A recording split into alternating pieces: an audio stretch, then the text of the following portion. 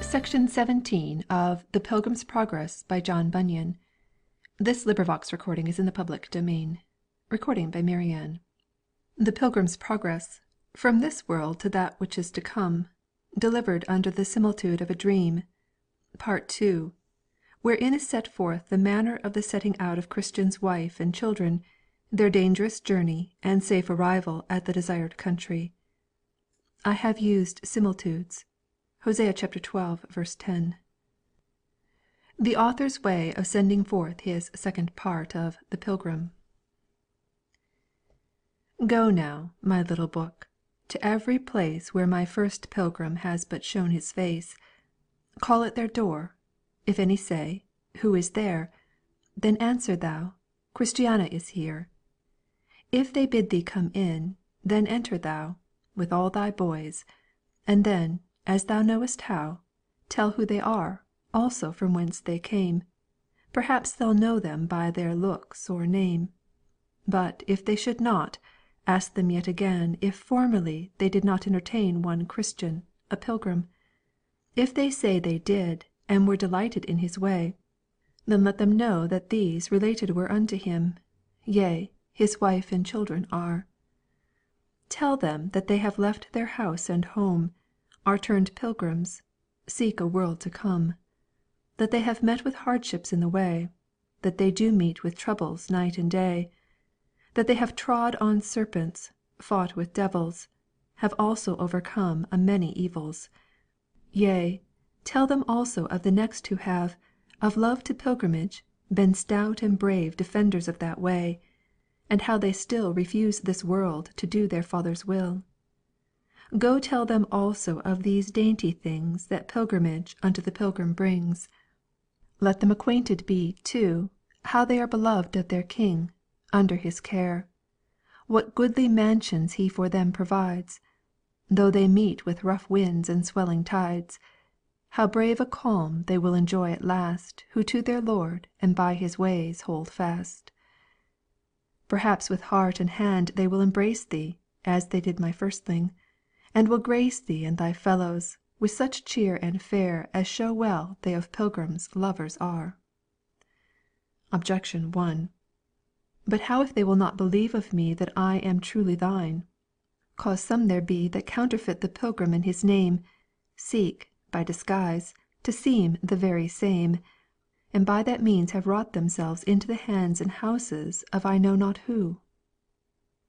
Answer. 'Tis true some have, of late, to counterfeit my pilgrim, to their own my title set. Yea, others half my name, and title too, have stitched to their books, to make them do. But yet they, by their features, do declare themselves not mine to be, whose heir they are. If such thou meetest, then thine only way before them all, is to say out thy say in thine own native language, which no man now useth, nor with ease dissemble can. If, after all, they still of you shall doubt, thinking that you, like gipsies, go about in naughty wise the country to defile, or that you seek good people to beguile with things unwarrantable, send for me, and I will testify you pilgrims be, yea, I will testify that only you my pilgrims are, and that alone will do. Objection 2. But yet, perhaps I may inquire for him of those who wish him damned life and limb. What shall I do when at such a door for pilgrims ask, and they shall rage the more? Answer. Fright not thyself, my book, for such bugbears are nothing else but ground for groundless fears.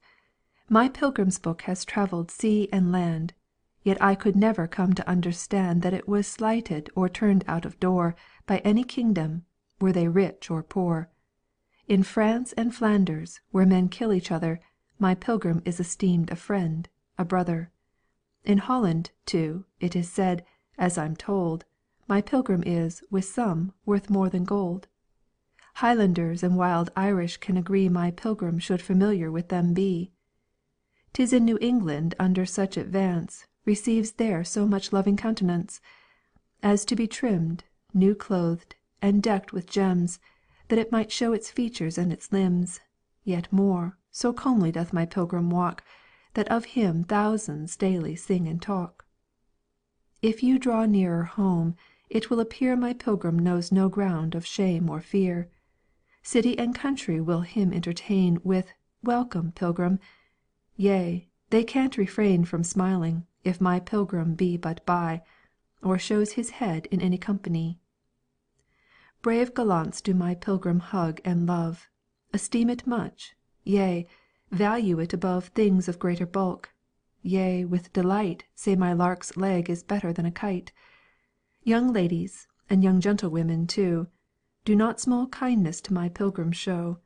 Their cabinets, their bosoms, and their hearts my Pilgrim has, 'cause he to them imparts his pretty riddles in such wholesome strains as yield them profit double to their pains of reading. Yea, I think I may be bold to say some prize him far above their gold. The very children that do walk the street, if they do but my holy Pilgrim meet, salute him will wish him well, and say, he is the only stripling of the day. They that have never seen him, yet admire what they have heard of him, and much desire to have his company and hear him tell those Pilgrim stories which he knows so well. Yea, some that did not love him at the first, but called him fool and naughty, say they must, now they have seen and heard him commend, and to those whom they love they do him send. Wherefore, my second part, thou needest not be afraid to show thy hand. None can hurt thee that wish but well to him that went before. 'Cause thou comest after with a second store of things as good, as rich, as profitable, for young and old, for staggering and for stable. Obj. 3. But some there be that say, he laughs too loud, and some do say, his head is in a cloud. Some say, his words and stories are so dark, they know not how, by them, to find his mark. Answer. One may, I think, say, both his laughs and cries may well be guessed at by his watery eyes. Some things are of that nature as to make one's fancy chuckle, while his heart doth ache. When Jacob saw his Rachel with the sheep, he did at the same time both kiss and weep. Whereas some say, a cloud is in his head, that doth but show his wisdom's covered with his own mantle, and to stir the mind to search well after what it fain would find. Things that seem to be hid in words obscure do but the godly mind the more allure to study what those sayings should contain, that speak to us in such a cloudy strain. I also know a dark similitude will on the curious fancy more intrude, and will stick faster in the heart and head than things from similes not borrowed. Wherefore, my book, let no discouragement hinder thy travels. Behold, thou art sent to friends, not foes, to friends that will give place to thee, thy Pilgrims and thy words embrace. Besides, what my first Pilgrim left concealed, thou, my brave second Pilgrim, hast revealed. What Christian left locked up, and went his way, sweet Christiana opens with her key. Obj. 4. But some love not the method of your first romance, they count it. Throw it away as dust. If I should meet with such, what should I say? Must I slight them as they slight me, or nay? Answer. My Christiana, if with such thou meet, by all means in all loving wise them greet. Render them not reviling for revile, but, if they frown, I prithee on them smile. Perhaps 'tis nature, or some ill report, has made them thus despise or thus retort. Some love no fish, some love no cheese, and some love not their friends, nor their own house or home. Some start at pig, slight chicken, love not fowl, more than they love a cuckoo or an owl. Leave such, my Christiana, to their choice, and seek those who to find thee will rejoice. By no means strive, but, in the most humble wise, present thee to them in thy Pilgrim's guise. Go then, my little book, and show to all that entertain and bid thee welcome shall, what thou shalt keep close shut up from the rest. and wish what thou shalt show them may be blessed to them for good, and make them choose to be pilgrims, by better far than thee or me. Go then, I say, tell all men who thou art. Say, I'm Christiana, and my part is now, with my 4 sons, to tell you what it is for men to take a pilgrim's lot. Go, also, tell them who and what they be, that now do go on pilgrimage with thee. Say, here's my neighbour, Mercy. She is one that has long time with me a pilgrim gone. Come, see her in her virgin face, and learn 'twixt idle ones and pilgrims to discern. Yea, let young damsels learn of her, to prize the world which is to come, in any wise. When little tripping maidens follow God, and leave old doting sinners to his rod, 'tis like those days wherein the young ones cried, Hosanna, when the old ones did deride. Next, tell them of old Honest, whom you found with his white hairs treading the pilgrim's ground. Yea, tell them how plain hearted this man was, how after his good Lord he bore the cross. Perhaps with some grey head this may prevail with Christ to fall in love, and sin bewail. Tell them also how Master Fearing went on pilgrimage, and how the time he spent in solitariness, with fears and cries, and how, at last, he won the joyful prize. He was a good man, though much down in spirit. He is a good man, and doth life inherit. Tell them of Master Feeblemind also, who not before, but still behind, would go. Show them also how he had like been slain, and how one Greatheart did his life regain. This man was true of heart, though weak in grace. One might true godliness read in his face. Tell them too of Master Ready to Halt, a man with crutches, but much without fault. Tell them how Master Feeblemind and he did love, and in opinion much agree. And let all know, though weakness was their chance, yet sometimes one could sing, the other dance. Forget not Master Valiant for the truth, that man of courage, though a very youth. Tell every one his spirit was so stout, no man could ever make him face about.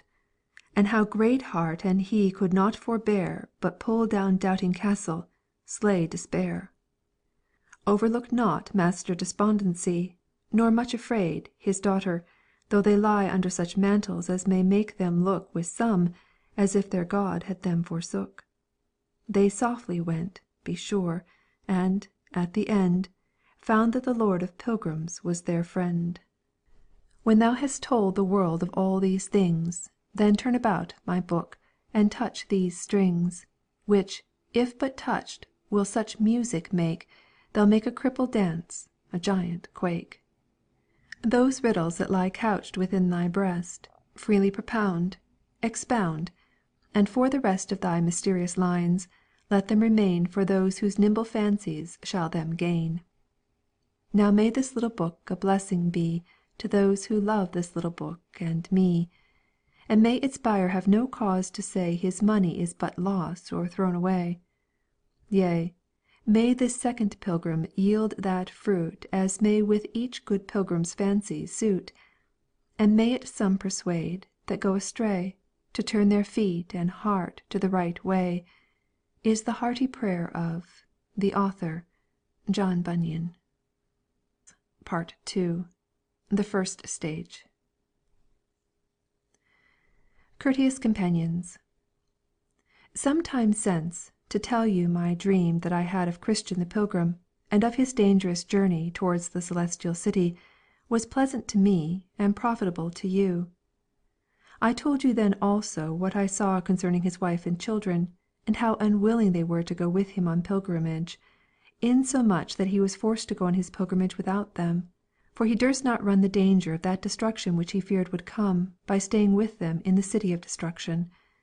Wherefore, as I then showed you, he left them and departed. Now it hath so happened, through the multiplicity of business, that I have been much hindered and kept back from my wonted travels into those parts whence he went, and so could not, till now, obtain an opportunity to make further inquiry after those whom he left behind, that I might give you an account of them.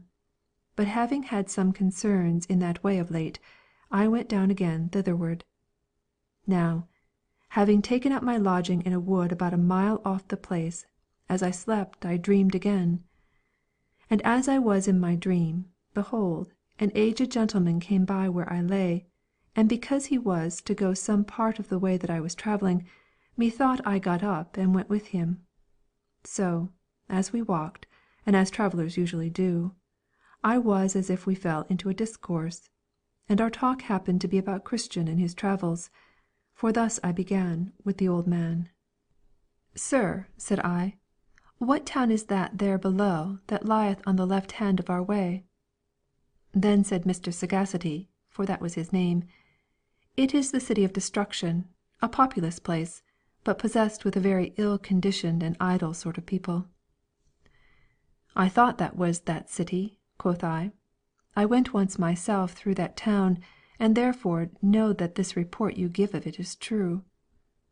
Sagacity. Too true. I wish I could speak truth in speaking better of them that dwell therein. "Well, sir," quoth I, "then I perceive you to be a well-meaning man, and so one that takes pleasure to hear and tell of that which is good. Pray, did you never hear what happened to a man some time ago of this town, whose name was Christian, that went on a pilgrimage up towards the higher regions?" Sagacity. Hear of him? Aye, and I also heard of the molestations, troubles, wars, captivities, cries, groans, frights and fears that he met with and had on his journey. Besides, I must tell you all our country rings of him. There are but few houses that have heard of him and his doings, but have sought after and got the records of his pilgrimage. Yea, I think I may say that his hazardous journey has got many well-wishers to his ways. For though when he was here he was fool in every man's mouth, yet now he is gone he is highly commended of all. For 'tis said he lives bravely where he is. Yea, many of them that are resolved never to run his hazards, yet have their mouths water at his gains. They may, quoth I, well think, if they think anything that is true, that he liveth well where he is. For he now lives at and in the fountain of life, and has what he has without labour and sorrow, for there is no grief mixed therewith. But pray, what talk have the people about him? Sagacity. Talk! The people talk strangely about him.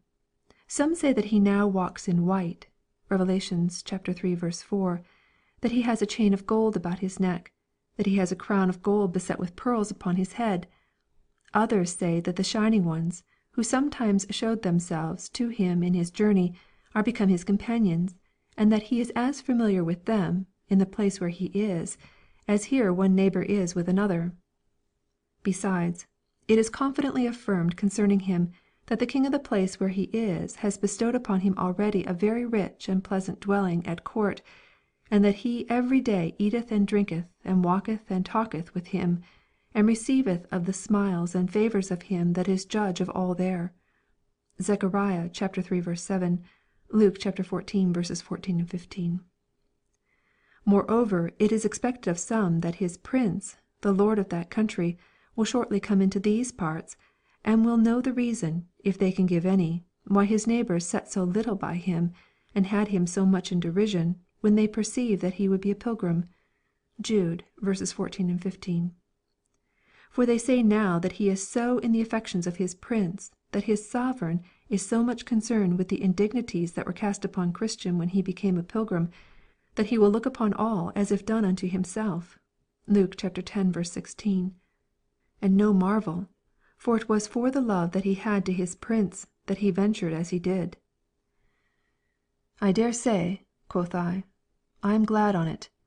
I am glad for the poor man's sake, for that he now has rest from his labour, and for that he now reapeth the benefits of his tears with joy, and for that he has got beyond the gunshot of his enemies, and is out of the reach of them that hate him.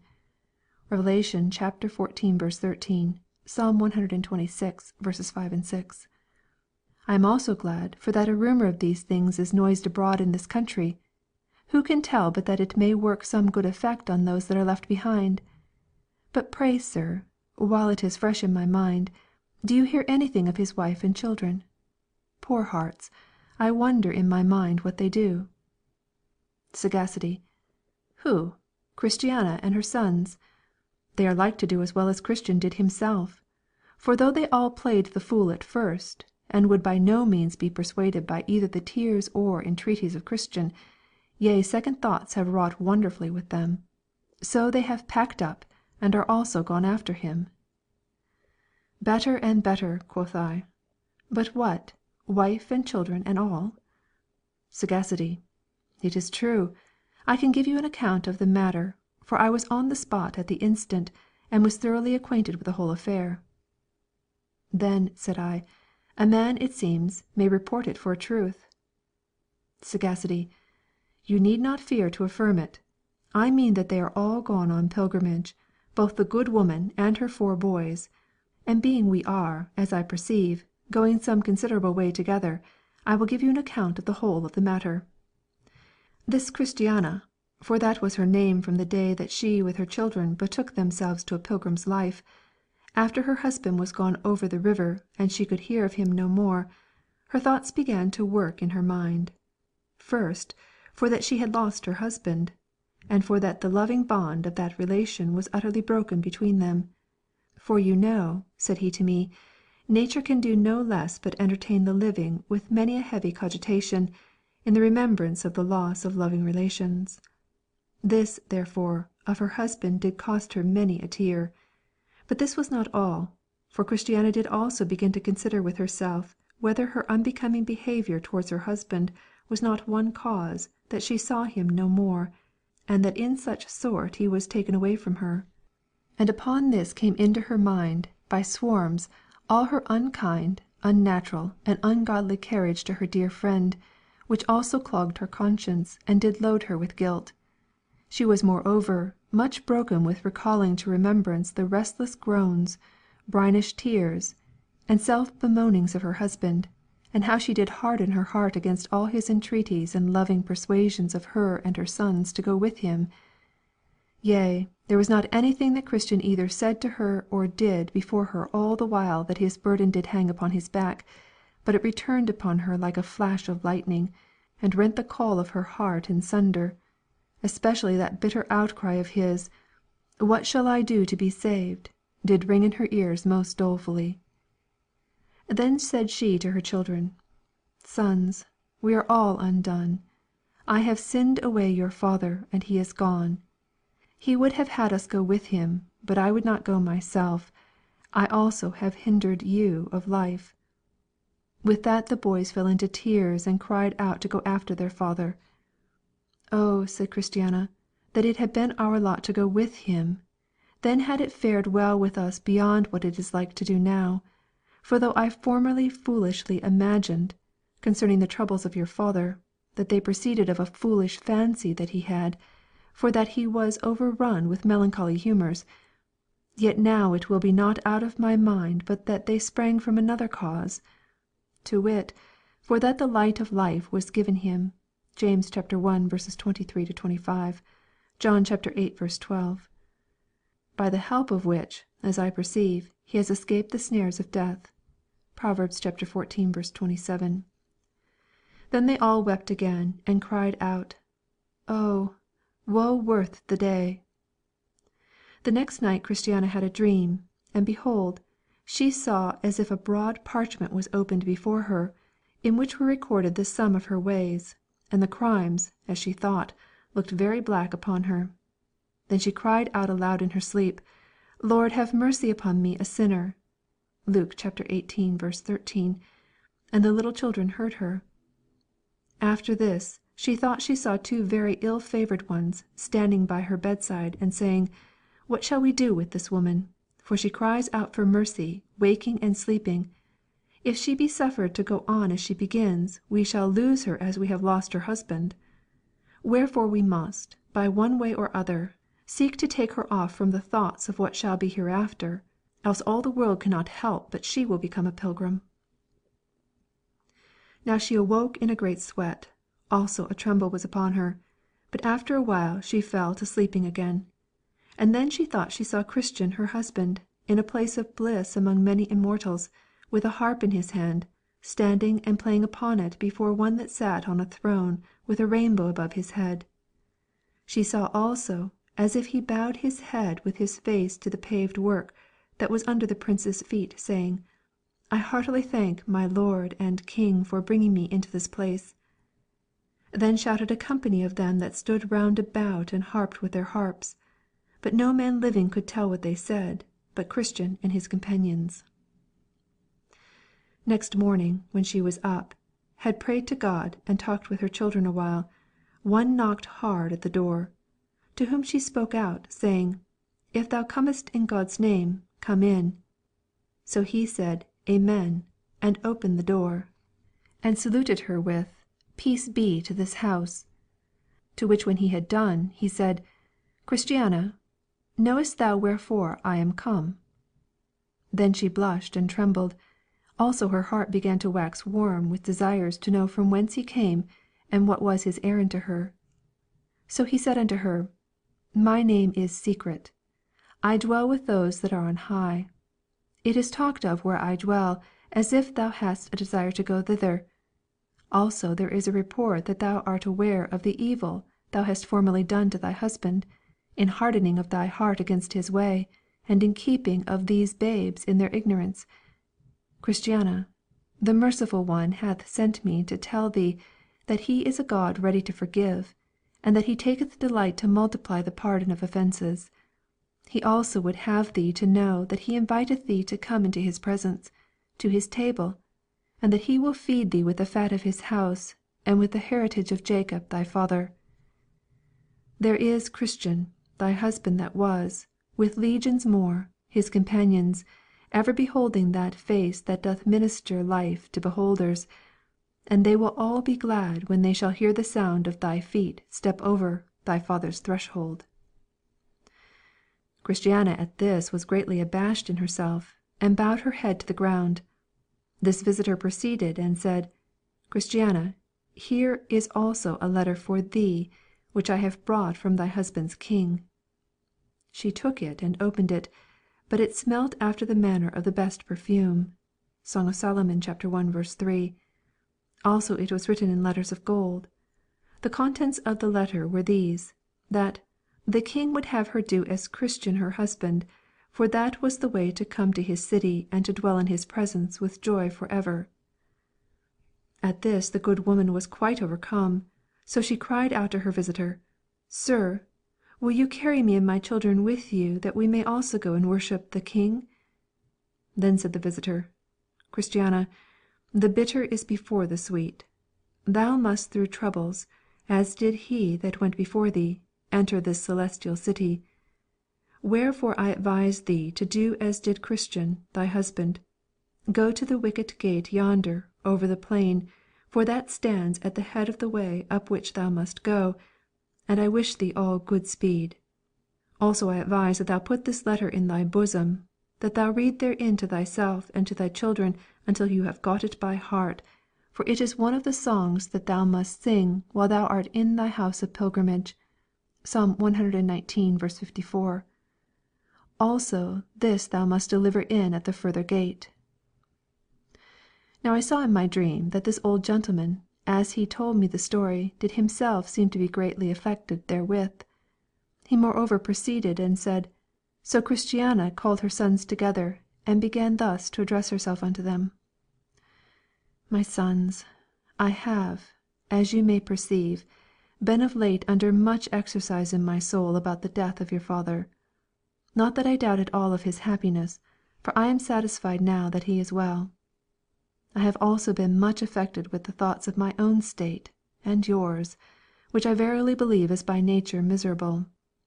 My carriage also to your father in his distress is a great load to my conscience, for I hardened both my heart and yours against him, and refused to go with him on pilgrimage. The thoughts of these things would now kill me outright, but for a dream which I had last night, and but for the encouragement which this stranger has given me this morning. Come, my children, Let us pack up and be gone to the gate that leads to the celestial city, that we may see your father, and be with him and his companions in peace, according to the laws of that land." Then did her children burst into tears for joy that the heart of their mother was so inclined. So their visitor bid them farewell, and they began to prepare to set out for their journey. But while they were thus about to be gone, two of the women that were Christiana's neighbours came up to her house and knocked at her door. To whom she said as before, "If you come in God's name, come in." At this the women were stunned, for this kind of language they used not to hear, or to perceive to drop from the lips of Christiana. Yet they came in. But behold, they found the good woman preparing to be gone from her house. So they began and said, "Neighbour, pray what is your meaning by this?" Christiana answered and said to the eldest of them, whose name was Miss Timorous, "I am preparing for a journey." This Timorous was daughter to him that met Christian upon the hill of Difficulty, and would have had him go back for fear of the lions. Timorous: "For what journey, I pray you?"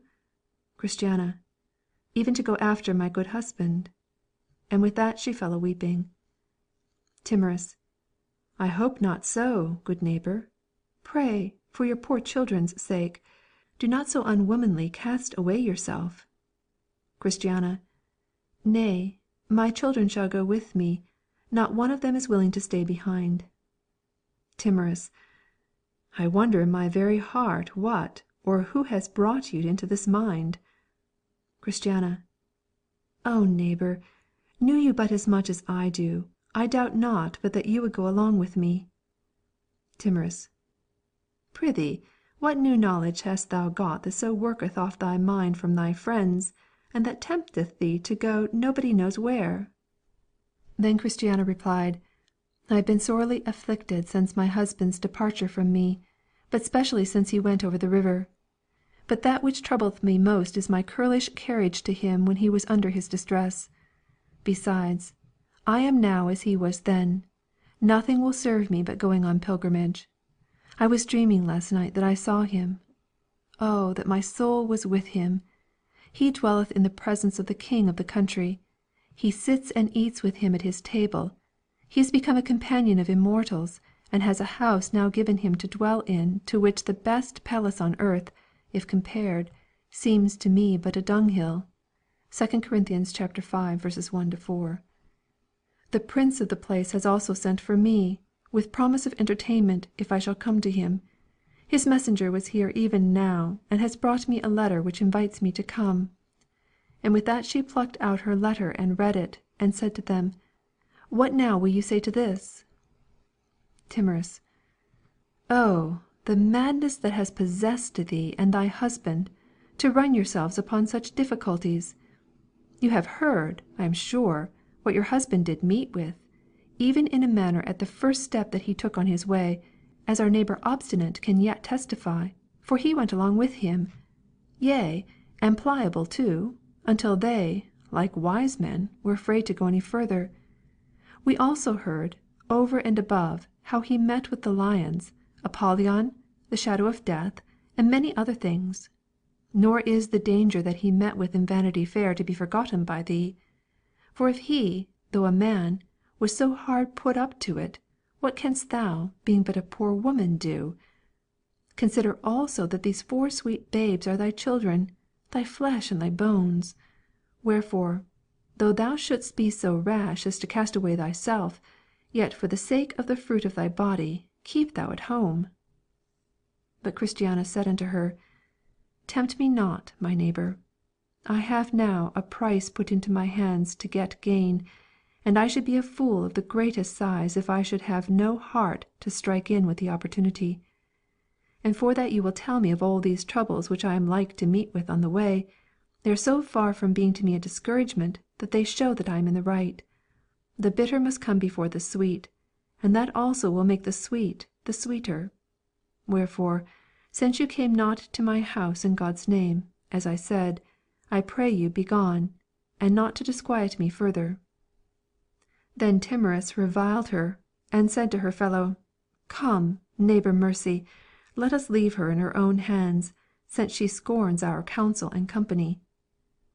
But Mercy was at a stand, and could not so readily comply with her neighbour, and that for a twofold reason. First, her bowels yearned over Christiana. So she said within herself, "If my neighbour will needs be gone, I will go a little way with her and help her." Second, her bowels yearned over her own soul, for what Christiana had said had taken some hold upon her mind, wherefore she said within herself again, "I will yet have more talk with this Christiana, and if I find truth and life in what she shall say, I myself with my heart shall also go with her." Wherefore Mercy began thus to reply to her neighbour Timorous: Mercy: "Neighbour, I did indeed come with you to see Christiana this morning, and since she is, as you see, taking her last farewell of the country, I think to walk this sunshiny morning a little with her, to help her on her way." She told her not of her second reason, but kept it to herself. Timorous: "Well, I see you have a mind to go a fooling too. But take heed in time, and be wise. While we are out of danger, we are out; but when we are in, we are in." So Mrs. Timorous returned to her house, and Christiana betook herself to her journey. But when Timorous was got home to her house, she sends for some of her neighbours, to wit, Mrs. Bat's eyes, Mrs. Inconsiderate, Mrs. Light mind, and Mrs. Know nothing. So when they were come to her house, she falls to telling them the story of Christiana, and of her intended journey, and thus she begins her tale. Timorous: "Neighbours, having had little to do this morning, I went to give Christiana a visit, and when I came at the door I knocked, as you know is our custom, and she answered, 'If you come in God's name, come in.' So in I went, thinking all was well, but when I came in I found her preparing herself to depart the town, she, and also her children. So I asked her what was her meaning by that, and she told me in short, that she was now of a mind to go on pilgrimage, as did her husband. She told me also of a dream that she had, and how the king of the country where her husband was had sent her an inviting letter to come thither." Then said Mrs. Know nothing, "And what? Do you think she will go?" Timorous: "Ay, she will go, whatever comes on't; and methinks I know it by this, for that which was my great argument to persuade her to stay at home, to wit, the troubles she was like to meet with on the way, is one great argument with her to put her forward on her journey. For she told me in so many words, the bitter goes before the sweet; yea, and forasmuch as it doth, it makes the sweet the sweeter." "Oh, this blind and foolish woman!" said Mrs. Bat's eyes. "And will she not take warning by her husband's afflictions? For my part, I see, if he were here again, he would rest himself content in the whole skin, and never run so many hazards for nothing." Mrs. Inconsiderate also replied, saying, "Away with such fantastical fools from the town. A good riddance, for my part, I say of her. Should she stay where she dwells and retain this her mind, who could live quietly by her? For she will either be dumpish or unneighbourly, or talk of such matters as no wise body can abide. Wherefore, for my part, I shall never be sorry for her departure. Let her go, and let better come in her room. It was never a good world since these whimsical fools dwelt in it." Then Mrs. Light mind added as followeth: "Come, put this kind of talk away. I was yesterday at Madam Wanton's, where we were as merry as the maids. For who do you think should be there but I and Mrs. Love the Flesh, and 3 or 4 more, with Mrs. Lechery, Mrs. Filth, and some others. So there we had music and dancing, and what else was meet to fill up the pleasure. And I dare say, my lady herself is an admirable and well bred gentlewoman, and Mr. Lechery is as pretty a fellow." II. The Second Stage. By this time Christiana was got on her way, and Mercy went along with her. So as they went, her children being there also, Christiana began to discourse. "And, Mercy," said Christiana, "I take this as an unexpected favour, that thou shouldst set forth out of doors with me to accompany me in a little of the way." Then said young Mercy, for she was but young, "If I thought it would be to purpose to go with you, I would never go near the town any more." Well, Mercy, said Christiana, cast in thy lot with me. I know well what will be the end of our pilgrimage. My husband is where he would not but be for all the gold in the Spanish mines. Nor shalt thou be rejected, though thou goest but upon my invitation. The King, who hath sent for me and my children, is one that delighteth in mercy. Besides, if thou wilt, I will hire thee, and thou should go along with me as my servant. Yet we will have all things in common between thee and me. Only go along with me. Mercy. But how shall I be ascertained, that I also shall be entertained? Had I this hope but from one that can tell, I would make no stick at all, but would go, being helped by him that can help, though the way was never so tedious. Christiana. Well, loving Mercy, I will tell thee what thou shalt do. Go with me to the wicket gate, and there I will further inquire for thee, and if there thou shalt not meet with encouragement, I will be content that thou return to thy place. I will also pay thee for thy kindness, which thou showest to me and my children in accompanying of us in our way as thou dost. Mercy. Then will I go thither, and will take what shall follow. And the Lord grant that my lot there fall even as the King of heaven shall have his heart upon me. Christiana then was glad at heart, not only that she had a companion, but also that she had prevailed with this poor maid to fall in love with her own salvation. So they went on together, and Mercy began to weep. Then said Christiana, Wherefore weepeth my sister so? Alas, said Mercy, who can but lament, that shall rightly consider what a state and condition my poor relations are in, that yet remain in our sinful town? And that which makes my grief the more heavy is, because they have no instructor nor any to tell them what is to come. Christiana. Pity becomes pilgrims, and thou dost weep for thy friends as my good Christian did for me when he left me. He mourned for that I would not heed nor regard him. But his Lord and ours did gather up his tears and put them into his bottle, and now both I and thou and these my sweet babes are reaping the fruit and benefit of them. I hope, Mercy, that these tears of thine will not be lost, for the truth hath said that they that sow in tears shall reap in joy. And he that goeth forth weeping, bearing precious seed, shall doubtless come again with rejoicing, bringing his sheaves with him. Psalm 126, verses 5 and 6. Then said Mercy, Let the most blessed be my guide, if it be his blessed will, unto his gate, into his fold, up to his holy hill. And let them never suffer me to swerve or turn aside from his free grace and holy ways, whate'er shall me betide. And let him gather them of mine that I have left behind. Lord, make them pray they may be thine with all their heart and mind. Now my old friend proceeded and said, but when Christiana came to the Slough of Despond, she began to be at a stand. For, she said, this is the place in which my dear husband had like to have been smothered with mud. She perceived also that notwithstanding the command of the king to make this place for pilgrims good, yet it was rather worse than formerly. So I asked if that was true. Yes, said the old gentleman, too true, for many there be that pretend to be the king's labourers, and they say that they are mending the king's highways, who bring dirt and dung instead of stones, and so mar instead of mending.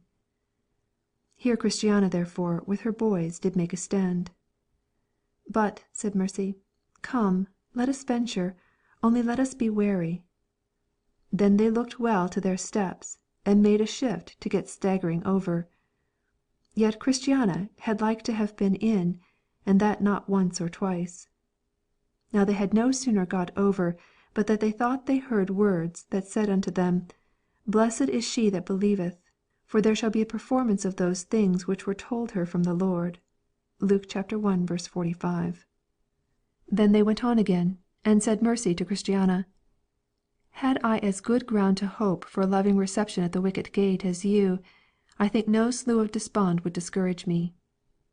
Well, said the other, you know your sore, and I know mine, and, good friend, we shall all have enough evil before we come to our journey's end.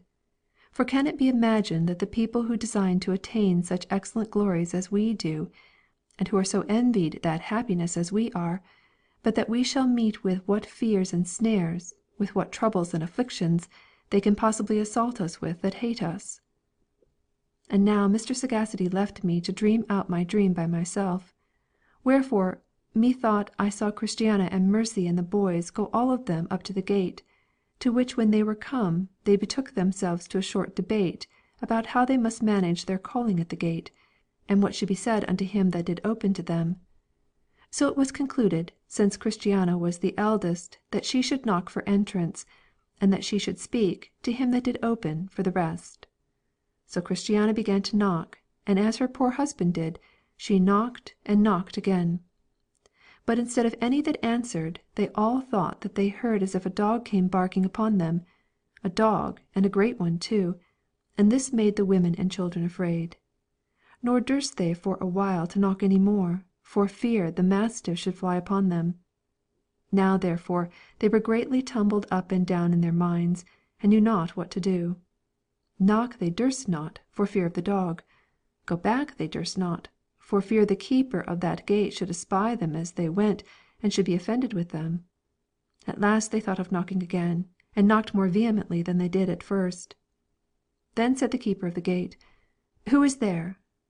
So the dog left off to bark, and he opened unto them. Then Christiana made low obeisance, and said, "Let not our Lord be offended with his handmaidens, for that we have knocked at his princely gate." Then said the keeper, "Whence come ye, and what is it that ye would have?" Christiana answered, "We are come from whence Christian did come, and upon the same errand as he, to wit, to be, if it shall please you, graciously admitted by this gate into the way that leads into the celestial city. And I answer, my lord, in the next place, that I am Christiana, once the wife of Christian, that is now gotten above." With that the keeper of the gate did marvel, saying, "What, is she now become a pilgrim that had but a while ago abhorred that life?" Then she bowed her head and said, "Yea, and so are these my sweet babes also." Then he took her by the hand and led her in, and said also, "Suffer little children to come unto me." And with that he shut up the gate. This done, he called to a trumpeter that was above, over the gate, to entertain Christiana with shouting and the sound of the trumpet, for joy. So he obeyed, and sounded, and filled the air with melodious notes. Yet all this while poor Mercy did stand without, trembling and crying for fear that she was rejected. But when Christiana had got admittance for herself and her boys, then she began to make intercession for Mercy.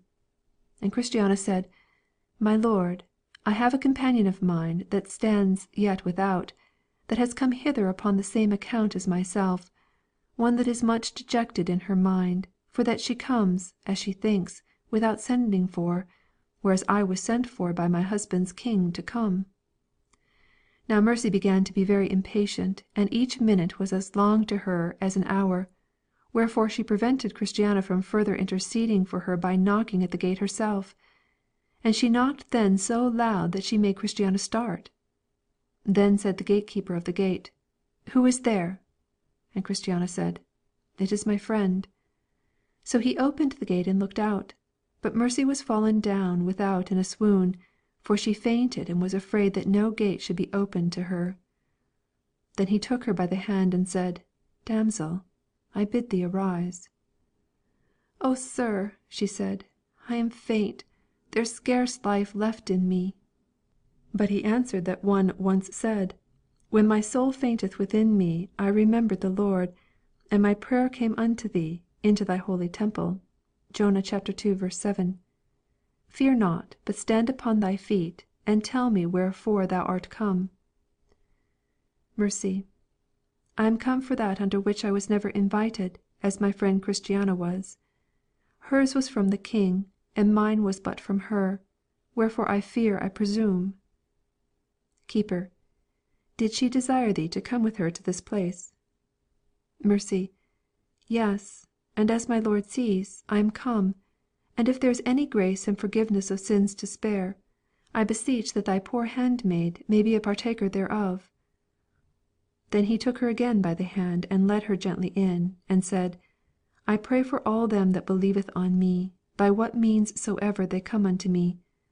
Then said he to those that stood by, Fetch something, and give it to Mercy to smell on, thereby to stay her faintings.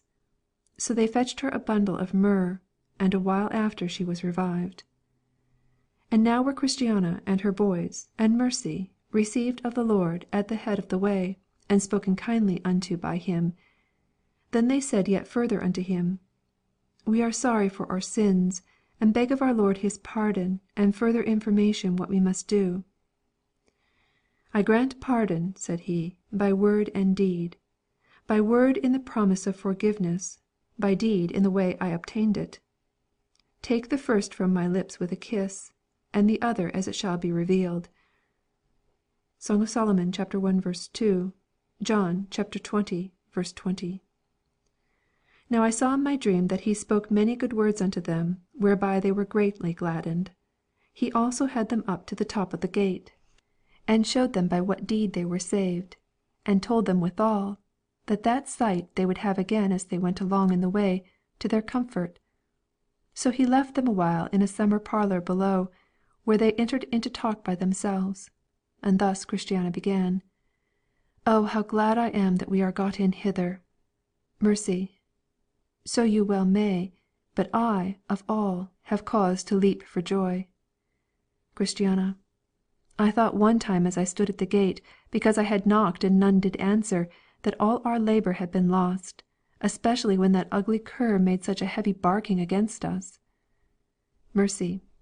But my worst fear was after I saw that you was taken into his favour, and that I was left behind. Now, thought I, it is fulfilled which is written, 2 women shall be grinding at the mill, the one shall be taken and the other left. Matthew chapter 24, verse 41.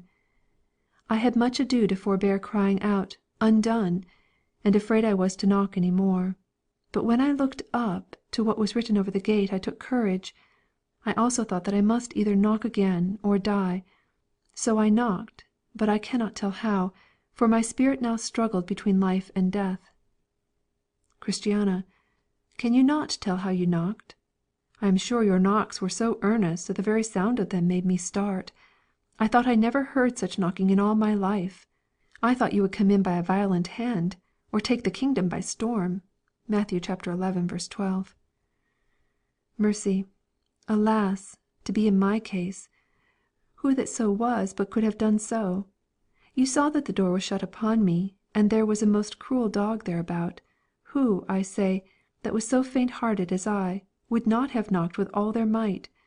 But I pray, what said my Lord to my rudeness? Was he not angry with me? Christiana. When he heard your lumbering noise, he gave a wonderful innocent smile. I believe what you did pleased him well, for he showed no sign to the contrary.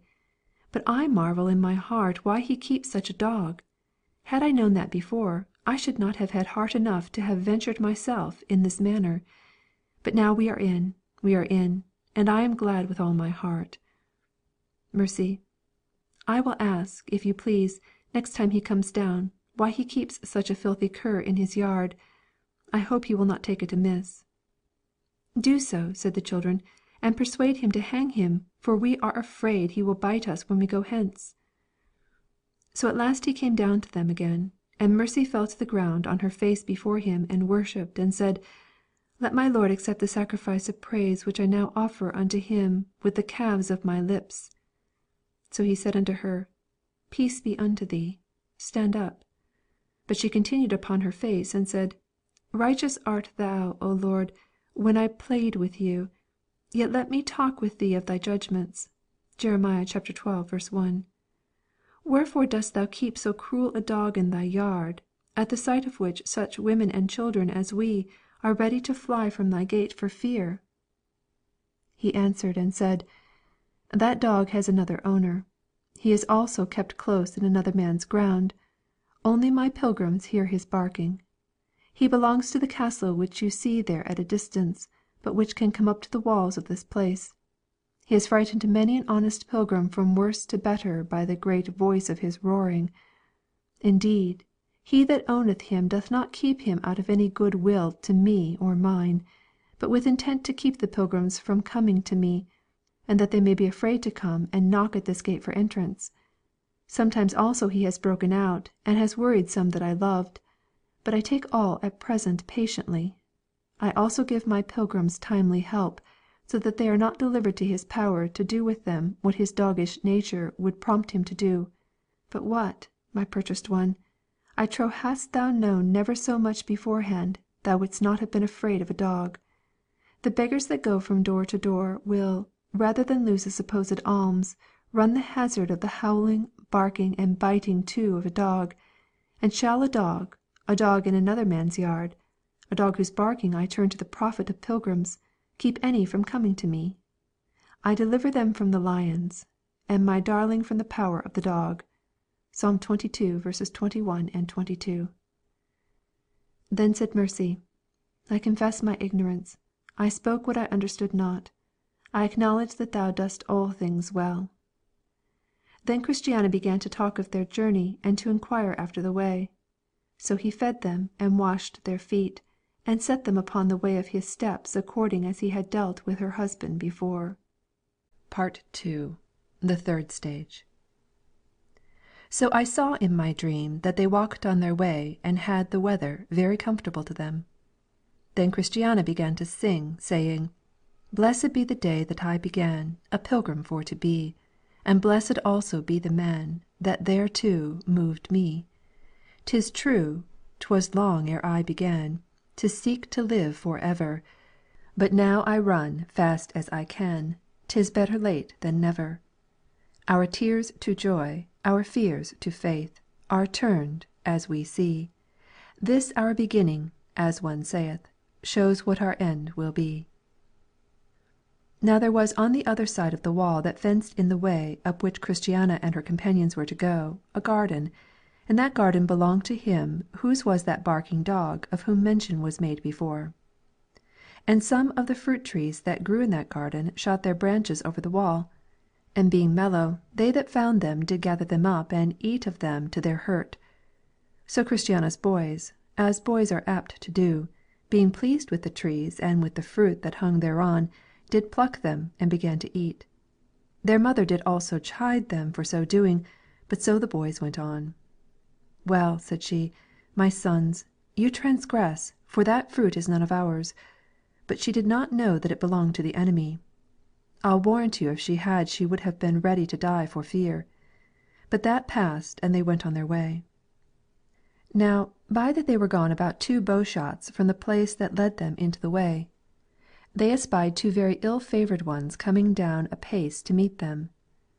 With that Christiana and Mercy her friend covered themselves with their veils, and so kept on their journey. The children also went on before, so that at last they met together. Then they that had come down to meet them came just up to the women as if they would embrace them, but Christiana said, Stand back, or go peaceably as you should. Yet these too, as men that are deaf, regarded not Christiana's words, but began to lay hands upon them. At that Christiana, waxing very wroth, spurned at them with her feet. Mercy also, as well as she could, did what she could to shift them. Christiana again said to them, Stand back, and be gone, for we have no money to lose, being pilgrims, as you see, and such too as live upon the charity of our friends. Then said one of the 2 men, We make no assault upon you for money, but are come out to tell you that if you will but grant one small request which we shall ask, we will make women of you for ever. Now Christiana, imagining what they should mean, made answer again, We will neither hear nor regard, nor yield to what you shall ask. We are in haste, and cannot stay. Our business is a business of life and death. So again she and her companion made a fresh essay to go past them, but they letted them in their way. And they said, We intend no hurt to your lives. It is another thing we would have. Ay, quoth Christiana, you would have us body and soul, for I know it is for that you are come. But we will die rather upon the spot than to suffer ourselves to be brought into such snares as shall hazard our well-being hereafter. And with that they both shrieked out, and cried, Murder! Murder! and so put themselves under those laws that are provided for the protection of women. Deuteronomy chapter 22, verses 25 to 27. But the men still made their approach upon them, with design to prevail against them. Therefore they cried out again. Now they being, as I said, not far from the gate in at which they came, their voice was heard from whence they were thither. Wherefore some of the house came out, and knowing that it was Christiana's tongue, they made haste to her relief.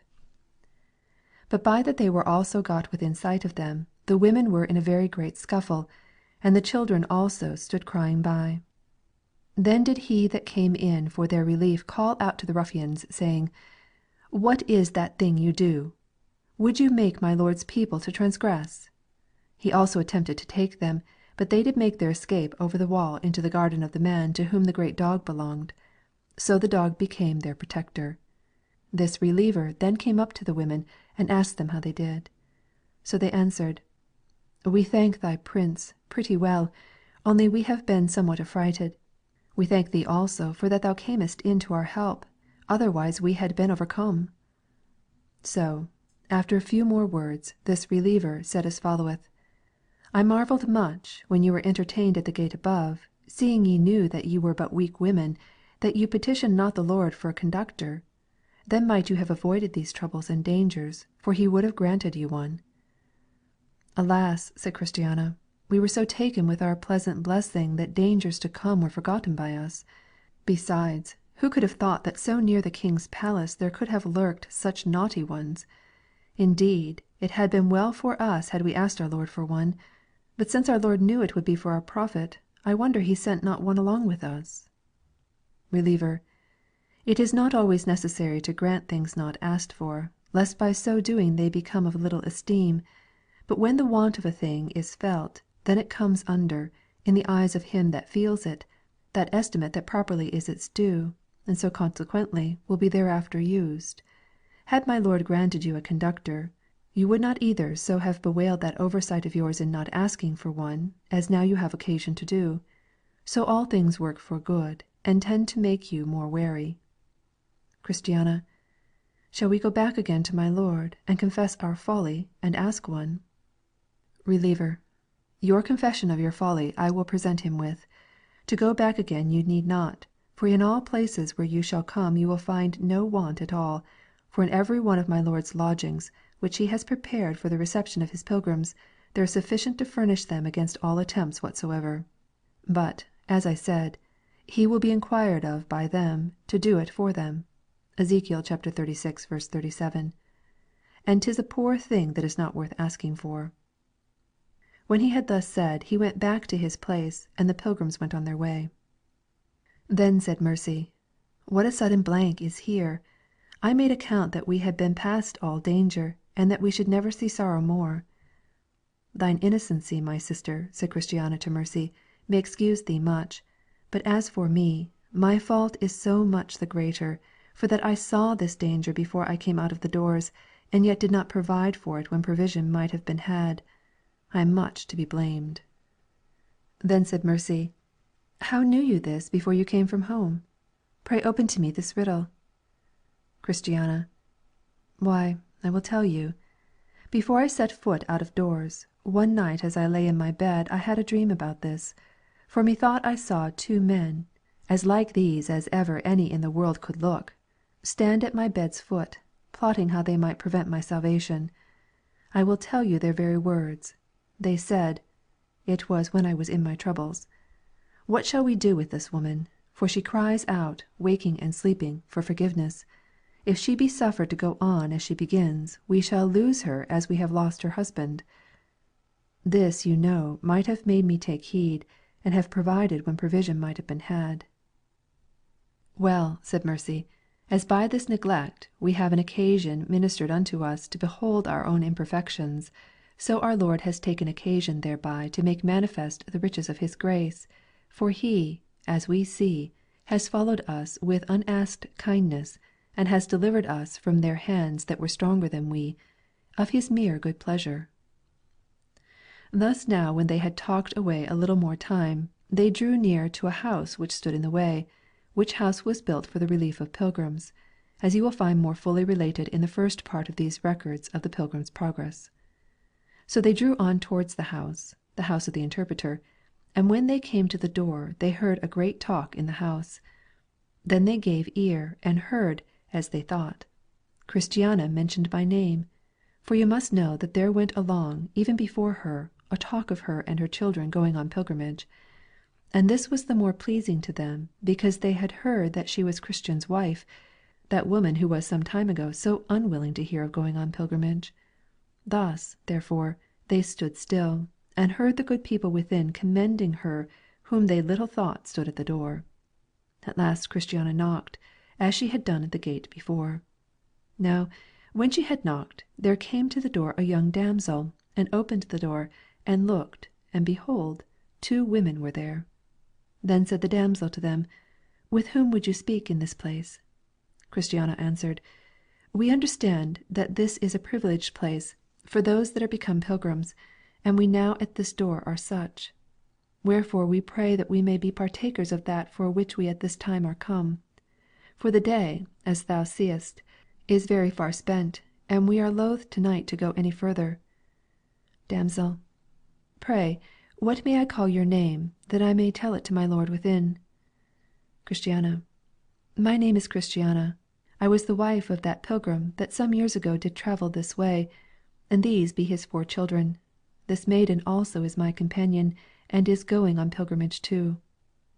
Then Innocent ran in, for that was her name, and said to those within, Can you think who is at the door? There is Christiana and her children, and her companion, all waiting for entertainment here. Then they leaped for joy, and went and told their master.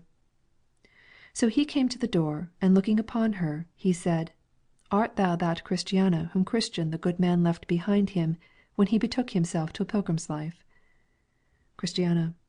I am that woman that was so hard-hearted as to slight my husband's troubles, and that left him to go on his journey alone, and these are his 4 children. But now I also am come, for I am convinced that no way is right but this. Interpreter. Then is fulfilled that which was written of the man that said to his son, Go work to-day in my vineyard. And he said to his father, I will not, but afterwards repented and went. Matthew 21:29. Then said Christiana, So be it. Amen. God make it a true saying upon me, and grant that I may be found at the last of him in peace, without spot and blameless. Interpreter. But why standest thou thus at the door? Come in, thou daughter of Abraham. We were talking of thee but now, for tidings have come to us before how thou art become a pilgrim. Come, children, come in. Come, maiden, come in. So he had them all into the house. So when they were within, they were bidden to sit down and rest them. The which when they had done, those that attended upon the pilgrims in the house came into the room to see them. And one smiled, and another smiled, and they all smiled for joy that Christiana was become a pilgrim. They also looked upon the boys. They stroked over their faces with the hand, in token of their kind reception to them. They also carried it lovingly to Mercy, and bid them all welcome into the Master's house. After a while, because supper was not ready, the Interpreter took them into his significant rooms, and showed them what Christiana's husband, had seen some time before. Here, therefore, they saw the man in the cage, and the man in his dream, the man that cut his way through his enemies, and the picture of the biggest of them all, together with the rest of those things that were so profitable to Christian. This done, and after those things had been somewhat digested by Christiana and her company, the Interpreter takes them apart again, and has them first into a room where there was a man that could look no way but downwards, with a muck-rake in his hand. There stood also one over his head with a celestial crown in his hand, and proffered him that crown for his muck-rake, but the man did neither look up nor regard, but raked to himself the straws, the small sticks, and the dust of the floor. Then said Christiana, I persuade myself that I know somewhat the meaning of this, for this is the figure of a man of this world, is it not, good sir? Thou hast said right, said the Interpreter, and his muck-rake doth show his carnal mind. And whereas thou seest him rather give heed to rake up straws and sticks and the dust of the floor, than to do what he says that calls him from above with the celestial crown in his hand, it is to show that heaven is but a fable to some, and these things here are accounted the only things substantial. Now, whereas it was also showed thee that the man could look no way but downwards, it is to let thee know that earthly things, when they are with power upon men's minds, quite carry their hearts away from God. Then said Christiana, Oh, deliver me from this muckrake. Proverbs 30:8. That prayer, said the interpreter, has lain by till it is almost rusty. Give me not riches is scarce the prayer of 1 in 10,000. Straws and sticks and dust, with most, are the great things now looked after. With that Christiana and Mercy wept, and said, It is, alas, too true. When the interpreter had showed them this, he had them into the very best room in the house, a very brave room it was. So he bid them look around, and see if they could find anything profitable there. Then they looked round and round, for there was nothing to be seen but a very great spider on the wall, and that they overlooked. Then said Mercy, Sir, I see nothing. But Christiana held her peace. But, said the interpreter, look again. She therefore looked again, and said, Here is not anything but an ugly spider, who hangs by her hands upon the wall. Then he said, Is there but one spider in all this spacious room? Then the water stood in Christiana's eyes, for she was a woman quick of apprehension, and she said, Yea, Lord, there are more here than one. Yea, and spiders whose venom is far more destructive than that which is in her. The interpreter then looked pleasantly on her, and said, Thou hast said the truth. This made Mercy to blush, and the boys to cover their faces, for they all began now to understand the riddle. Then said the interpreter again, The spider taketh hold with her hands, as you see, and is in kings' palaces. Proverbs 20:38. And wherefore is this recorded but to show you, how full of the venom of sin soever you be, yet you may, by the hand of faith, lay hold of and dwell in the best room that belongs to the king's house above? I thought, said Christiana, of something of this, but I could not imagine it at all. I thought that we were like spiders, and that we looked like ugly creatures, in what fine room soever we were, but that by this spider, the venomous and ill-favoured creature, we were to learn how to act faith, that came not into my thoughts. And yet she hath taken hold with her hands, and, as I see, dwelleth in the best room in the house. God has made nothing in vain. Then they seemed all to be glad, but the water stood in their eyes. Yet they looked one upon another, and also bowed before the interpreter. He had them into another room, where were a hen and chickens, and bid them observe a while. So one of the chickens went to the trough to drink, and every time she drank she lifted up her head and her eyes towards heaven. See, said he, what this little chick doth, and learn of her to acknowledge whence your mercies come, by receiving them with looking up. Yet again, said he, observe and look. So they gave heed, and perceived that the hen did walk in a fourfold method towards her chickens. First, she had a common call, and that she hath all the day long. Second, she had a special call, and that she had but sometimes. Third, she had a brooding note, Matthew 23:37. And fourth, she had an outcry. Now, said he, compare this hen to your king, and these chickens to his obedient ones. For, answerable to her, he himself hath his methods which he walketh in towards his people. By his common call he gives nothing. By his special call he always has something to give. He has also a brooding voice for them that are under his wing, and he has an outcry to give the alarm when he seeth the enemy come. I choose, my darlings, to lead you into the room where such things are, because you are women, and they are easy for you. And, sir, said Christiana, pray let us see some more. So he had them into the slaughter-house, where there was a butcher killing a sheep, and behold the sheep was quiet and took her death patiently. Then said the interpreter, You must learn of this sheep to suffer, and to put up with wrongs without murmurings and complaints.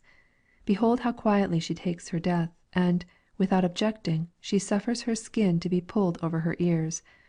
Your King doth call you his sheep. After this he led them into his garden, where was a great variety of flowers. And he said, Do you see all these? So Christiana said, Yes. Then said he again, Behold, the flowers are diverse in stature, in quality and colour and smell and virtue, and some are better than others. Also, where the gardener has set them, there they stand, and quarrel not one with another. Again he had them into his field, which he had sown with wheat and corn. But when they beheld, the tops of all were cut off, and only the straw remained. He said again, This ground was dunged and ploughed and sowed, but what shall we do with the crop? Then said Christiana, Burn some, and make muck of the rest. Then said the interpreter again, Fruit, you see, is that thing you look for, and for want of it you condemn it to the fire, and to be trodden under the foot of men. Beware that in this you condemn not yourselves. Then as they were coming in from abroad, they espied a little robin with a great spider in her mouth. So the interpreter said, Look here. So they looked, and Mercy wondered. But Christiana said, What a disparagement it is to see such a pretty little bird as the robin redbreast, he being also a bird above many, that loveth to maintain a kind of sociableness with men. I had thought that they had lived upon crumbs of bread, or upon such other harmless matter. I like him worse than I did. The interpreter then replied, This robin is an emblem very apt to set forth some professors by, for to sight they are, as this robin, pretty of note, colour, and carriage. They seem also to have a very great love for professors that are sincere, and above all others to desire to associate with them and to be in their company, as if they could live upon the good man's crumbs. They pretend also that therefore it is that they frequent the house of the godly and the appointments of the Lord. But when they are by themselves, as the robin, they can catch and gobble up spiders, they can change their diet, drink iniquity, and swallow down sin like water. So, when they were come again into the house, because supper as yet was not ready, Christiana again desired that the interpreter would either show or tell them some other things that are profitable. Then the interpreter began and said, The fatter the sow is, the more she desires the mire. The fatter the ox is, the more gamesomely he goes to the slaughter. And the more healthy the lustful man is, the more prone he is unto evil. There is a desire in women to go neat and fine, and it is a comely thing to be adorned with that which in God's sight is of great price. 'Tis easier watching a night or two than to sit up a whole year together. So 'tis easier for one to begin to profess well than to hold out as he should to the end. Every shipmaster, when in a storm, will willingly cast that overboard which is of the smallest value in the vessel. But who will throw the best out first? None but he that feareth not God. One leak will sink a ship, and one sin will destroy a sinner. He that forgets his friend is ungrateful to him, but he that forgets his Saviour is unmerciful to himself. He that lives in sin and looks for happiness hereafter is like him that soweth cockle and thinks to fill his barn with wheat or barley. If a man would live well, let him fetch his last day to him, and make it always his company keeper. Whispering and change of thoughts prove that sin is in the world. If the world, which God sets light by, is counted a thing of that worthy with men, what is heaven that God commendeth? If the life that is attended with so many troubles is so loath to be let go by us, what is the life above? Everybody will cry up the goodness of men, but who is there that is, if he should be, affected with the goodness of God? We seldom sit down to meat, but we eat and leave. So there is in Jesus Christ more merit and righteousness than the whole world has need of. When the interpreter had done, he takes them out into his garden again, and had them to a tree whose inside was all rotten and gone, and yet it grew and had leaves. Then said Mercy, What means this? This tree, said he, whose outside is fair and whose inside is rotten, is that to which many may be compared that are in the garden of God, who with their mouths speak high in behalf of God, but indeed will do nothing for him, whose leaves are fair, but their heart good for nothing but to be tinder for the devil's tinder box. Now supper was ready. the table spread, and all things set on the board. So they sat down, and did eat when one had given thanks. And the interpreter did usually entertain those that lodged with him with music at meals. So the minstrels played. There was also one that did sing, and a very fine voice he had. His song was this: The Lord is only my support, and he that doth me feed. How can I then want anything, whereof I stand in need? When the song and music were ended, the interpreter asked Christiana what it was at first that did move her thus to betake herself to a pilgrim's life. Christiana answered, First, the loss of my husband came into my mind, at which I was heartily grieved, but all that was but natural affection. Then after that came the troubles and pilgrimage of my husband into my mind, and also how like a curl I had carried it to him as to that. So guilt took hold of my mind, and would have drawn me into the pond, but that opportunely I had a dream of the well-being of my husband, and a letter sent me by the king of that country where my husband dwells, to come to him. The dream and the letter together so wrought upon my mind, that they forced me to this way. Interpreter: But met you with no opposition before you set out of doors? Christiana: Yes, a neighbor of mine, one Mrs. Timorous. She was akin to him that would have persuaded my husband to go back for fear of the lions. She also befooled me, for, as she called it, my intended desperate adventure. She also urged what she could to dishearten me from it, the hardships and troubles that my husband met with in the way. But all this I got over pretty well. But a dream that I had of two ill-looking ones that I thought did plot how to make me miscarry in my journey, that hath troubled me much. Yea, it still runs in my mind and makes me afraid of every one that I meet, lest they should meet me to do a mischief and to turn me out of my way.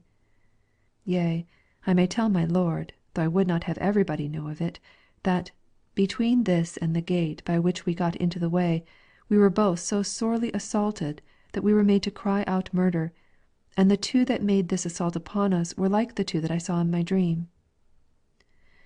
Then said the interpreter, Thy beginning is good, thy latter end shall greatly increase. So he addressed himself to Mercy, and said unto her, And what moveth thee to come hither, sweetheart? Then Mercy blushed and trembled, and for a while continued silent. Then said the interpreter, Be not afraid, only believe, and speak thy mind.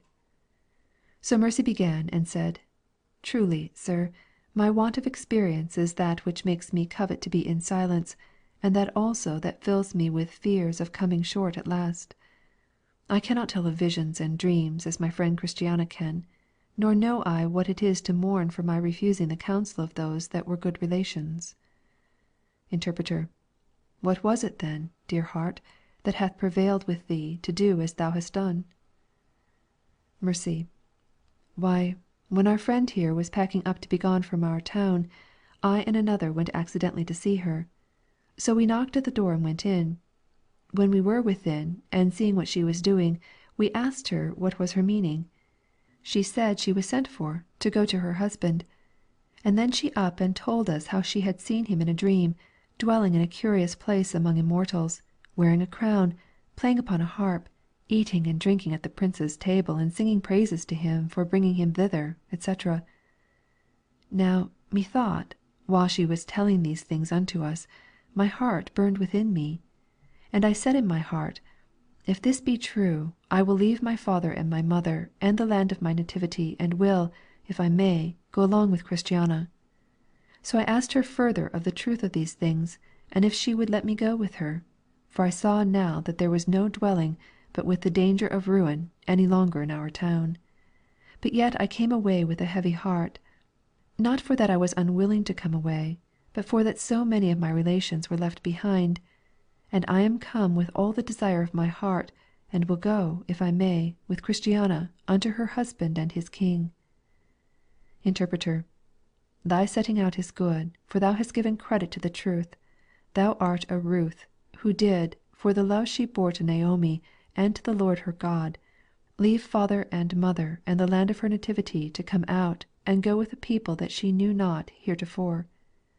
The Lord recompense thy work, and a full reward be given thee of the Lord God of Israel, under whose wings thou art come to trust. Ruth 2:11-12. Now supper was ended, and preparation was made for bed. The women were laid singly alone, and the boys by themselves. Now when Mercy was in bed she could not sleep for joy, for that now her doubts of missing at last were removed further from her than ever they were before. So she lay blessing and praising God, who had such favor for her. In the morning they arose with the sun, and prepared themselves for their departure. But the interpreter would have them tarry a while. For, he said, you must orderly go from hence. Then he said to the damsel that first opened unto them, Take them and have them into the garden to the bath, and there wash them and make them clean from the soil which they have gathered by travelling. Then Innocent, the damsel, took them and led them into the garden and brought them to the bath. So she told them that there they must wash and be clean, for so her master would have the women to do that called at his house as they were going on pilgrimage.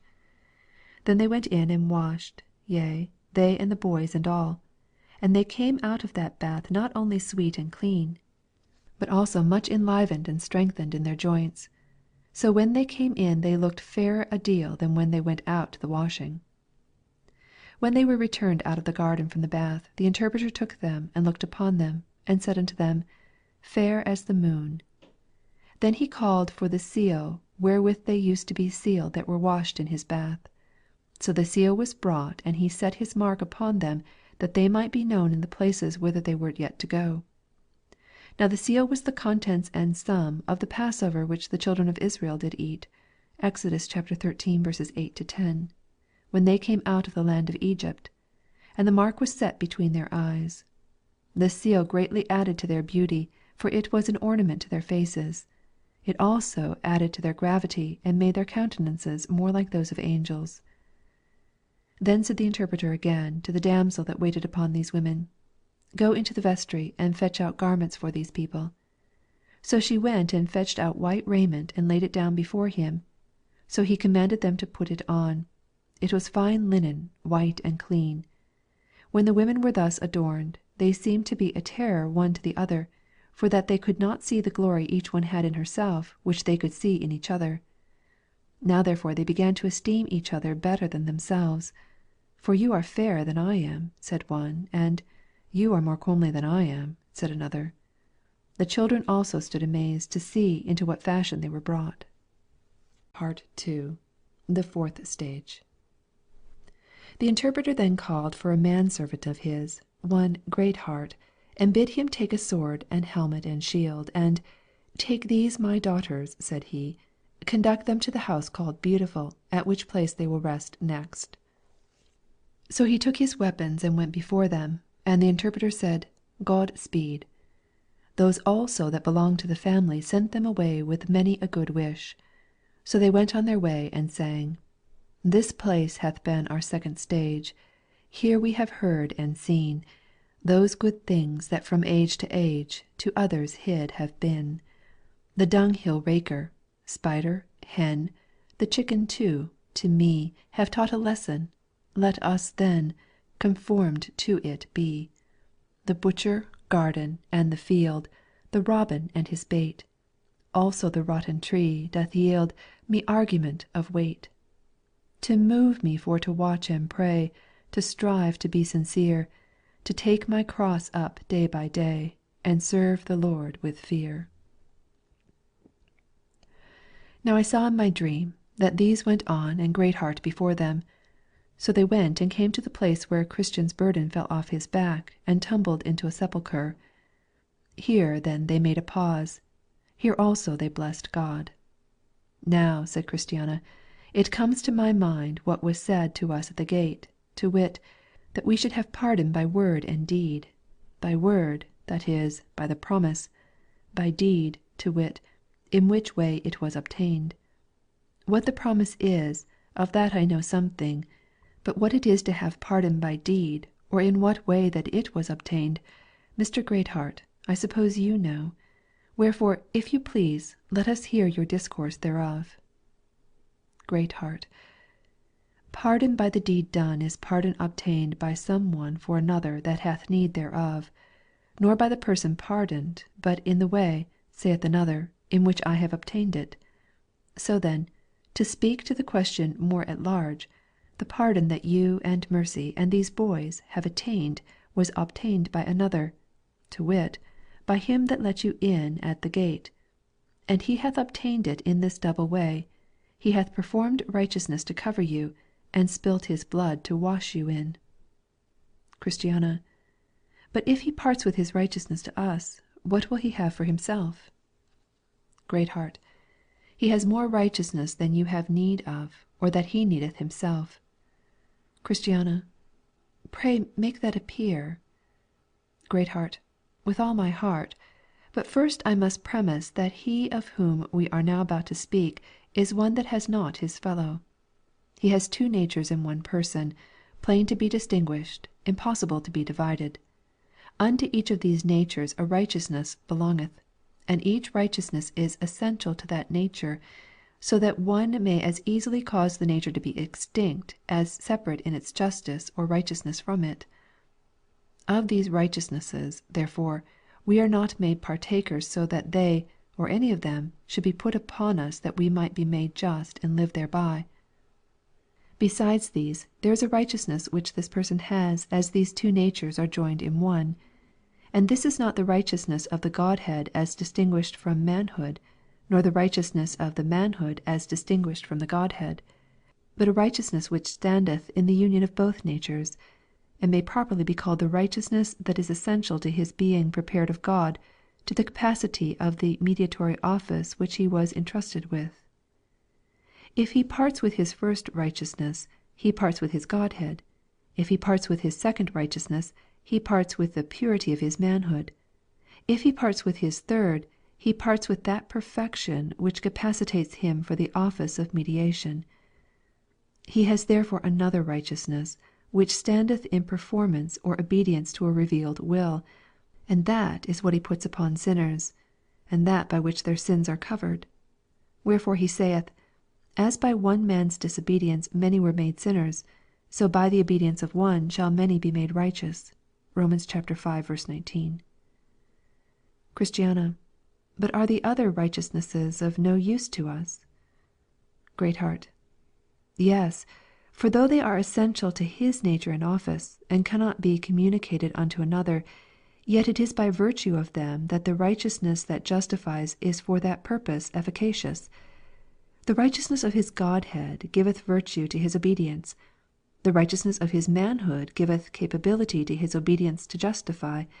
And the righteousness that standeth in the union of these two natures to his office giveth authority to that righteousness to do the work for which it was ordained. So then here is a righteousness that Christ, as God, has no need of, for he is God without it. Here is a righteousness that Christ, as man, has no need of to make him so, for he is perfect man without it. Again, here is a righteousness that Christ, as God-man, has no need of, for he is perfectly so without it. Here then is a righteousness that Christ, as God and as God-man, has no need of with reference to himself, and therefore he can spare it. A justifying righteousness that he for himself wanteth not, and therefore giveth it away. Hence it is called the gift of righteousness. This righteousness, since Christ Jesus the Lord has made himself under the law, must be given away, for the law doth not only bind him that is under it to do justly, but to use charity.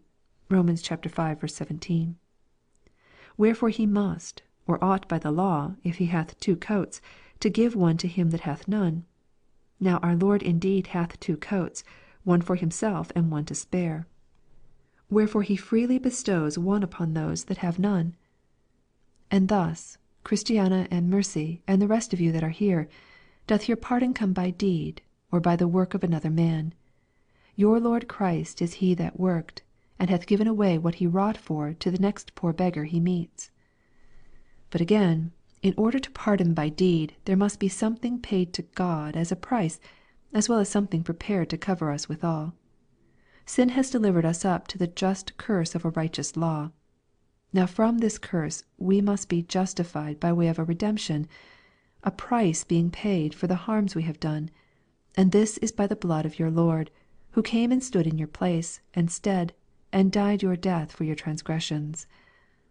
Thus He ransomed you from your transgressions by blood, and covered your polluted and deformed souls with righteousness." (Rom. 8:34.) "For the sake of which God passes by you, and will not hurt you when He comes to judge the world." (Gal. 3:13.) Christiana: "This is brave! Now I see that there was something to be learned by our being pardoned by word and deed. Good Mercy, let us labor to keep this in mind. And, my children, do you remember it also. But, sir, was not this it that made my good Christian's burden fall from off his shoulder, and that made him give 3 leaps for joy?" Greatheart: "Yes, it was the belief of this that cut those strings that could not be cut by other means. And it was to give him a proof of the virtue of this that he was suffered to carry his burden to the cross." Christiana: "I thought so. For though my heart was lightsome and joyous before, yet it is 10 times more lightsome and joyous now. And I am persuaded by what I have felt, though I have felt but little as yet, that if the most burdened man in the world was here, and did see and believe as I now do, it would make his heart the more merry and blithe." Greatheart: "There is not only comfort and the ease of a burden brought to us by the sight and consideration of these, but an endeared affection begot in us by it. For who can, if he doth but once think that pardon came not only by promise, but thus, but be affected with the way and means of his redemption, and be so with the man that hath wrought it for him?" Christiana: "True. Methinks it makes my heart bleed to think that he should bleed for me. Oh, thou loving one! Oh, thou blessed one! Thou deservest to have me, thou hast bought me. Thou deservest to have me all, thou hast paid for me 10,000 times more than I am worth. No marvel that this made the tears stand in my husband's eyes, and that it made him trudge so nimbly on. I am persuaded he wished me with him, but, vile wretch that I was, I let him come all alone. Oh, Mercy, that thy father and mother were here, yea, and Mrs. Timorous also. Nay, I wish now with all my heart that here was Madam Wanton too. Surely, surely, their hearts would be affected, nor could the fear of the one nor the powerful lusts of the other prevail with them to go home again and refuse to become good pilgrims." Greatheart: "You speak now in the warmth of your affections. Will it, think you, be always thus with you? Besides, this is not communicated to every one, nor to every one that did see your Jesus bleed. There were that stood by, and saw the blood run from his heart to the ground, and yet were so far off this that instead of lamenting they laughed at him, and instead of becoming his disciples did harden their hearts against him. So that all that you have, my daughters, you have by peculiar impressions made by a divine contemplating upon what I have spoken to you. Remember that 'twas told you that the hen by her common call gives no meat to her chickens. This you have therefore by a special grace." Now I saw in my dream that they went on till they were come to the place that Simple and Sloth and Presumption lay and slept in when Christian went by on pilgrimage. And behold they were hanged up in irons a little way off on the other side. Then said Mercy to him that was their guide and conductor, "What are these 3 men, and for what are they hanged there?" Greatheart: "These 3 were men of bad qualities. They had no mind to be pilgrims themselves, and whomsoever they could they hindered. They were sloth and folly themselves, and whomsoever they could persuade they made so too, and withal taught them to presume that they should do well at the last. They were asleep when Christian went by, and now you go by, they are hanged." Mercy: "But could they persuade any to be of their opinion?" Greatheart: "Yes, they turned several out of the way. There was Slow pace that they persuaded to do as they. They also prevailed with one Short wind, with one No heart, with one Linger after lust, and with one Sleepy head, and with a young woman, whose name was Dull, to turn out of the way and become as they. Besides they brought up an ill report of your Lord, persuading others that he was a hard taskmaster. They also brought up an evil report of the good land, saying it was not half so good as some pretended it was. They also began to vilify his servants and to count the best of them meddlesome, troublesome busybodies. Further, they would call the bread of God husks, the comforts of his children fancies, the travel and labour of pilgrims things to no purpose.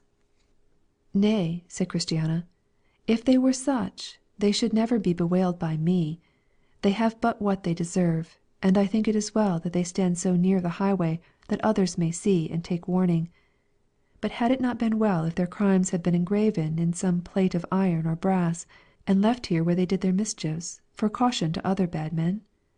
Greatheart.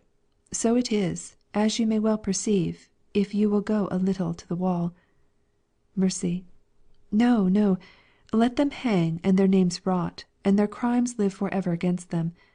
I think it a high favour that they were hanged before we came hither. Who knows else what they might have done to such poor women as we are?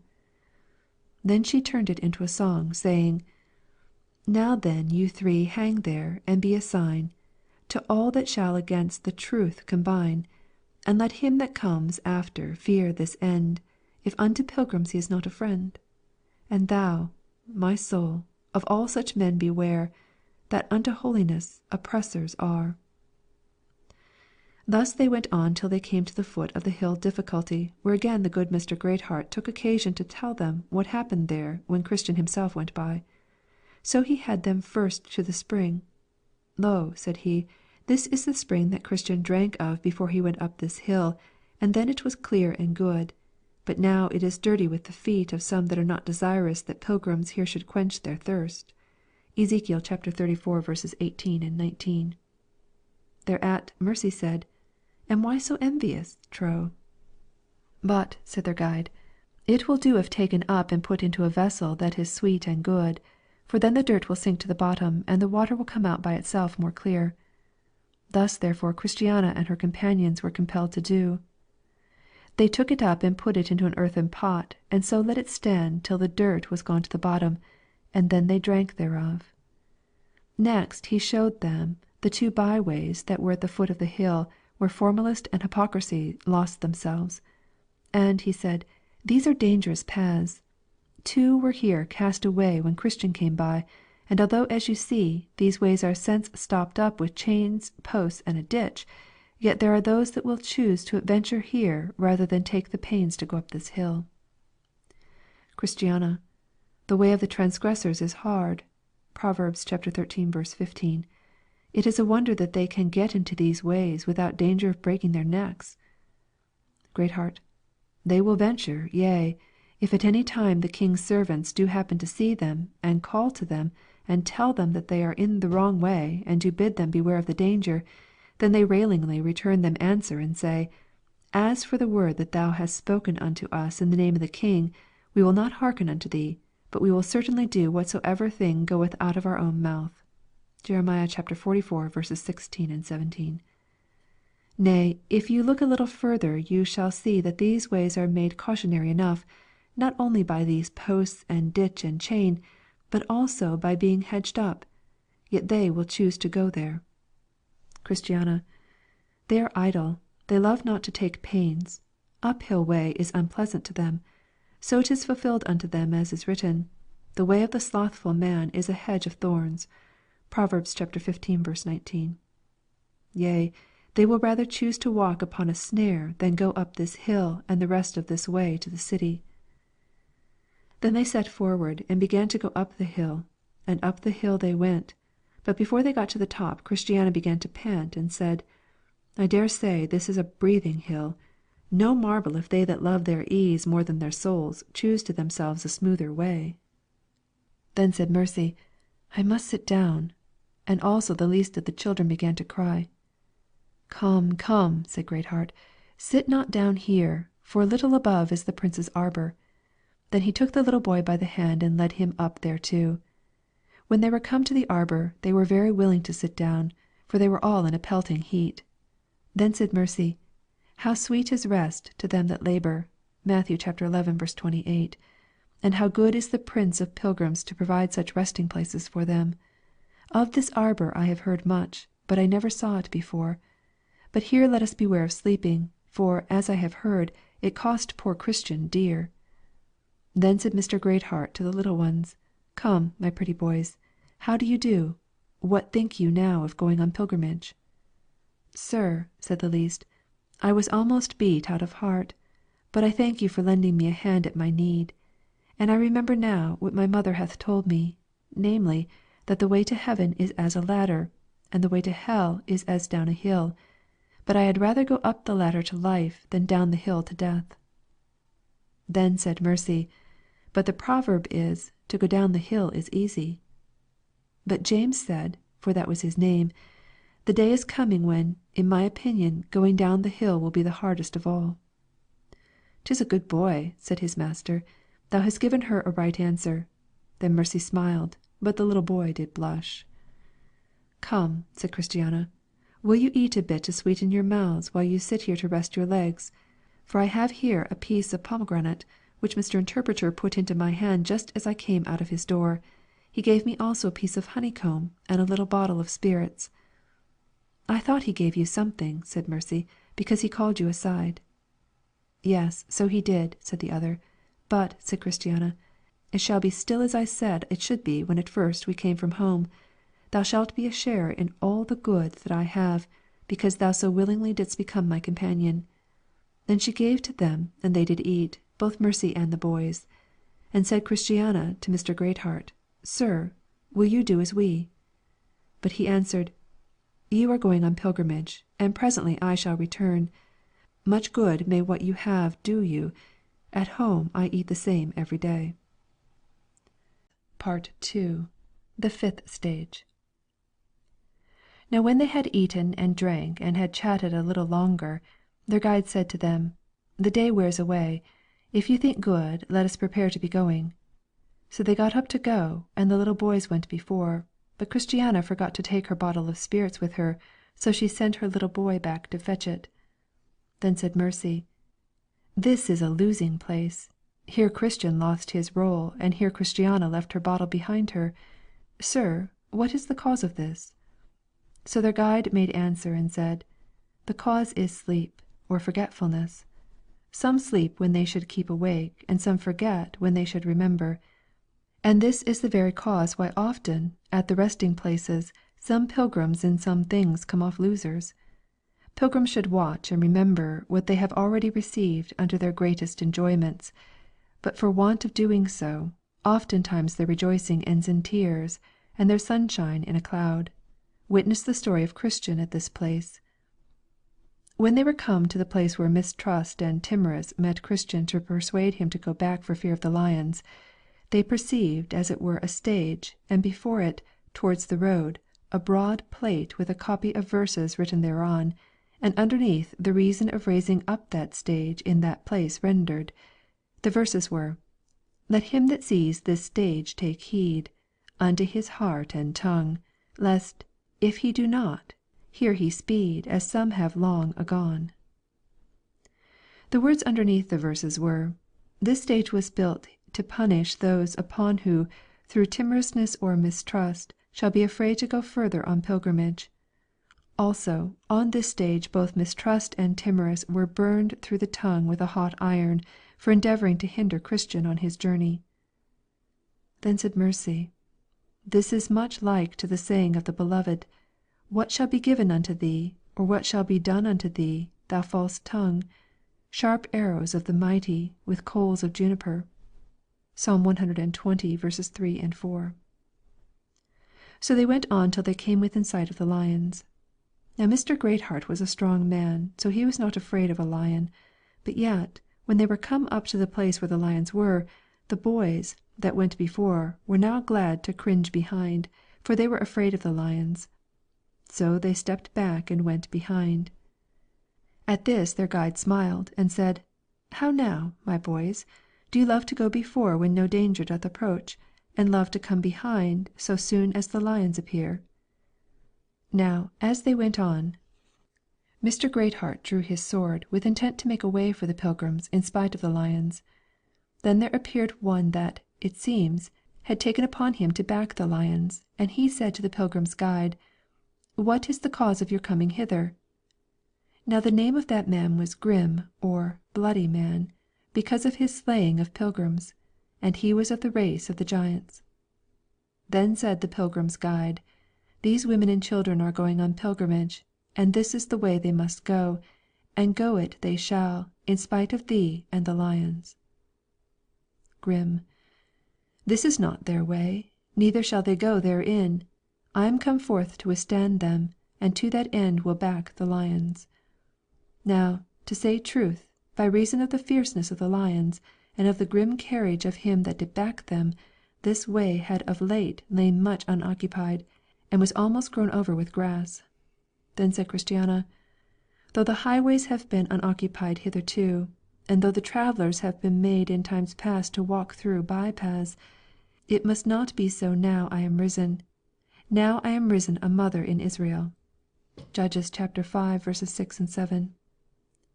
Then Grim swore by the lions that it should, and therefore bid to turn them aside, for they should not have passage there.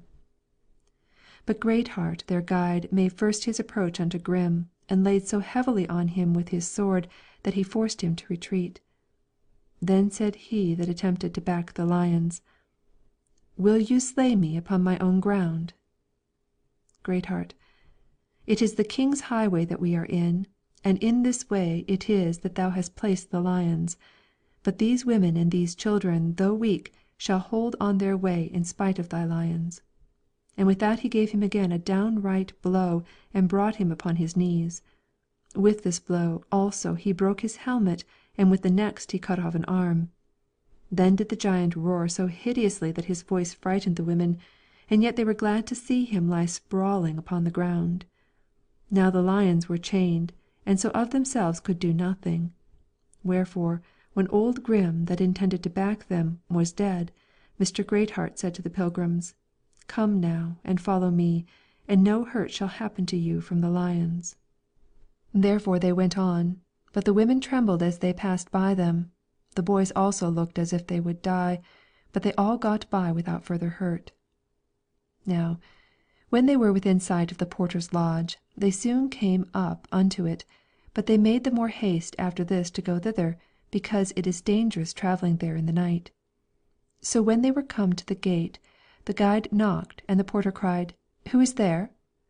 But as soon as the guide had said, It is I, he knew his voice and came down, for the guide had oft before that come hither as a conductor of pilgrims.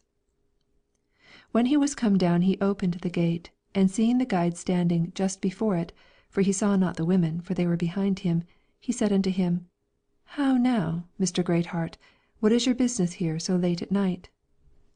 I have brought, said he, some pilgrims hither, where, by my Lord's commandment, they must lodge. I had been here some time ago had I not been opposed by the giant that did use to back the lions, but I, after long and tedious combat with him, have cut him off, and have brought the pilgrims hither in safety. Porter. Will you not go in and stay till morning? Greatheart. No, I will return to my lord to-night. Christiana. O sir, I know not how to be willing you should leave us in our pilgrimage. You have been so faithful and so loving to us, you have fought so stoutly for us, you have been so hearty in counselling of us, that I should never forget your favour towards us. Then said Mercy, Oh that we might have thy company to our journey's end! How can such poor women as we hold out in a way so full of troubles as this way is, without a friend and defender? Then said James, the youngest of the boys, Pray, sir, be persuaded to go with us and help us, because we are so weak, and the way so dangerous as it is. Greatheart. I am at my Lord's commandments. If he shall allot me to be your guide quite through, I will willingly wait upon you. But here you failed at first, for when he bid me come thus far with you, then you should have begged me of him to have gone quite through with you, and he would have granted your request. However, at present I must withdraw, and so, good Christiana, Mercy, and my brave children, adieu. Then the porter, Mr. Watchful, asked Christiana of her country and of her kindred, and she said, I am come from the city of destruction. I am a widow woman, and my husband is dead. His name was Christian, the pilgrim. How? Said the porter. Was he your husband? Yes, said she, and these are his children, and this, pointing to Mercy, is one of my townswomen. Then the porter rang his bell, as at such times he was wont, and there came to the door one of the damsels whose name was Humble Mind, and to her the porter said, Go tell it within that Christiana, the wife of Christian, and her children, are come hither on pilgrimage. She went in therefore and told it. But oh, what noise for gladness there was within when the damsel did but drop that out of her mouth! So they came with haste to the porter, for Christiana still stood at the door. Then some of the most grave said unto her, Come in, Christiana, come in, thou wife of that good man. Come in, thou blessed woman, come in, with all that are with thee. So she went in, and they followed her that were her children and companions.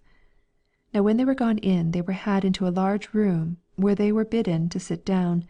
So they sat down, and the chief of the house were called to see and welcome the guests.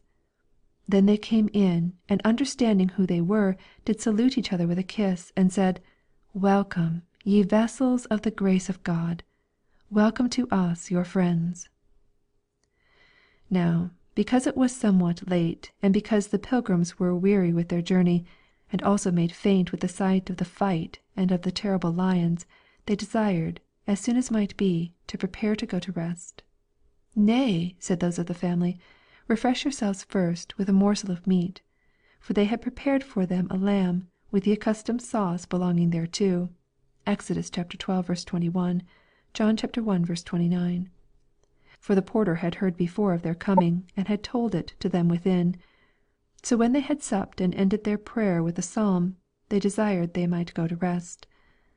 But let us, said Christiana, if we may be so bold as to choose, be in that chamber that was my husband's when he was here. So they had them up thither, and they all lay in a room. When they were at rest, Christiana and Mercy entered into discourse about things that were convenient. Christiana. Little did I think when my husband went on pilgrimage that I should have followed him. Mercy.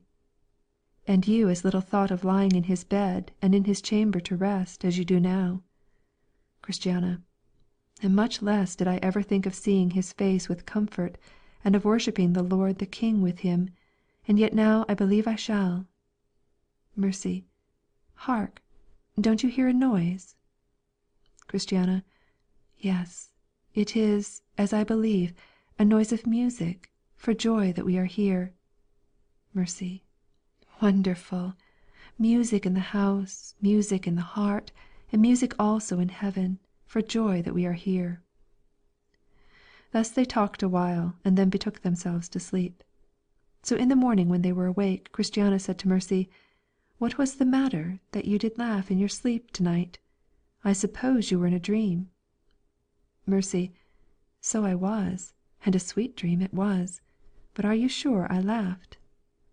Christiana. Yes, you laughed heartily. But prithee, Mercy, tell me thy dream. Mercy. I was dreaming that I sat all alone in a solitary place, and was bemoaning the hardness of my heart. Now I had not sat there long, but me bethought many were gathered about me to see me and hear what it was that I said. So they hearkened, and I went on bemoaning the hardness of my heart.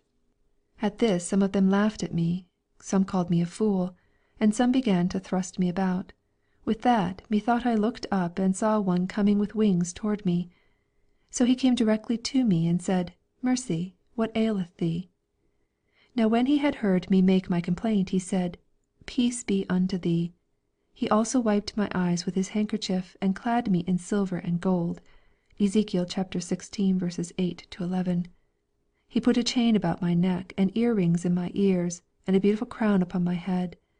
Then he took me by the hand, and said, Mercy, come after me. So he went up, and I followed till we came at a golden gate. Then he knocked, and when they within had opened, the man went in, and I followed him up to a throne, upon which one sat. And he said to me, Welcome, daughter. The place looked bright and twinkling like the stars, or rather like the sun, and I thought that I saw your husband there. So I awoke from my dream. But did I laugh? Christiana. Laugh? Aye, and well you might to see yourself so well. For you must give me leave to tell you that it was a good dream, and that as you have begun to find the first part true, so you shall find the second at last. God speaks once, yea twice, yet man perceiveth it not. In a dream, in a vision of the night, when deep sleep falleth upon men in slumberings upon the bed. Job chapter 33, verses 14 and 15. We need not, when abed, to lie awake to talk with God. He can visit us while we sleep, and cause us then to hear His voice. Our heart oftentimes wakes when we sleep, and God can speak to that either by words, by proverbs, by signs and similitudes, as well as if one was awake. Mercy. Well, I am glad of my dream, for I hope ere long to see it fulfilled to the making me laugh again. Christiana. I think it is now high time to rise and to know what we must do. Mercy. Pray, if they invite us to stay a while, let us willingly accept the proffer. I am the more willing to stay a while here, to grow better acquainted with these maids. Methinks prudence, piety, and charity have very comely and sober countenances. Christiana. We shall see what they will do. So when they were up and ready, they came down, and they asked one another of their rest, and if it was comfortable or not. Very good, said Mercy. It was one of the best night's lodgings that I ever had in my life. Then said Prudence and Piety, if you will be persuaded to stay here a while, you shall have what the house will afford. Ay, and that with a very good will, said Charity.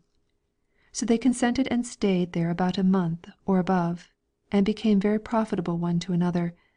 And because Prudence would see how Christiana had brought up her children, she asked leave of her to catechize them. So she gave her free consent. Then she began with the youngest, whose name was James. Prudence. Come, James, canst thou tell me who made thee? James.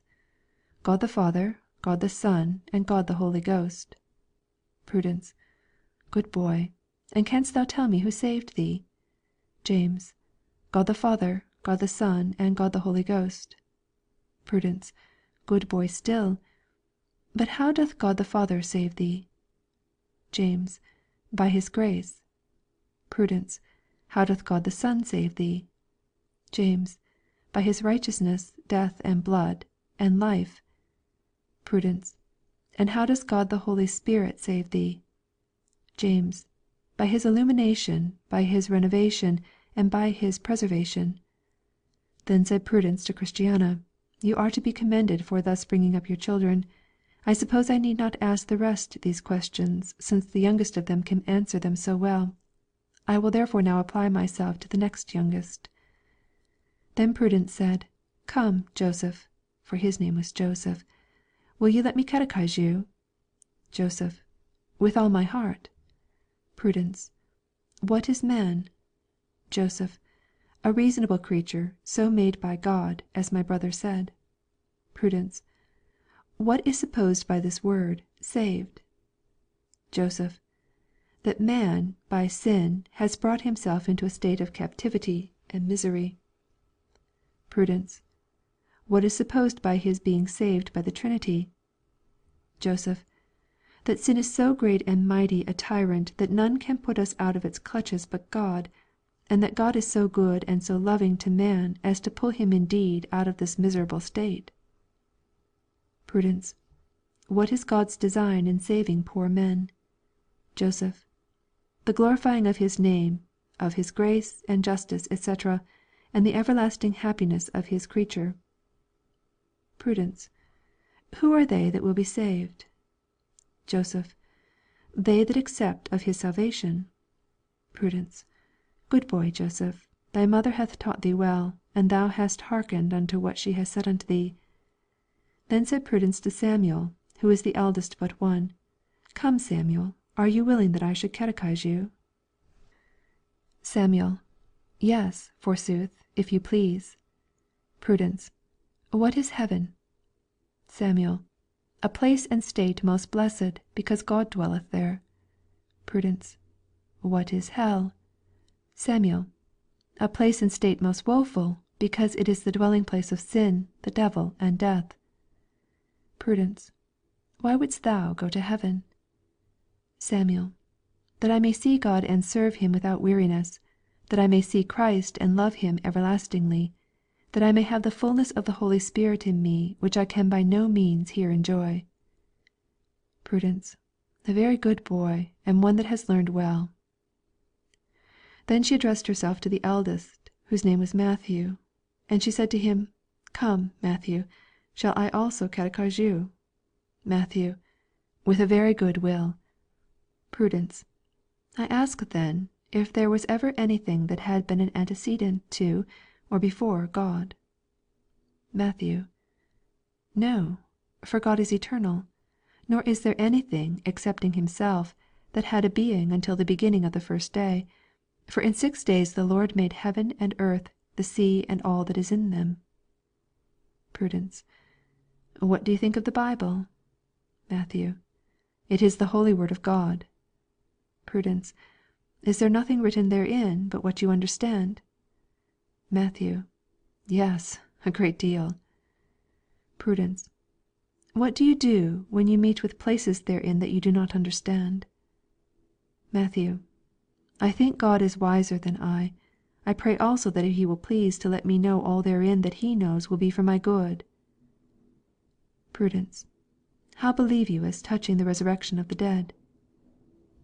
Matthew. I believe that they shall rise the same that was buried, the same in nature though not in corruption. And I believe this is upon a double account. First, because God has promised it. Secondly, because he is able to perform it. Then said Prudence to the boys, You must still hearken to your mother, for she can teach you more. You must also diligently give ear to what good talk you shall hear from others. For your sakes do they speak good things. Observe also, and that with carefulness, that the heavens and the earth do teach you. But especially be much in the meditation of that book, which was the cause of your father's becoming a pilgrim. I, for my part, my children, will teach you what I can while you are here, and shall be glad if you will ask me questions that tend to godly edifying. Now by that these pilgrims had been at this place a week, Mercy had a visitor that pretended some good will unto her, and his name was Mr. Brisk, a man of some breeding, and that pretended to religion, but a man that stuck very close to the world. So he came once or twice or more to Mercy, and offered love unto her. Now Mercy was of a fair countenance, and therefore the more alluring. Her mind also was to be always busying of herself in doing, for when she had nothing to do for herself, she would be making hose and garments for others, and would bestow them upon those that had need. And Mr. Brisk, not knowing whence or how she disposed of what she made, seemed to be greatly taken, for that he found her never idle. I will warrant her a good housewife, quoth he to himself. Mercy then revealed the business to the maidens that were of the house, and inquired of them concerning him, for they did know him better than she. So they told her that he was a very busy young man, and one who pretended to religion, but was, as they feared, a stranger to the power of that which is good. Nay, then, said Mercy, I will look no more upon him, for I purpose never to have a clog to my soul. Prudence then replied that there needed no matter of great discouragement to be given him. Her continuing so as she had begun to do for the poor would quickly cool his courage. So the next time he comes he finds her at her old work, making things for the poor. Then said he, What, always at it? Yes, said she, either for myself or for others. And what canst thou earn a day? said he. I do these things, said she, that I may be rich in good works, laying up in store for myself a good foundation against the time to come, that I may lay hold on eternal life. 1 Timothy 6:17-19. Why, prithee, what doest thou with them? said he. Clothe the naked, said she. With that his countenance fell, so he forbore to come at her again. And when he was asked the reason why, he said that Mercy was a pretty lass, but troubled with ill conditions. When he had left her, Prudence said, Did I not tell you that Mr. Brisk would soon forsake thee? Yea, he will raise up an ill report of thee, for, notwithstanding his pretence to religion and his seeming love to Mercy, yet Mercy and he are of tempers so different that I believe they will never come together. Mercy. I might have had husbands before now, though I spoke not of it to any, but they were such as did not like my conditions, though never did any of them find fault with my person, so they and I could not agree. Prudence. Mercy in our days is but little set by any further than as to its name. The practice which is set forth by thy conditions, there are but few that can abide." "Well," said Mercy, "if nobody will have me, I will die unmarried, or my conditions shall be to me as my husband, for I cannot change my nature; and to have one who lies cross to me in this, that I purpose never to admit of as long as I live. I had a sister named Bountiful that was married to one of these churls, but he and she could never agree; but because my sister was resolved to do as she had begun, that is, to show kindness to the poor, therefore her husband first cried her down at the cross, and then turned her out of his doors." Prudence. "And yet he was a professor, I warrant you?" Mercy. "Yes, such a one as he was, and of such as he the world is now full; but I am for none of them all." Now Matthew, the eldest son of Christiana, fell sick, and his sickness was sore upon him, for he was much pained in his bowels, so that he was with it at times pulled, as it were both ends together. There dwelt also not far from thence one Mr. Skill, an ancient and well approved physician. So Christiana desired it, and they sent for him, and he came. When he was entered the room, and had a little observed the boy, he concluded that he was sick of the gripes. Then said he to his mother, "What diet had Matthew of late fed upon?" "Diet," said Christiana, "nothing but what is wholesome." The physician answered, "This boy has been tampering with something that lies in his stomach undigested, and that will not away without means, and I tell you he must be purged, or else he will die." Then said Samuel, "Mother, what was that which my brother did gather up and eat as soon as we were come from the gate that is at the head of the way? You know that there was an orchard on the left hand of the other side of the wall, and some of the trees hung over the wall, and my brother did pluck and eat." "True, my child," said Christiana, "he did take thereof, and did eat, naughty boy as he was. I chid him, and yet he would eat thereof." Skill. "I knew he had eaten something that was not wholesome food, and that food, to wit, that fruit, is even the most hurtful of all. It is the fruit of Beelzebub's orchard. I do marvel that none did warn you of it. Many have died thereof." Then Christiana began to cry, and she said, "Oh, naughty boy! and oh, careless mother! What shall I do for my son?" Skill. "Come, do not be too much dejected. The boy may do well again, but he must purge and vomit." Christiana. "Pray, sir, try the utmost of your skill with him, whatever it costs." Skill. "Nay, I hope I shall be reasonable." So he made him a purge, but it was too weak. It was said it was made of the blood of a goat, the ashes of a heifer, and some of the juice of hyssop. Hebrews 9:13-19, 10:1-4. When Mr. Skill had seen that the purge was too weak, he made one to the purpose. It was made ex carne et sanguine Christi, [Footnote: Of the flesh and blood of Christ.] John 6:54-57, Hebrews 9:14. You know physicians give strange medicine to their patients. And it was made into pills with a promise or two, and a proportionate quantity of salt. Mark 9:49. Now, he was to take them 3 at a time, fasting, in half a quarter of a pint of the tears of repentance. Zechariah 12:10. When the portion was prepared and brought to the boy, he was loath to take it, though torn with the gripes, as if he should be pulled to pieces. "Come, come," said the physician, "you must take it." "It goes against my stomach," said the boy. "I must have you take it," said his mother. "I shall vomit it up again," said the boy. "Pray, sir," said Christiana to Mr. Skill, "how does it taste?" "It has no ill taste," said the doctor, and with that she touched one of the pills with the tip of her tongue. "Oh, Matthew," said she, "this potion is sweeter than honey. If thou lovest thy mother, if thou lovest thy brothers, if thou lovest mercy, if thou lovest thy life, take it." So with much ado, after a short prayer for the blessing of God upon it, he took it, and it wrought kindly with him. It caused him to purge, it caused him to sleep and to rest quietly. It put him into a fine heat and breathing sweet, and did quite rid him of his gripes.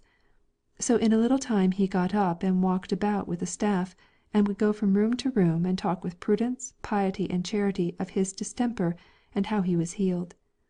So when the boy was healed, Christiana asked Mr. Skill, saying, Sir, what will content you for your pains and care to and of my child? And he said, You must pay the master of the College of Physicians, Hebrews 13:11-15, according to rules made in that case and provided. But, sir, said Christiana, what is this pill good for else? Skill. It is a universal pill. It is good against all the diseases that pilgrims are incident to, and when it is well prepared it will keep good time out of mind. Christiana. Pray, sir, make me up 12 boxes of them, for if I get these I will never take other physic. Skill. These pills are good to prevent diseases as well as to cure when one is sick. Yea, I dare say it, and stand to it, that if a man will but use this physic as he should, it will make him live for ever. John 6:51. But, good Christiana, thou must give these pills no other way but as I have prescribed, for if you do they will do no good. So he gave unto Christiana physic for herself and her boys and for Mercy, and bid Matthew take heed how he ate any more green plums, and kissed them, and went his way. It was told you before that Prudence bid the boys that if at any time they would they should ask her some questions that might be profitable, and she would say something to them. Then Matthew, who had been sick, asked her why for the most part physic should be bitter to our palates. Prudence. To show how unwelcome the word of God and the effects thereof are to a carnal heart. Matthew. Why does physic, if it does good, purge and cause to vomit? Prudence. To show that the word, when it works effectually, cleanseth the heart and mind. For look, what the one doth to the body the other doth to the soul. Matthew. What should we learn by seeing the flame of our fire go upwards, and by seeing the beams and sweet influences of the sun strike downwards? Prudence. By the going up of the fire we are taught to ascend to heaven by fervent and hot desires, and by the sun sending his heat, beams, and sweet influences downwards, we are taught that the Saviour of the world, though high, reaches down with his grace and love to us below. Matthew. Whence have the clouds their water? Prudence. Out of the sea. Matthew. What may we learn from that? Prudence. That ministers should fetch their doctrine from God. Matthew. Why do they empty themselves upon the earth? Prudence. To show that ministers should give out what they know of God to the world. Matthew. Why is the rainbow caused by the sun? Prudence. To show that the covenant of God's grace is confirmed to us in Christ. Matthew. Why do the springs come from the sea to us through the earth? Prudence. To show that the grace of God comes to us through the body of Christ. Matthew. Why do some of the springs rise out of the tops of high hills? Prudence. To show that the Spirit of grace shall spring up in some that are great and mighty, as well as in many that are poor and low. Matthew. Why does the fire fasten upon the candlewick? Prudence. To show that unless grace doth kindle upon the heart there will be no true light of life in us. Matthew. Why are the wick and tallow and all spent to maintain the light of the candle? Prudence. To show that body and soul and all should be at the service of, and spend themselves to maintain in good condition, that grace of God that is in us. Matthew. Why doth the pelican pierce her own breast with her bill? Prudence. To nourish her young ones with her blood, and thereby to show that Christ the Blessed so loved his young, his people, as to save them from death by his blood. Matthew. What may one learn by hearing the cock crow? Prudence.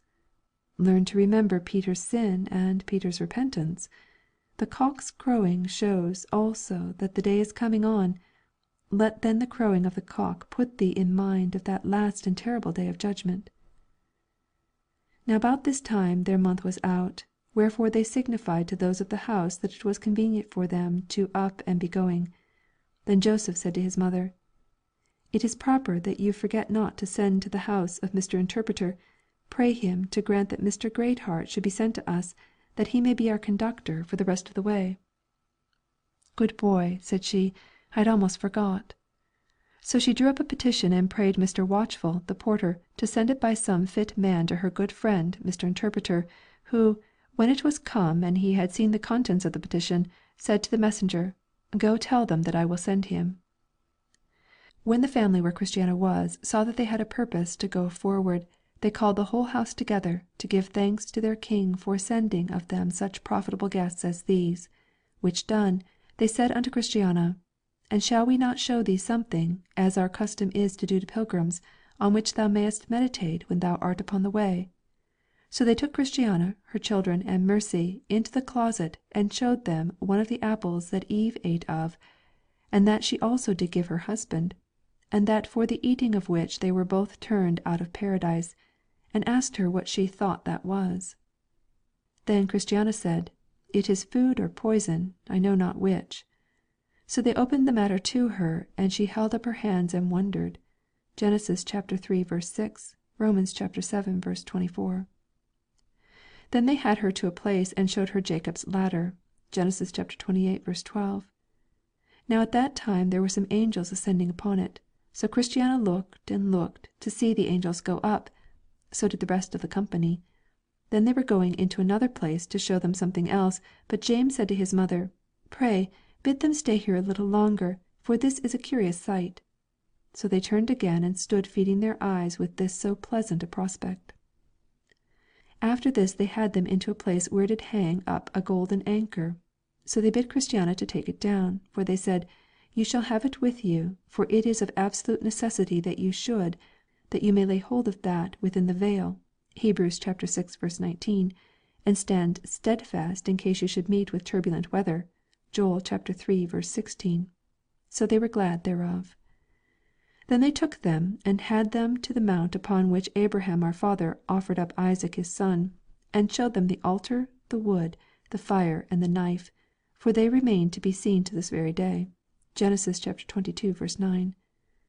When they had seen it, they held up their hands and blessed themselves, and said, "Oh, what a man for love to his master and for denial to himself was Abraham!" After they had showed them all these things, Prudence took them into a dining room, where stood a pair of excellent virginals. [Footnote: A musical instrument.] So she played upon them, and turned what she had showed them into this excellent song: "Eve's apple we have showed you, Of that be you aware; You have seen Jacob's ladder too, Upon which angels are. An anchor you received have, But let not these suffice, Until with Abraham you give Your best a sacrifice." Now about this time one knocked at the door, so the porter opened, and behold Mr. Greatheart was there. But when he was come in what joy was there! For it came now afresh again to their minds how but a while ago he had slayed old grim bloody man, the giant, and had delivered them from the lions. Then said Mr. Greatheart to Christiana and to Mercy, "My lord has sent each of you a bottle of wine, and also some parched corn, together with a couple of pomegranates. He has also sent the boys some figs and raisins, to refresh you in your way." Then they addressed themselves to their journey, and Prudence and Piety went along with them. When they came to the gate Christiana asked the porter if any of late went by. He said, "No, only one some time since, who also told me of late that there had been a great robbery committed on the king's highway as you go; but," said he, "the thieves are taken and will shortly be tried for their lives." Then Christiana and Mercy were afraid, but Matthew said, "Mother, fear nothing, as long as Mr. Greatheart is to go with us, and to be our conductor." Then Christiana said to the porter, "Sir, I am much obliged to you for all the kindness that you have showed to me since I came hither, and also for that you have been so loving and kind to my children. I know not how to gratify your kindness, wherefore, pray, as a token of my respect to you, accept of this small mite." So she put a gold angel in his hand, and he made her low obeisance, and said, "Let thy garments be always white, and let thy head want no ointment." Ecclesiastes chapter 9, verse 8. "Let mercy live and not die, and let not her works be few." Deuteronomy chapter 33, verse 6. And to the boys he said, Do you fly youthful lusts, and follow after godliness with them that are grave and wise. 2 Timothy chapter 2, verse 22. So shall you put gladness into your mother's heart, and obtain praise of all that are sober-minded. So they thanked the porter, and departed. Part 2. The Sixth Stage. Now I saw in my dream that they went forward until they were come to the brow of the hill, where Piety, bethinking herself, cried out, Alas! I have forgot what I intended to bestow upon Christiana and her companions. I will go back and fetch it. So she ran and fetched it. While she was gone, Christiana thought she heard in a grove a little way off on the right hand a most curious melodious note, with words much like these: Through all my life thy favour is so frankly showed to me, that in thy house for evermore my dwelling place shall be. And listening still she thought she heard another answer it, saying, For why? The Lord our God is good, His mercy is for ever sure, His truth at all times firmly stood, and shall from age to age endure. So Christiana asked Prudence who it was that made these curious notes. Song of Solomon chapter 2, verses 11 and 12. They are, answered she, our country birds. They sing these notes but seldom, except it be at the spring when the flowers appear and the sun shines warm. And then you may hear them all day long. I often, said she, go out to hear them. We also oft times keep them tame in our house. They are very fine companions for us when we are melancholy. Also they make the woods and groves and solitary places desirable to be in. By this time Piety was come again, so she said to Christiana, Look here, I have brought thee a scheme of all those things that thou hast seen at our house, upon which thou mayest look when thou findest thyself forgetful, and call those again to remembrance for thy edification and comfort. Now they began to go down the hill into the valley of humiliation. It was a steep hill, and the way was slippery, but they were very careful, so they got down pretty well. When they were down in the valley, Piety said to Christiana, This is the place where Christian, your husband, met with the foul fiend Apollyon, and where they had that dreadful fight that they had. I know you cannot have but heard thereof. But be of good courage, so long as you have here Mr. Greatheart to be your guide and conductor, we hope you will fare the better. So when these two had committed the pilgrims unto the conduct of their guide, he went forward and they went after. Then said Mr. Greatheart, We need not be so afraid of this valley, for here is nothing to hurt us unless we procure it to ourselves. It is true Christian did here meet with Apollyon, with whom he also had a sore combat. But that fray was the fruit of those slips which he got in his going down the hill, for they that get slips there must look for combats here. And hence it is that this valley has got so hard a name.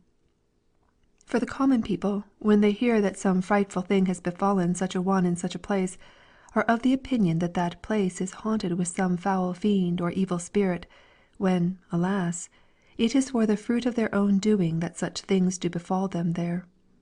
This valley of humiliation is of itself as fruitful a place as any the crow flies over, and I am persuaded if we could hit upon it, we might find somewhere hereabouts something that might give us an account why Christian was so hardly beset in this place. Then said James to his mother, Lo, yonder stands a pillar, and it looks as if something was written thereon. Let us go and see what it is. So they went, and found there written, Let Christian's slips before he came hither, and the battles that he met with in this place, be a warning to those that come after. Lo, said their guide, did I not tell you that there was something hereabouts that would give intimation of the reason why Christian was so hard beset in this place? Then turning himself to Christiana, he said, No disparagement to Christian more than to any others whose hap and lot it was, for it is easier going up than down this hill, and that can be said but a few hills in all these parts of the world. But we will leave the good man, he is at rest. He also had a brave victory over his enemy. Let him grant, that dwelleth above, that we fare no worse when we come to be tried than he. But we will come again to this valley of humiliation. It is the best and most fruitful piece of ground in all these parts. It is fat ground, and, as you see, consisteth much in meadows. And if a man was to come here in the summer time, as we do now, if he knew not nor anything before thereof, and if he also delighted himself in the sight of his eyes, he might see that which would be delightful to him. Behold how green this valley is, also how beautiful with lilies. Song of Solomon, chapter 2, verse 1. I have known many labouring men that have got good estates in this valley of humiliation. For God resisteth the proud, but giveth grace to the humble. James chapter 4, verse 6, 1 Peter chapter 5, verse 5. Indeed, it is a very fruitful soil, and doth bring forth by handfuls. Some also have wished that the next way to their Father's house was here, so that they might be troubled no more with either hills or mountains to go over. But the way is the way, and there is an end. Now, as they were going along and talking, they espied a boy feeding his father's sheep. The boy was in very mean clothes, but of a fresh and well-favoured countenance. And as he sat by himself, he sung. Hark, said Mr. Greatheart, to what the shepherd's boy saith. So they hearkened, and he said, He that is down needs fear no fall. He that is low no pride. He that is humble ever shall have God to be his guide. I am content with what I have, little be it or much. And, Lord, contentment still I crave, because thou savest such. Fullness to such a burden is that go on pilgrimage. Here little, and hereafter bliss, is best from age to age. Then said the guide, Do you hear him? I will dare to say this boy lives a merrier life, and wears more of that herb called heart's ease in his bosom, than he that is clad in silk and velvet. But we will proceed in our discourse. In this valley our Lord formerly had his country house. He loved much to be here. He loved also to walk these meadows, for he found the air was pleasant. Besides, here a man shall be free from the noise and from the hurryings of this life. All states are full of noise and confusion. Only the valley of humiliation is that empty and solitary place.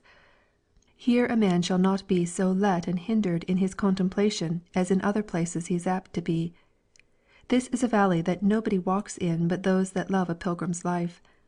And though Christian had the hard hap to meet here with Apollyon, and to enter with him in a brisk encounter, yet I must tell you that in former times men have met with angels here, Hosea chapter 12, verses 4 and 5, have found pearls here, Matthew chapter 13, verse 46, and have in this place found the words of life, Proverbs chapter 8, verse 35. Did I say our Lord had here in former days his country house, and that he loved here to walk? I will add that in this place, and to the people that love and trace these grounds, he has left a yearly revenue, to be faithfully paid them at certain seasons, for their maintenance by the way, and for their further encouragement to go on in their pilgrimage. Now, as they went on, Samuel said to Mr. Greatheart, Sir, I perceive that in this valley my father and Apollyon had their battle, but whereabouts was the fight? For I perceive this valley is large. Greatheart, Your father had the battle with Apollyon at a place yonder before us, in a narrow passage just beyond Forgetful Green. And indeed that place is the most dangerous place in all these parts. For if at any time pilgrims meet with any brunt, it is when they forget what favours they have received, and how unworthy they are of them. This is the place also where others have been hard put to it. But more of the place when we are come to it, for I persuade myself that to this day there remains either some sign of the battle or some monument to testify that such a battle there was fought. Then said Mercy, I think I am as well in this valley as I have been anywhere else in all our journey. The place, methinks, suits with my spirit. I love to be in such places, where there is no rattling with coaches nor rumbling with wheels. Methinks here one may, without much molestation, be thinking what he is, whence he came, what he has done, and to what the King has called him.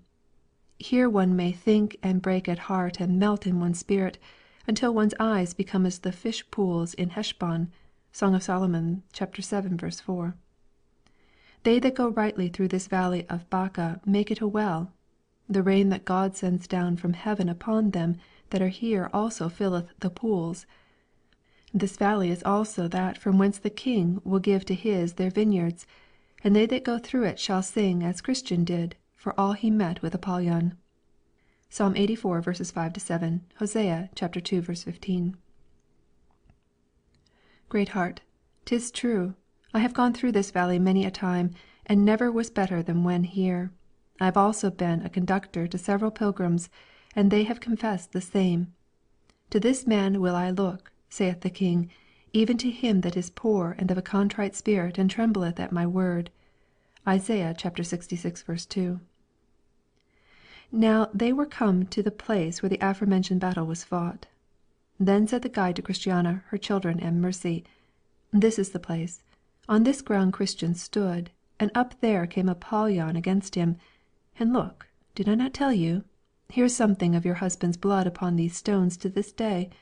Behold, also, how here and there are yet to be seen upon the places some of the shivers of Apollyon's broken darts. See, also, how they did beat the ground with their feet as they fought, to make good their places against each other. How also with their by-blows they did split the very stones in pieces. Verily, Christian did here play the man, and showed himself as stout as Hercules could, had he been here, even he himself. When Apollyon was beat, he made his retreat to the next valley, that is called the valley of the shadow of death, unto which we shall come anon. Lo, yonder also stands a monument, on which is engraven this battle and Christian's victory, to his fame throughout all ages. So, because it stood just by the wayside before them, they stepped to it and read the writing, which word for word was this: Hard by here was a battle fought, most strange and yet most true. Christian and Apollyon sought each other to subdue. The man so bravely played the man, he made the fiend to fly, of which a monument I stand, the same to testify. When they had passed by this place, they came upon the borders of the shadow of death. The valley was longer than the other, a place also most strangely haunted with evil things, as many are able to testify, but these women and children went the better through it because they had daylight, and because Mr. Greatheart was their conductor. When they were entered upon this valley, they thought they heard a groaning as of dying men, a very great groaning. They thought also that they did hear words of lamentation spoken, as of some in extreme torment. These things made the boys to quake. The women also looked pale and wan, but their guide bid them to be of good comfort. So they went on a little further, and they thought they felt the ground begin to shake under them, as if some hollow place was there. They also heard a kind of hissing, as of serpents, but nothing as yet appeared. Then said the boys, Are we not yet at the end of this doleful place? But the guide also bid them to be of good courage, and look well to their feet, lest haply, said he, you be taken in some snare. Now James began to be sick, but I think the cause thereof was fear, so his mother gave him some of the glass of spirits that had been given her at the interpreter's house, and 3 of the pills that Mr. Skill had prepared, and the boy began to revive. Thus they went on till they came to about the middle of the valley, and then Christiana said, Methinks I see something yonder upon the road before us, a thing of a shape such as I have not seen. Then said Joseph, Mother, what is it? An ugly thing, child, an ugly thing, said she. But, mother, what is it like? Said he. 'Tis like I cannot tell what, said she. And now it is but a little way off. Then she said, It is nigh. Well, said Mr. Greatheart, let them that are most afraid keep close to me. So the fiend came on, and the conductor met it, but when it was just come to him it vanished to all their sights. Then remembered they what had been said some time ago, Resist the devil, and he will flee from you. James chapter 4, verse 7. They went therefore on, as being a little refreshed, but they had not gone far before Mercy, looking behind her, saw, as she thought, something most like a lion, and it came at a great padding pace after, and it had a hollow voice of roaring, and at every roar it gave it made the valley echo, and all their hearts to ache, save the heart of him that was their guide.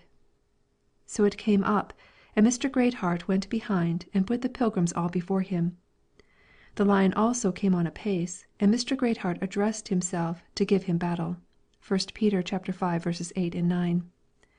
But when he saw that it was determined that resistance should be made, he also drew back, and came no farther. Then they went on again, and their conductor went before them till they came to a place where was cast up a pit the whole breadth of the way, and before they could be prepared to go over that, a great mist and a darkness fell upon them so that they could not see. Then said the pilgrims, Alas, what now shall we do? But their guide made answer, Fear not, stand still, and see what an end will be put to this also. So they stayed there because their path was marred. They then also thought that they did hear more apparently the noise and rushing of the enemies. The fire also and smoke of the pit were much easier to be discerned. Then said Christiana to Mercy, Now I see what my poor husband went through. I have heard much of this place, but I never was here before now. Poor man! He went here all alone in the night. He had night almost quite through the way. Also these fiends were busy about him, as if they would have torn him in pieces. Many have spoken of it, but none can tell what the valley of the shadow of death should mean until they come in themselves. The heart knoweth its own bitterness, and a stranger intermeddleth not with its joy. Proverbs 14:10. To be here is a fearful thing. Greatheart. This is like doing business in great waters, or like going down to the deep. This is like being in the heart of the sea, and like going down to the bottoms of the mountains. Now it seems as if the earth, with its bars, were about us for ever. But let them that walk in darkness and have no light, trust in the name of the Lord, and stay upon their God. Isaiah 50:10. For my part, as I have told you already, I have gone often through this valley, and have been much harder put to it than now I am, and yet you see I am alive. I would not boast, for that I am not my own Saviour, but I trust that we shall have a good deliverance. Come, let us pray for light to Him that can lighten our darkness, and that can rebuke not only these, but all the Satans in hell. So they cried and prayed, and God sent light and deliverance, for there was now no let in their way. No, not there where but now they were stopped with a pit. Yet they were not got through the valley. So they went on still, and met with great stinks and loathsome smells, to the great annoyance of them. Then said Mercy to Christiana, It is not so pleasant, being here as at the gate, or at the interpreter's, or the house where we lay last. Oh, but, said one of the boys, it is not so bad to go through here as it is to abide here always, and for aught I know, one reason why we must go through this way to the house prepared for us is, that our home might be made the sweeter to us. Well said, Samuel, quoth the guide, thou hast now spoke like a man. Why, if ever I get out of here again, said the boy, I think I shall prize light and good way better than I ever did in all my life. Then said the guide, We shall be out by and by. So on they went, and Joseph said, Cannot we see to the end of this valley as yet? Then said the guide, Look to your feet, for we shall presently be among the snares. So they looked to their feet and went on, but they were troubled much with the snares. Now when they were come among the snares, they espied a man cast into the ditch on the left hand, with his flesh all rent and torn. Then said the guide, That is one heedless that was going this way. He has lain there a great while. There was one Take heed with him, but when he was taken and slain, he escaped their hands. You cannot imagine how many are killed hereabouts, and yet men are so foolishly venturous as to set out lightly on pilgrimage, and to come without a guide. Poor Christian! It was a wonder that here he escaped. But he was beloved of God. Also he had a good heart of his own, or else he could never have done it. Now they drew towards the end of this way, and just there where Christian had seen the cave when he went by, out thence came forth Moll, a giant. This Moll did use to spoil young pilgrims with sophistry. And he called Greatheart by his name, and said unto him, How many times have you been forbidden to do these things? Then said Mr. Greatheart, What things? What things? quoth the giant. You know what things, but I will put an end to your trade. But pray, said Mr. Greatheart, before we fall to it, let us understand wherefore we must fight. Now the women and children stood trembling, and knew not what to do. Quoth the giant, You rob the country, and rob it with the worst of thefts. "These are but generals," said Mr. Greatheart. "Come to particulars, man." Then said the giant, "Thou practisest the craft of a kidnapper. Thou gatherest up women and children, and carriest them into a strange country, to the weakening of my master's kingdom." But now Greatheart replied, "I am a servant of the God of heaven. My business is to persuade sinners to repentance. I am commanded to do my endeavors to turn men, women, and children from darkness to light, and from the power of Satan unto God. And if this be indeed the ground of thy quarrel, let us fall to it as soon as thou wilt." Then the giant came up, and Mr. Greatheart went to meet him. And as he went he drew his sword, but the giant had a club. So without more ado they fell to it, and at the first blow the giant struck Mr. Greatheart down upon one of his knees. With that the women and children cried out. So Mr. Greatheart, recovering himself, laid about him in full lusty manner, and gave the giant a wound in the arm. Thus he fought for the space of an hour, to that height of heat that the breath came out of the giant's nostrils as the heat doth out of a boiling cauldron. Then they sat down to rest them, but Mr. Greatheart betook himself to prayer. Also the women and children did nothing but sigh and cry all the time that the battle did last. When they had rested them and taken breath, they both fell to it again, and Mr. Greatheart, with a blow, fetched the giant down to the ground. "Nay, hold! Let me recover," quoth he. So Mr. Greatheart fairly let him get up. So to it they went again, and the giant missed but little of all to breaking Mr. Greatheart's skull with his club. Mr. Greatheart, seeing that, runs to him in full heat of his spirit and pierceth him under his fifth rib. With that the giant began to faint and could hold up his club no longer. Then Mr. Greatheart seconded his blow, and smit the head of the giant from his shoulders. Then the women and children rejoiced, and Mr. Greatheart also praised God for the deliverance he had wrought. When this was done, they among them erected a pillar and fastened the giant's head thereon, and wrote under it in letters that passengers might read. He that did wear this head was one that pilgrims did misuse. He stopped their way, he spared none, but did them all abuse. Until that I, Greatheart, arose, the pilgrim's guide to be, until that I did him oppose that was their enemy. Part II. The Seventh Stage. Now I saw that they went on to the ascent that was a little way off, cast up to be a prospect for pilgrims. That was the place from whence Christian had the first sight of Faithful his brother. Wherefore here they sat down and rested. They also here did eat and drink and make merry, for that they had gotten deliverance from this so dangerous an enemy.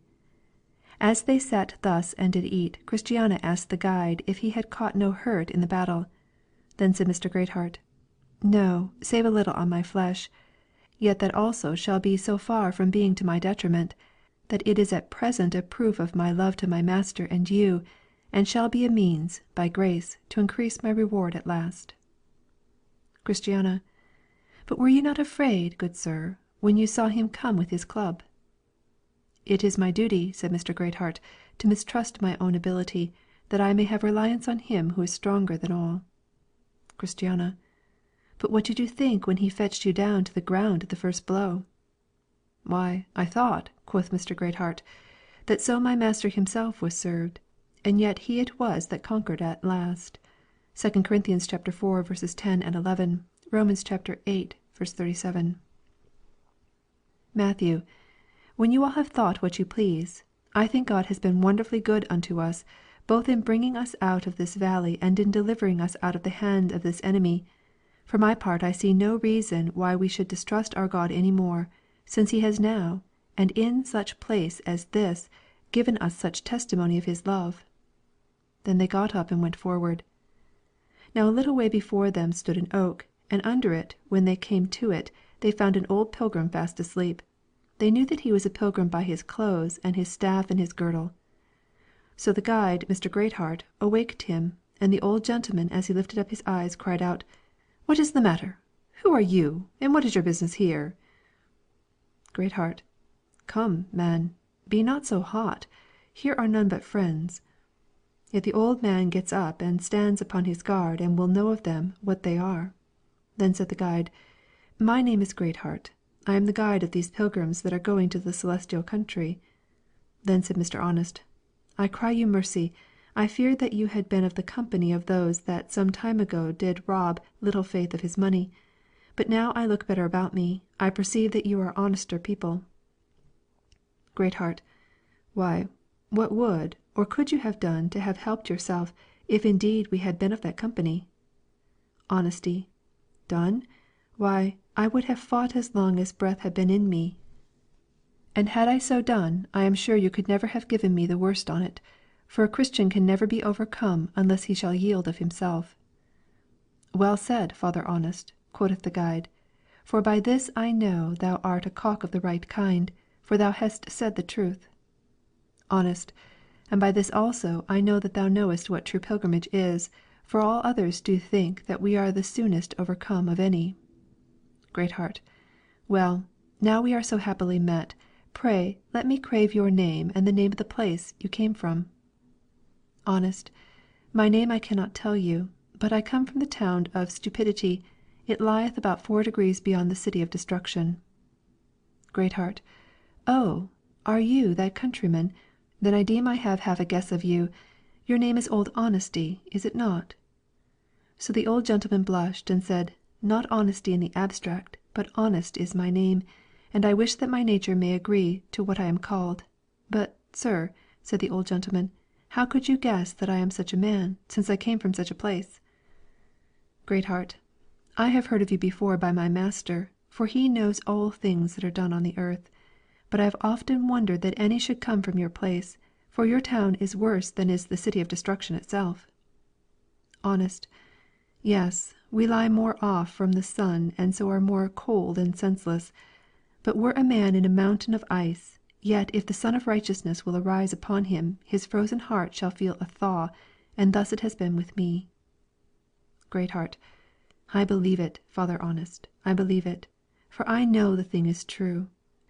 Then the old gentleman saluted all the pilgrims of the Holy Kiss of Charity, and asked them their names and how they fared since they set out on their pilgrimage. Then said Christiana, My name I suppose you have heard of. Good Christian was my husband, and these 4 are his children. But can you think how the old gentleman was taken when she told him who she was? He skipped, he smiled, he blessed them with 1,000 good wishes, saying, I have heard much of your husband, and of his travels and wars which he underwent in his days. Be it spoken to your comfort, the name of your husband rings all over these parts of the world. His faith, his courage, his enduring, and his sincerity under all have made his name famous. Then he turned him to the boys and asked them their names, which they told him. Then he said unto them, Matthew, be thou like Matthew the publican, not in vice, but in virtue. Matthew 10:3. Samuel, said he, be thou like Samuel the prophet, a man of faith and prayer. Psalm 99:6. Joseph, said he, be thou like Joseph in Potiphar's house, chaste, and one that flees from temptation. Genesis 39. And James, be thou like James the just, and like James the brother of our Lord. Acts 1:13. Then they told him of Mercy, and how she had left her town and her kindred to come along with Christiana and with her sons. And that old honest man said, Mercy is thy name. By mercy shalt thou be sustained, and carried through all those difficulties that shall assault thee in thy way, till thou shalt come hither where thou shalt look the fountain of mercy in the face with comfort. All this while their guide, Mr. Greatheart, was very well pleased and smiled upon his companions. Now, as they walked along together, the guide asked the old gentleman if he did not know one Mr. Fearing that came on pilgrimage out of his parts. Yes, very well, said Honest. He was a man that had the root of the matter in him, but he was one of the most troublesome pilgrims that ever I met with in all my days. Greatheart. I perceive you knew him, for you have given a very right character of him. Honest. Knew him? I was a companion of his. I was with him most in end. When he first began to think upon what would come upon us hereafter, I was with him. Greatheart. I was his guide from my master's house to the gates of the celestial city. Honest. Then you knew him to be a troublesome one. Greatheart. I did so, but I could very well bear it, for men of my calling are oftentimes entrusted with the conduct of such as he was. Honest. Well then, Pray let us hear a little of him, and how he managed himself under your conduct. Greatheart. Why, he was always afraid that he should come short of whither he had desired to go. Everything frightened him that he heard anybody speak of, if it had but the least appearance of opposition in it. I heard that he lay roaring at the Slough of Despond for above a month together, nor durst he, for all he saw several go over before him, venture, though they many of them offered to lend him their hands. He would not go back again neither. The Celestial City, he said he should die if he came not to it, and yet he was dejected at every difficulty and stumbled at every straw that anybody cast in his way. Well, after he had lain at the Slough of Despond a great while, as I have told you, one sunshiny morning, I don't know how, he ventured, and so got over. But when he was over he would scarce believe it. He had, I think, a Slough of Despond in his mind, a slough that he carried everywhere with him, or else he could never have been as he was. So he came up to the gate, you know what I mean, that stands at the head of this way, and there also he stood a good while before he would venture to knock. When the gate was opened he would give back and give place to others, and say that he was not worthy. For all he got before some to the gate, yet many of them went in before him. There the poor man would stand shaking and shrinking. I dare say it would have pitied one's heart to have seen him. Nor would he go again. At last he took the hammer that hanged on the gate in his hand and gave a small rap or two. Then one opened to him, but he shrunk back as before. He that opened stepped out after him and said, Thou trembling one, what wantest thou? With that he fell down to the ground. He that spoke to him wondered to see him so faint, so he said to him, Peace be to thee. Up, for I have set open the door to thee. Come in, for thou art blessed. With that he got up and went in trembling. And when he was in he was ashamed to show his face. Well, after he had been entertained there a while, as you know how the manner is, he was bid to go on his way, and also told the way he should take. So he went on till he came to our house, but as he behaved himself at the gate, so did he at my master the interpreter's door. He lay thereabout in the cold a good while before he would adventure to call, yet he would not go back, and the nights were long and cold then. Nay, he had a note of necessity in his bosom to my master to receive him, and grant him the comforts of his house, and also to allow him a stout and valiant conductor, because he was himself so chicken-hearted a man, and yet for all that he was afraid to call at the door. So he lay up and down thereabouts, till, a poor man, he was almost starved. Yea, so great was his dejection, that though he saw several others for knocking get in, yet he was afraid to venture. At last I think I looked out of the window, and perceiving a man to be up and down about the door, I went out to him and asked him what he was. But, poor man, the water stood in his eyes. So I perceived what he wanted. I went therefore in and told it in the house, and we showed the thing to our Lord. And he sent me out again to entreat him to come in. But I dare say I had hard work to do it. At last he came in, and I will say that for my Lord he carried it wonderfully lovingly to him. There were but a few good bits at the table, but some of it was laid upon his trencher. Then he presented the note, and my Lord looked thereon, and said his desire should be granted. So when he had been there a good while, he seemed to get some heart, and to be a little more comfortable. For my master, you must know, is one of very tender bowels, especially to them that are afraid. Wherefore he carried it so towards him as might tend most to his encouragement. Well, when he had had a sight of the things of the place, and was ready to take his journey to go to the city, my Lord, as he did to Christian before, gave him a bottle of spirits, and some comfortable things to eat. Thus we set forward, and I went before him, but the man was but a few words, only he would sigh aloud.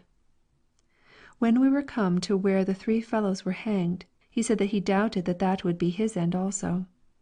Only he seemed glad when he saw the cross and the sepulchre. There I confess he desired to stay a little to look, and he seemed for a while after that to be a little cheery. When he came to the hill Difficulty, he made no stick at that, nor did he much fear the lions, for you must know that his troubles were not about such things as these. His fear was about his acceptance at last. I got him in at the House Beautiful, I think before he was willing. Also when he was in, I brought him acquainted with the damsels of the place, but he was ashamed to make himself much in company. He desired much to be alone, yet he always loved good talk, and often would get behind the screen to hear it. He also loved much to see ancient things, and to be pondering them in his mind. He told me afterwards that he loved to be in those two houses from which he came at last, to wit, at the gate, and that of the interpreter, but that he durst not be so bold as to ask. When we went also from the house Beautiful down the hill into the valley of humiliation, he went down as well as ever I saw a man in my life, for he cared not how mean he was, so he might be happy at last. Yea, I think there was a kind of sympathy between that valley and him, for I never saw him better in all his pilgrimage than he was in that valley. Here he would lie down, embrace the ground, and kiss the very flowers that grew in this valley. Lamentations chapter 3, verses 27-29. He would now be up every morning by break of day, tracing and walking to and fro in the valley. But when he was come to the entrance of the valley of the shadow of death, I thought I should have lost my man. Not for that he had any inclination to go back, that he always abhorred, but he was ready to die for fear. "Oh, the hobgoblins will have me! The hobgoblins will have me!" cried he, and I could not beat him out of it. He made such a noise and such an outcry here, that had they but heard him, it was enough to encourage them to come and fall upon us. But this I took very great notice of, that this valley was as quiet when we went through it as ever I knew it before or since. I suppose those enemies here had now a special check from our Lord, and a command not to meddle until Mr. Fearing had passed over it. It would be too tedious to tell you of all. We will therefore only mention a passage or two more. When he was come to Vanity Fair, I thought he would have fought with all the men of that fair. I feared that we should have been both knocked on the head, so hot was he against their fooleries. Upon the enchanted ground he was very wakeful. But when he was come at the river where was no bridge, there again he was in a heavy case. Now, he said, he should be drowned for ever, and so never see that face with comfort that he had come so many miles to behold. And here also I took notice of what was very remarkable. The water of that river was lower at this time than ever I saw it in all my life. So he went over at last, not much above wet-shod. When he was going up to the gate I began to take leave of him, and to wish him a good reception above. So he said, I shall. Then parted we asunder, and I saw him no more. Honest. Then it seems he was well at last. Greatheart. Yes, I never had doubt about him. He was a man of a choice spirit, only he was always kept very low, and that made his life so burdensome to himself and so troublesome to others. Psalm 88. He was above many, tender of sin. He was so afraid of doing injuries to others that he often would deny himself of that which was lawful, because he would not offend. Romans 14:21, 1 Corinthians 8:13. Honest. But what should be the reason that such a good man should be all his days so much in the dark? Greatheart. There are two sorts of reasons for it. One is, the wise God will have it so. Some must pipe, and some must weep. Matthew 11:16. Now Mr. Fearing was one that played upon the bass. He and his fellows sound the sackbut, whose notes are more doleful than the notes of other music are, though indeed some say the bass is the ground of music. And for my part I care not at all for that profession which begins not in heaviness of mind. The first string that the musician usually touches is the bass when he intends to put all in tune. God also plays upon this string first when he sets the soul in tune for himself. Only there was the imperfection of Mr. Fearing. He could play upon no other music but this till towards his latter end. I make bold to talk thus metaphorically for the ripening of the wits of young readers, and because in the book of Revelation the saved are compared to a company of musicians that play upon their trumpets and harps and sing their songs before the throne. Revelation chapter 5, verse 8, chapter 14, verses 2 and 3. Honest. He was a very zealous man, as one may see by the relation which you have given of him. Difficulties, lions, or Vanity Fair he feared not at all. It was only sin, death, and hell that were to him a terror, because he had some doubts about his interest in that celestial country. Greatheart.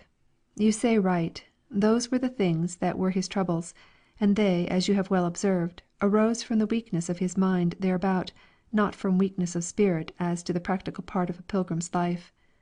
I dare believe that, as the proverb is, he could have bit a firebrand, had it stood in his way, but the things with which he was oppressed no man ever yet could shake off with ease.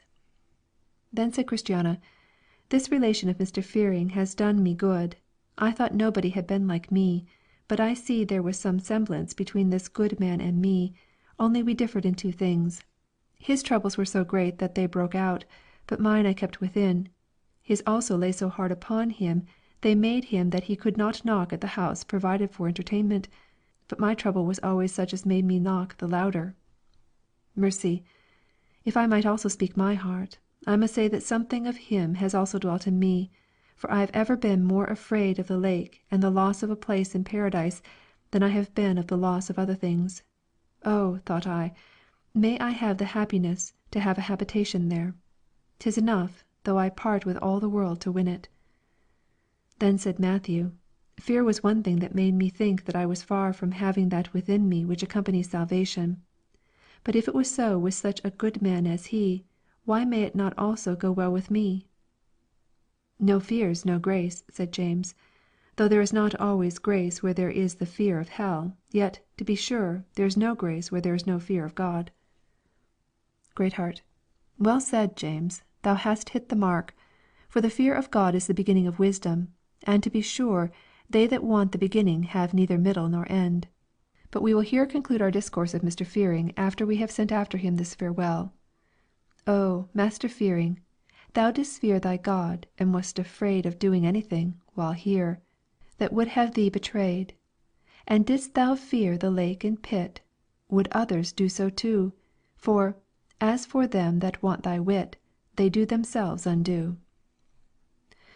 Now I saw that they still went on in their talk, for after Mr. Greatheart had made an end with Mr. Fearing, Mr. Honest began to tell them of another, but his name was Mr. Self-will. He pretended himself to be a pilgrim, said Mr. Honest, but I persuade myself he never came in at the gate that stands at the head of the way. Greatheart. Had you ever any talk with him about it? Honest. Yes, more than once or twice, but he would always be like himself, self-willed. He neither cared for man, nor argument, nor yet example. What his mind prompted him to, that he would do, and nothing else could he be got to do. Greatheart. Pray, what principles did he hold? For I suppose you can tell. Honest. He held that a man might follow the vices as well as the virtues of pilgrims, and that if he did both he should be certainly saved. Greatheart. How? If he said it is possible for the best to be guilty of the vices as well as to partake of the virtues of pilgrims, he could not much have been blamed. For indeed, we are exempted from no vice absolutely, but on condition that we watch and strive. But this I perceive is not the thing. But if I understand you right, your meaning is that he was of the opinion that it was allowable to be so. Honest. Aye, so I mean, and so he believed and practised. Greatheart. But what grounds had he for his so saying? Honest. Why, he said he had the Scripture for his warrant.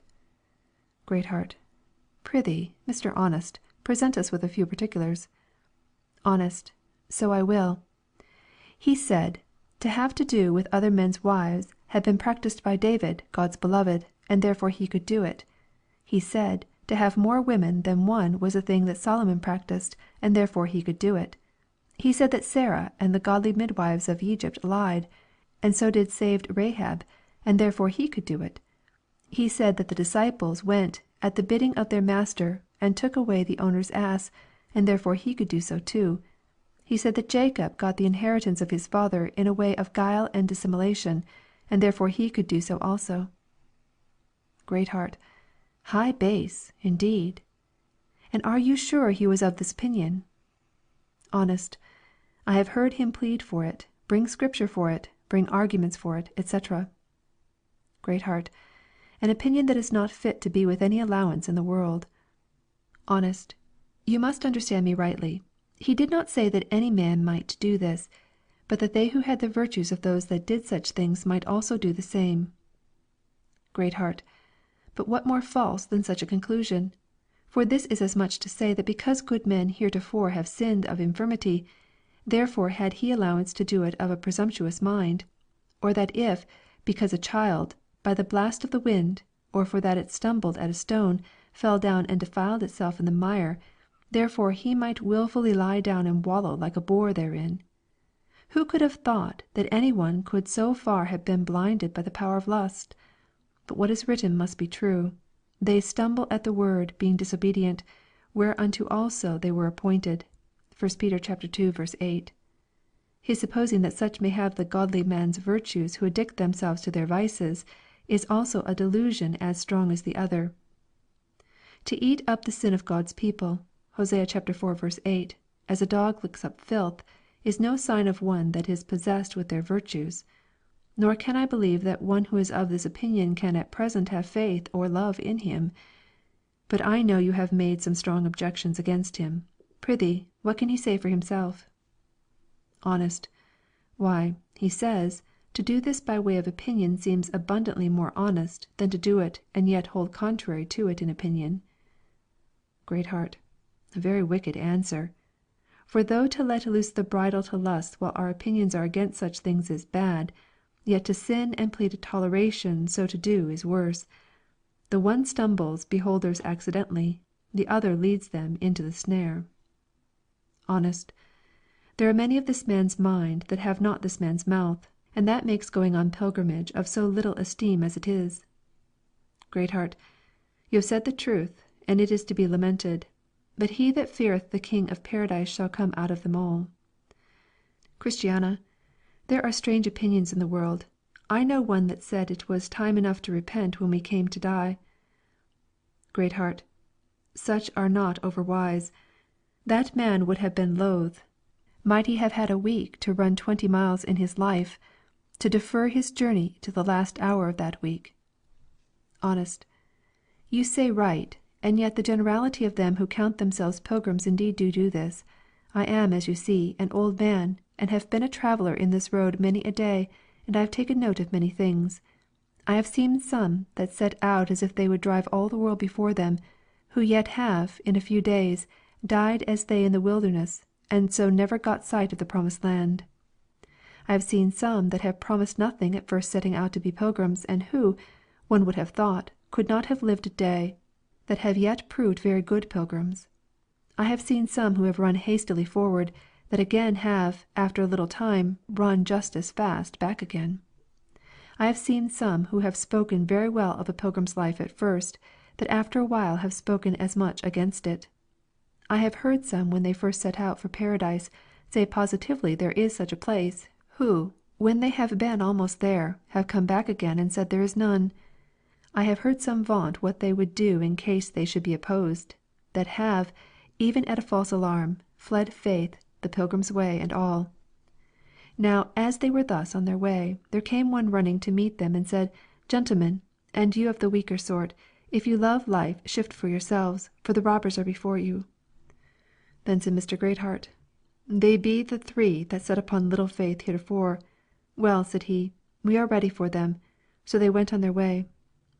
Now they looked at every turning when they should have met with the villains, but whether they heard of Mr. Greatheart or whether they had some other game, they came not up to the pilgrims. Christiana then wished for an inn to refresh herself and her children, because they were weary. Then said Mr. Honesty, There is one a little before us where a very honourable disciple, one Gaius, dwells. Romans 16:23. So they all concluded to turn in thither, and the rather, because the old gentleman gave them so good a report. When they came to the door, they went in, not knocking, for folks used not to knock at the door of an inn. Then they called for the master of the house, and he came to them. So they asked if they might lie there that night. Yes, gentlemen, said Gaius, if you be true men, for my house is for none but pilgrims. Then were Christiana, Mercy, and the boys the more glad, for that the innkeeper was a lover of pilgrims. So they called for rooms, and he showed them one for Christiana and her children and Mercy, and another for Mr. Greatheart and the old gentleman. Then said Mr. Greatheart, Good Gaius, what hast thou for supper? For these pilgrims have come far to-day, and are weary.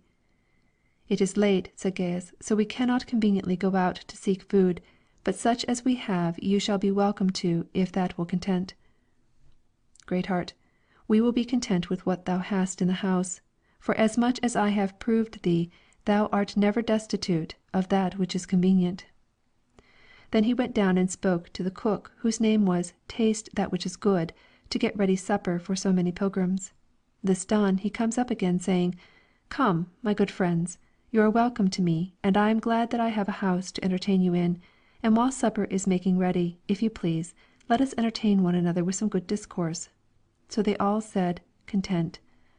Then said Gaius, Whose wife is this aged matron, and whose daughter is this young damsel? Greatheart. The woman is the wife of one Christian, a pilgrim of former times, and these are his 4 children.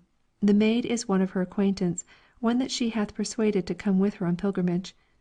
The boys take all after their father, and covet to tread in his steps. Yea, if they do but see any place where the old pilgrim hath lain, or any print of his foot, it ministereth joy to their hearts, and they covet to lie or tread in the same. Then said Gaius, Is this Christian's wife, and are these Christian's children? I knew your husband's father, yea, and also his father's father. Many have been good of this stock. Their ancestors dwelt first at Antioch. Acts 11:26. Christian's progenitors, I suppose you have heard your husband talk of them, were very worthy men. They have, above any that I know, showed themselves men of great virtue and courage for the Lord of the pilgrims, his ways, and them that loved him. And I have heard of many of your husband's relations that have stood all trials for the sake of the truth. Stephen, that was one of the first of the family from whence your husband sprang, was knocked on the head with stones. Acts 7:59 and 60. James, another of this generation, was slain with the edge of the sword. Acts 12:2. To say nothing of Paul and Peter, men anciently of the family from whence your husband came. There was Ignatius, who was cast to the lions, Romanus, whose flesh was cut by pieces from his bones, and Polycarp, that played the man in the fire. There was he that was hanged up in a basket in the sun for the wasps to eat, and he whom they put into a sack and cast into the sea to be drowned. It would be impossible utterly to count up all of that family who have suffered injuries and death for the love of a pilgrim's life. Nor can I but be glad to see that thy husband has left behind him 4 boys such as these. I hope they will bear up their father's name, and tread in their father's steps, and come to their father's end. Greatheart. Indeed, sir, they are likely lads. They seem to choose heartily their father's ways. Gaius. That is it that I said. Wherefore Christian's family is still like to spread abroad upon the face of the ground, and yet to be numerous upon the face of the earth. Let Christiana look out some damsels for her sons, to whom they may be betrothed, etc., that the name of their father and the house of his progenitors may never be forgotten in this world. Honest. 'Tis pity his family should fall and be extinct. Fall it cannot, said Gaius, but be diminished it may. But let Christiana take my advice, and that is the way to uphold it. And Christiana, said the innkeeper, I am glad to see thee and thy friend Mercy together here, a lovely couple.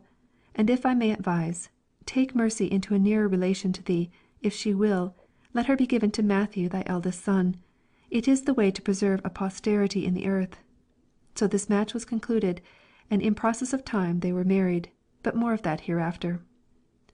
Gaius also proceeded and said, I will now speak on behalf of women to take away their reproach. For as death and the curse came into the world by a woman, Genesis chapter 3, so also did life and health. God sent forth his Son made of a woman. Galatians chapter 4:4. Yet to show how much they that came after did abhor the act of the mother, this sex in the Old Testament coveted children, if happily this or that woman might be the mother of the Saviour of the world. I will say again, that when the Saviour was come, women rejoiced in him before either man or angel. Luke chapter 1:42-46. I read not that ever any man did give unto Christ so much as one groat, but the women followed and ministered to him of their substance. Luke chapter 8:2-3. 'Twas a woman that washed his feet with tears. Luke chapter 7:37-50, and a woman that anointed his body to the burial. John chapter 11:2, chapter 12:3. They were women who wept when he was going to the cross.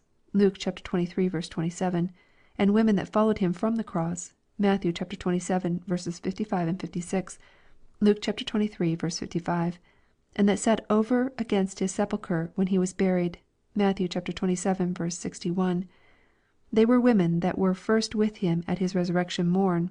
Luke 24:1, and women that brought tidings first to his disciples that he was risen from the dead. Luke 24:22, 23.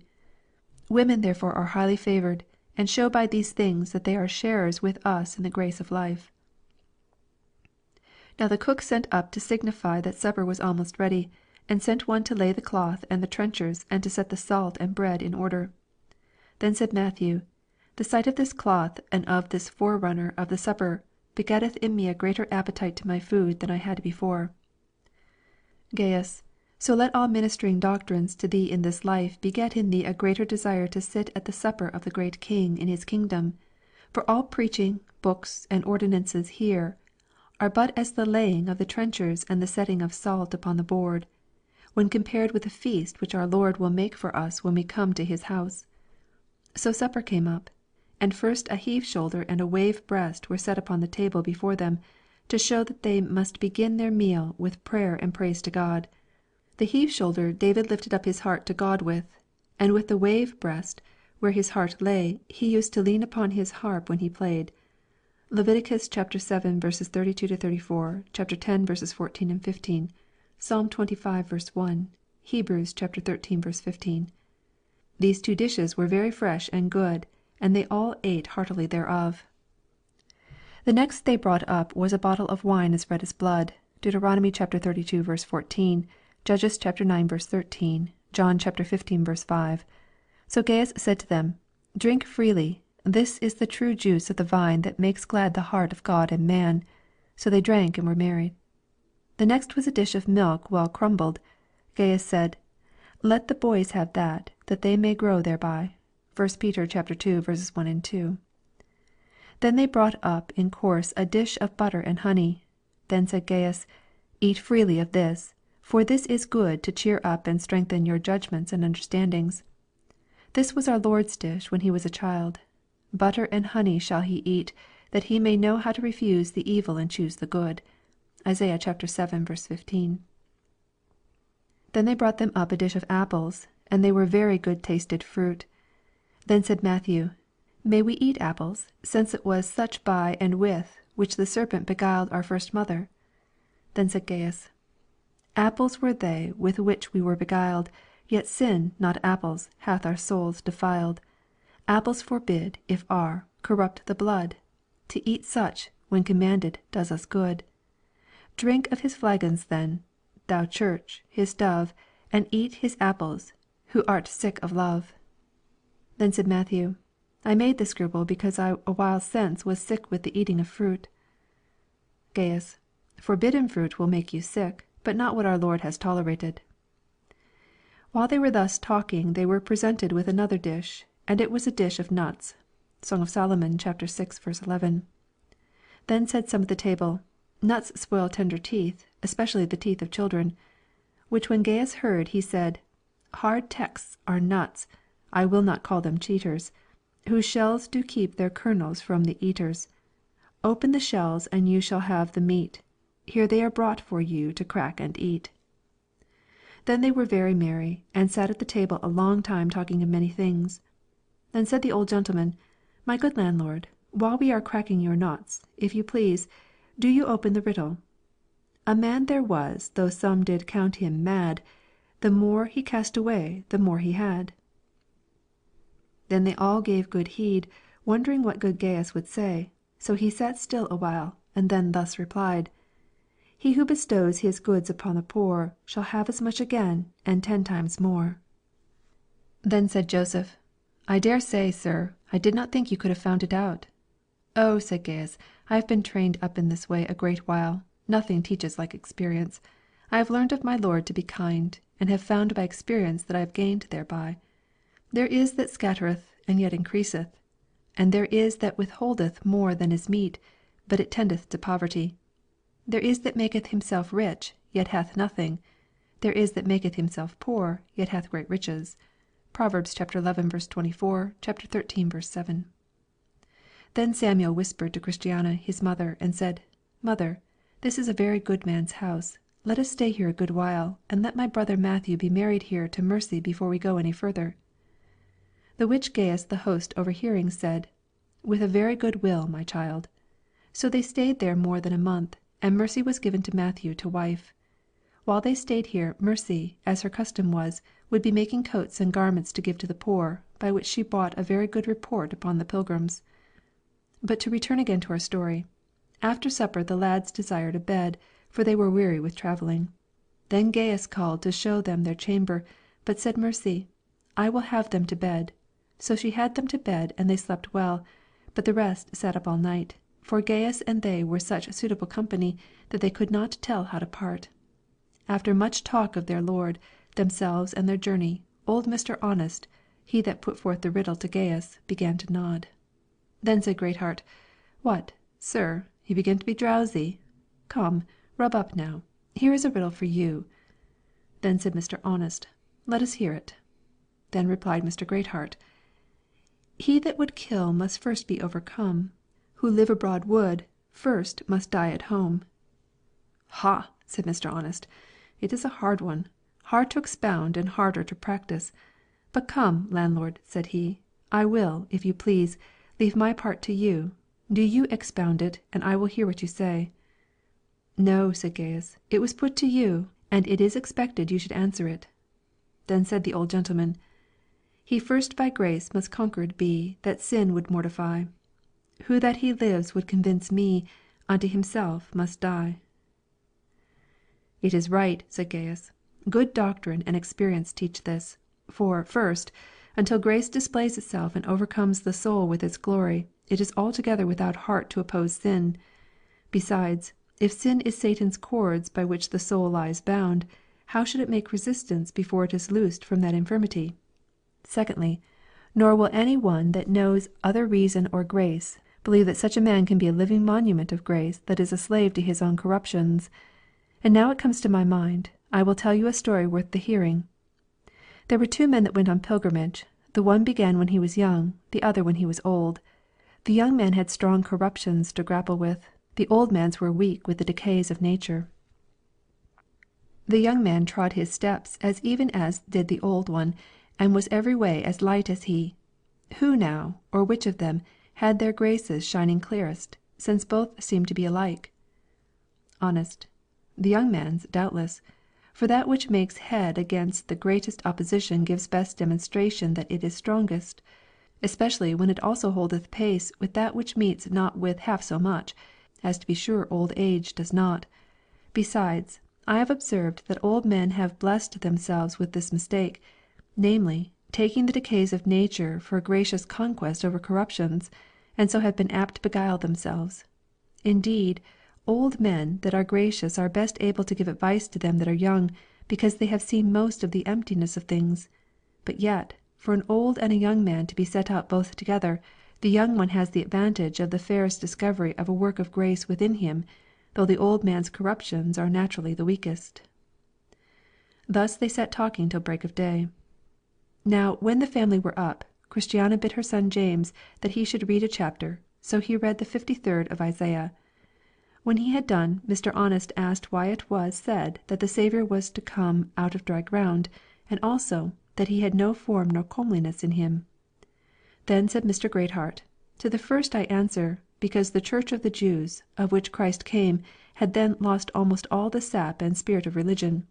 To the second I say, the words are spoken in the person of unbelievers, who because they want the eye that can see into our Prince's heart, therefore they judge of him by the meanness of his outside, just like those who, not knowing that precious stones are covered over with a homely crust, when they have found one, because they know not what they have found, cast it away again, as men do a common stone. Well, said Gaius, now you are here, and since, as I know, Mr. Greatheart is good at his weapons, if you please, after we have refreshed ourselves, we will walk into the fields to see if we can do any good. About a mile from hence there is one Slaygood, a giant that doth much annoy the king's highway in these parts, and I know whereabouts his haunt is. He is master of a number of thieves. It would be well if we could clear these parts of him. So they consented and went, Mr. Greatheart with his sword, helmet, and shield, and the rest with spears and staves. When they came to the place where he was, they found with him one feeble-mind in his hand, whom his servants had brought unto him, having taken him in the way. Now the giant was rifling him with a purpose after that to pick his bones, for he was of the nature of flesh eaters. Well, so soon as he saw Mr. Greatheart and his friends at the mouth of his cave with their weapons, he demanded what they wanted. Greatheart: We want thee, for we are come to revenge the quarrels of the many that thou hast slain of the pilgrims when thou hast dragged them out of the king's highway, wherefore come out of thy cave. So he armed himself and came out, and to battle they went, and fought for above an hour, and then stood still to take wind. Then said the giant: Why are you here on my ground? Greatheart: To revenge the blood of pilgrims, as I told thee before. So they went to it again, and the giant made Mr. Greatheart give back, but he came up again, and in the greatness of his mind he let fly with such stoutness at the giant's head and sides that he made him let his weapons fall out of his hand. So he smote him and slew him, and cut off his head, and brought it away to the inn. He also took Feeble mind the pilgrim, and brought him with him to his lodgings. When they were come home, they showed his head to the family, and set it up, as they had done others before, for a terror to those that should attempt to do as he hereafter. Then they asked Mr. Feeble mind how he fell into his hands. Then said the poor man: I am a sickly man, as you see, and because death did usually once a day knock at my door, I thought I should never be well at home, so I betook myself to a pilgrim's life, and have travelled hither from the town of Uncertain, where I and my father were born. I am a man of no strength at all of body, nor yet of mind, but would, if I could, though I but crawl, spend my life on the pilgrim's way. When I came at the gate, that is at the head of the way, the lord of the place did entertain me freely, neither objected he against my weakly looks, nor against my feeble mind, but gave me such things as were necessary for my journey, and bid me hope to the end. When I came to the house of the interpreter, I received much kindness there, and because the hill difficulty was judged too hard for me, I was carried up that by one of his servants. Indeed, I have found much relief from pilgrims, though none were willing to go so softly as I am forced to do. Yet still as they came on they bid me be of good cheer, and said that it was the will of their Lord that comfort should be given to the feeble-minded. 1 Thessalonians 5:14, and so went on their own pace. When I was come to Assault Lane, then this giant met with me and bid me prepare for an encounter. But alas, feeble one that I was, I had more need of a cordial, so he came up and took me.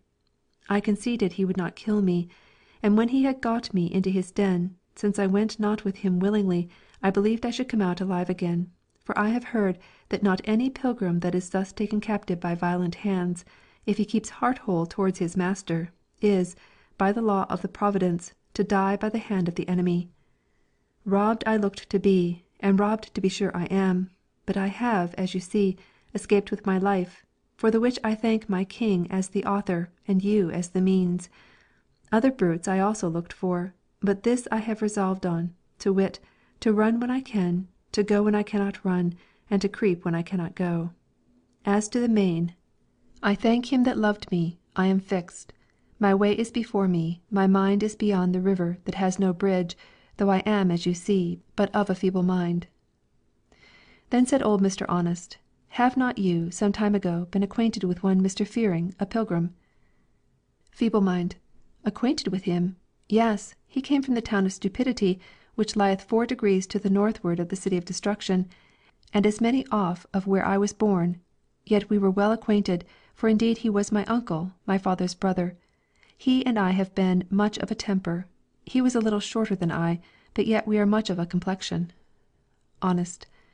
I perceive you knew him, and I am apt to believe also that you were related one to another, for you have his whitely look, a cast like his with your eye, and your speech is much alike. Feeble mind. Most have said so that have known us both. Besides what I have read in him, I have for the most part found in myself. Come, sir, said good Gaius, be of good cheer. You are welcome to me and to my house. What thou hast a mind to do, call for freely. And what thou wouldst have my servants do for thee, they will do it with a ready mind. Then said Mr. Feeble mind, This is an unexpected favour, as the sun shining out of a very dark cloud. Did Giant Slaygood intend me this favour when he stopped me and resolved to let me go no further? Did he intend that after he had rifled my pockets, I should go to Gaius my host? Yet so it is. Now just as Mr. Feeble mind and Gaius were thus in talk, There came one running and called at the door, and said that about a mile and a half off there was one Mr. Notwright, a pilgrim, struck dead upon the place where he was with a thunderbolt. "Alas!" said Mr. Feeblemind, "is he slain? He overtook me some days before I came so far as hither, and would be my company keeper. He was also with me when Slaygood the giant took me, but he was nimble of his heels and escaped. But it seems he escaped to die, and I was taken to live. What one would think doth seek to slay outright, ofttimes delivers from the saddest plight. That very Providence whose face is death, doth ofttimes to the lowly life bequeath. I taken was, he did escape and flee, hands crossed gave death to him and life to me." Now about this time Matthew and Mercy were married. Also Gaius gave his daughter Phoebe to James, Matthew's brother, to wife, after which time they had stayed about 10 days at Gaius's house, spending their time and the seasons like as pilgrims used to do. When they were to depart, Gaius made them a feast, and they did eat and drink and were merry. Now the hour was come that they must be gone, wherefore Mr. Greatheart called for a reckoning, but Gaius told him that at his house it was not the custom for pilgrims to pay for their entertainment. He boarded them by the year, but looked for his pay from the Good Samaritan, who had promised him at his return whatsoever charge he was at with them, faithfully to repay him. Luke 10:34-35. Then said Mr. Greatheart to him, "Beloved, thou dost faithfully whatsoever thou doest to the brethren and to strangers, who have borne witness of thy charity before the church, whom if thou yet bring forward on their journey after a godly sort, thou shalt do well." 3 John 5-6. Then Gaius took his leave of them all, and his children, and particularly of Mr. Feeblemind. He also gave them something to drink by the way. Now Mr. Feeblemind, when they were going out of the door, made as if he intended to linger, to which when Mr. Greatheart espied, he said, "Come, Mr. Feeblemind, pray, do you go along with us. I will be your conductor, and you shall fare as the rest." Feeblemind. "Alas, I want a suitable companion. You are all lusty and strong, but I, as you see, am weak. I choose therefore rather to come behind, lest by reason of my many infirmities I should be a burden both to myself and to you. I am, as I said, a man of weak and feeble mind, and shall be offended and weak at that which others can bear. I shall like no laughing, I shall like no gay attire, I shall like no unprofitable questions. Nay, I am so weak a man as to be offended with that which others have a liberty to do. I do not yet know all the truth. I am a very ignorant Christian man. Sometimes, if I hear some rejoice in the Lord, it troubles me because I cannot do so too. It is with me as it is with the weak man among the strong, or as with a sick man among the healthy, or as a lamp despised, so that I know not what to do. He that is ready to slip with his feet as a lamp despiseth the thought of him that is at ease." Job 12:5. "But, brother," said Mr. Greatheart, "I have it in commission to comfort the feeble-minded and to support the weak. You must needs go along with us. We will wait for you. We will lend you our help. We will deny ourselves of some things, both opinionative and practical, for your sake. We will not enter into doubtful disputations before you. We will be made all things to you, rather than that you shall be left behind." 1 Thessalonians 5:14, Romans 14, 1 Corinthians 8:9-13, 9:22. Now all this while they were at Gaius's door, and behold, as they were thus in the heat of their discourse, Mr. Ready to halt came by with his crutches in his hand, and he also was going on pilgrimage. Then said Mr. Feeblemind to him, "Man, how comest thou hither? I was but now complaining that I had not a suitable companion, but thou art according to my wish. Welcome, welcome, good Mr. Ready to halt. I hope that thou and I may be some help." "I shall be glad of thy company," said Ready to halt, "and, good Mr. Feeblemind, rather than we will part, since we are thus happily met, I will lend thee one of my crutches." "Nay," said Mr. Feeblemind, "though I thank thee for thy good will, I am not inclined to halt before I am lame. Howbeit I think, when occasion is, it may help me against a dog." Ready to halt. "If either myself or my crutches can do thee a pleasure, we are both at thy command, good Mr. Feeblemind." Thus, therefore, they went on. Mr. Greatheart and Mr. Honest went before, Christiana and her children went next, and Mr. Feeblemind came behind, and Mr. Ready to halt with his crutches. Then said Mr. Honest, Pray, sir, now that we are upon the road, tell us some profitable things of some that have gone on pilgrimage before us. Greatheart. With a good will. I suppose you have heard how Christian of old did meet with Apollyon in the valley of humiliation, and also what hard work he had to go through the valley of the shadow of death. Also I think you cannot but have heard how Faithful was put to it by Madam Wanton with Adam the First, with one discontent and shame, four as deceitful villains as a man can meet with upon the road. Honest. Yes, I have heard of all this, but indeed good Faithful was hardest put to it with shame, he was an unwearied one. Greatheart. Ay, for as the Pilgrim well said, he of all men had the wrong name. Honest. But pray, sir, where was it that Christian and Faithful met Talkative? That same was also a notable one. Greatheart. He was a confident fool, yet many follow his ways. Honest. He had like to have beguiled Faithful. Greatheart. Ay, but Christian put him in a way quickly to find him out. Thus they went on till they came to the place where Evangelist met with Christian and Faithful, and prophesied to them what should befall them at Vanity Fair. Then said their guide, Hereabouts did Christian and Faithful meet with Evangelist, who prophesied to them of what troubles they should meet with at Vanity Fair. Honest. Say you so? I dare say it was a hard chapter that then he did read unto them. Greatheart. It was so, but he gave them encouragement withal. But what do we talk of them? They were a couple of lion-like men. They had set their faces like a flint. Do you not remember how undaunted they were when they stood before the judge? Honest. Well, Faithful bravely suffered. Greatheart. So he did, and as brave things came on it, for Hopeful and some others, as the story relates it, were converted by his death. Honest. Well, but pray go on, for you are well acquainted with things. Greatheart. Above all that Christian met with after he had passed through Vanity Fair, one By-ends was the arch one. Honest. By-ends? What was he? Greatheart. A very arch fellow, a downright hypocrite, one that would be religious, whichever way the world went, but so cunning that he would be sure never to lose or suffer for it. He had his mode of religion for every fresh occasion, and his wife was as good at it as he. He would turn from opinion to opinion, yea, and plead for so doing, but so far as I could learn, he came to an ill end with his by-ends, nor did I ever hear that any of his children were ever of any esteem with any that truly feared God. Now by this time they were come within sight of the town of Vanity, where Vanity Fair is kept. So when they saw that they were so near the town they consulted with one another how they should pass through the town, and some said one thing and some another. At last Mr. Greatheart said, I have, as you may understand, often been a conductor of pilgrims through this town. Now I am acquainted with one Mr. Mnason, Acts 26:16, a Cyprusian by nation, an old disciple, at whose house we may lodge.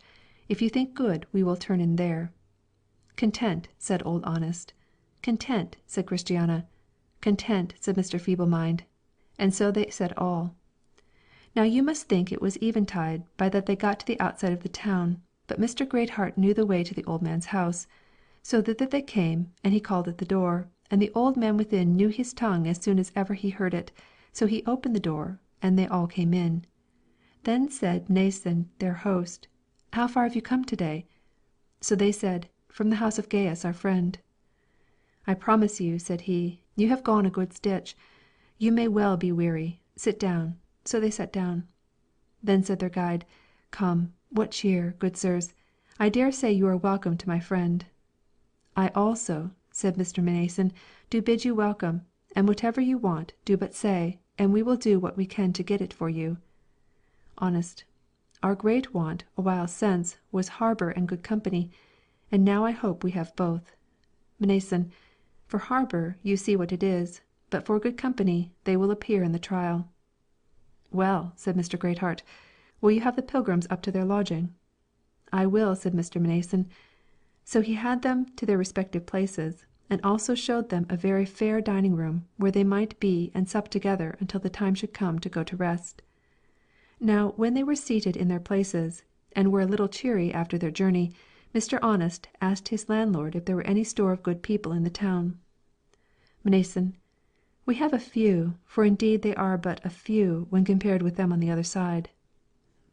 Honest. But how shall we do to see some of them? For the sight of good men to them that are going on pilgrimage is like the appearing of the moon and the stars to them that are sailing upon the seas. Then Mr. Mnason stamped with his foot, and his daughter Grace came up. So he said unto her, Grace, go you, tell my friends, Mr. Contrite, Mr. Holyman, Mr. Lovesaints, Mr. Dare not lie, and Mr. Penitent, that I have a friend or two at my house who have a mind this evening to see them. So Grace went to call them, and they came, and after salutation made they sat down together at the table.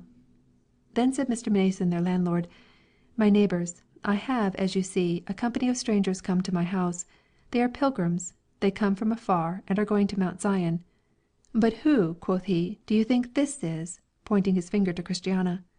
It is Christiana, the wife of Christian, the famous pilgrim who, with Faithful his brother, was so shamefully handled in our town.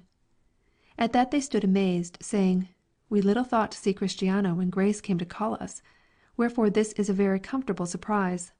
Then they asked her of her welfare, and if these young men were her husband's sons. And when she had told them they were, they said, The King whom you love and serve make you as your father, and bring you where he is in peace. Then Mr. Honest, when they were all set down, asked Mr. Contrite and the rest in what posture their town was at present. Contrite. You may be sure we are full of hurry in fair time. 'Tis hard keeping our hearts and spirits in good order when we are in a cumbered condition. He that lives in such a place as this is, and has to do with such as we have, has need of an item to caution him to take heed every moment of the day. Honest. But how are your neighbours now for quietness? Contrite.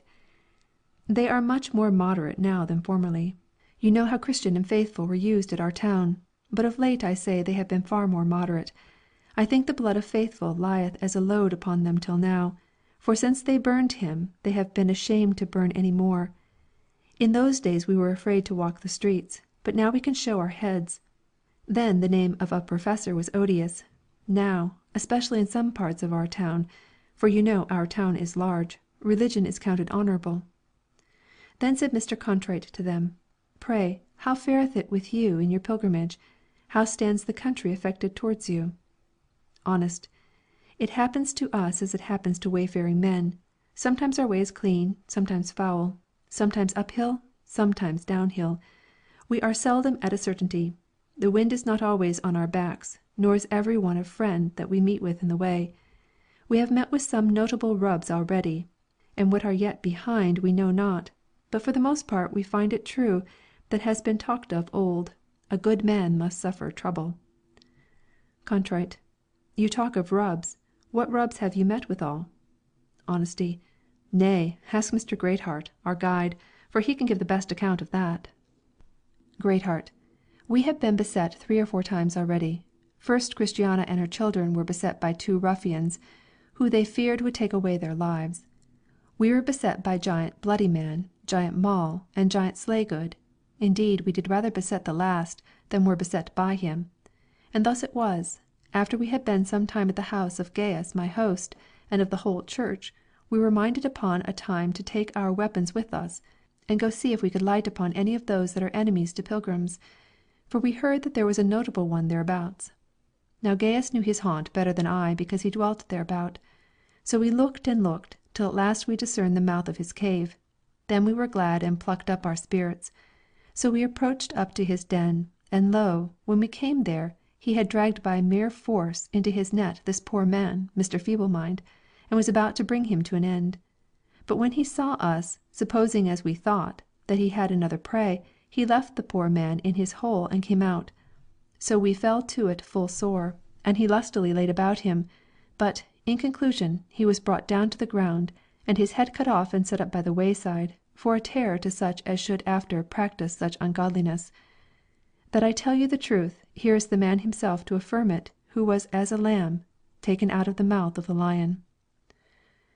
Then said Mr. Feeblemind, I found this true, to my cost and comfort, to my cost, when he threatened to pick my bones every moment, and to my comfort, when I saw Mr. Greatheart and his friends, with their weapons, approach so near for my deliverance. Then said Mr. Holyman, there are two things that they have need to possess who go on pilgrimage, courage and an unspotted life. If they have not courage they can never hold on their way, and if their lives be loose they will make the very name of a pilgrim stink. Then said Mr. Lovesaints, I hope this caution is not needful among you, but truly there are many that go upon the road who rather declare themselves strangers to pilgrimage than strangers and pilgrims on the earth. Then said Mr. Dare not lie, 'tis true, they have neither the pilgrim's weed nor the pilgrim's courage, they go not uprightly, but all awry with their feet, one shoe goeth inward, another outward, and their hosen are out behind, here a rag and there a rent, to the disparagement of their Lord. These things, said Mr. Penitent, they ought to be troubled for, nor are the pilgrims like to have that grace put upon them, and their pilgrim's progress as they desire, until the way is cleared of such spots and blemishes. Thus they sat talking and spending the time until supper was set upon the table, unto which they went and refreshed their weary bodies. So they went to rest. Now they stayed at the fair a great while at the house of this Mr. Mnason, who in process of time gave his daughter Grace unto Samuel, Christiana's son, to wife, and his daughter Martha to Joseph. The time, as I said, that they stayed here was long, for it was not now as in former times. Wherefore the pilgrims grew acquainted with many of the good people of the town, and did them what service they could. Mercy, as she was wont, laboured much for the poor, wherefore their bellies and backs blessed her, and she was there an ornament to her profession. And to say the truth for Grace, Phoebe, and Martha, they were all of a very good nature, and did much good in their places. They were also all of them very fruitful, so that Christiana's name, as was said before, was like to live in the world. While they lay here, there came a monster out of the woods and slew many of the people of the town. It would also carry away their children, and teach them to suck its whelps. Now no man in the town durst so much as face this monster, but all fled when they heard the noise of his coming. The monster was like unto no one beast on the earth.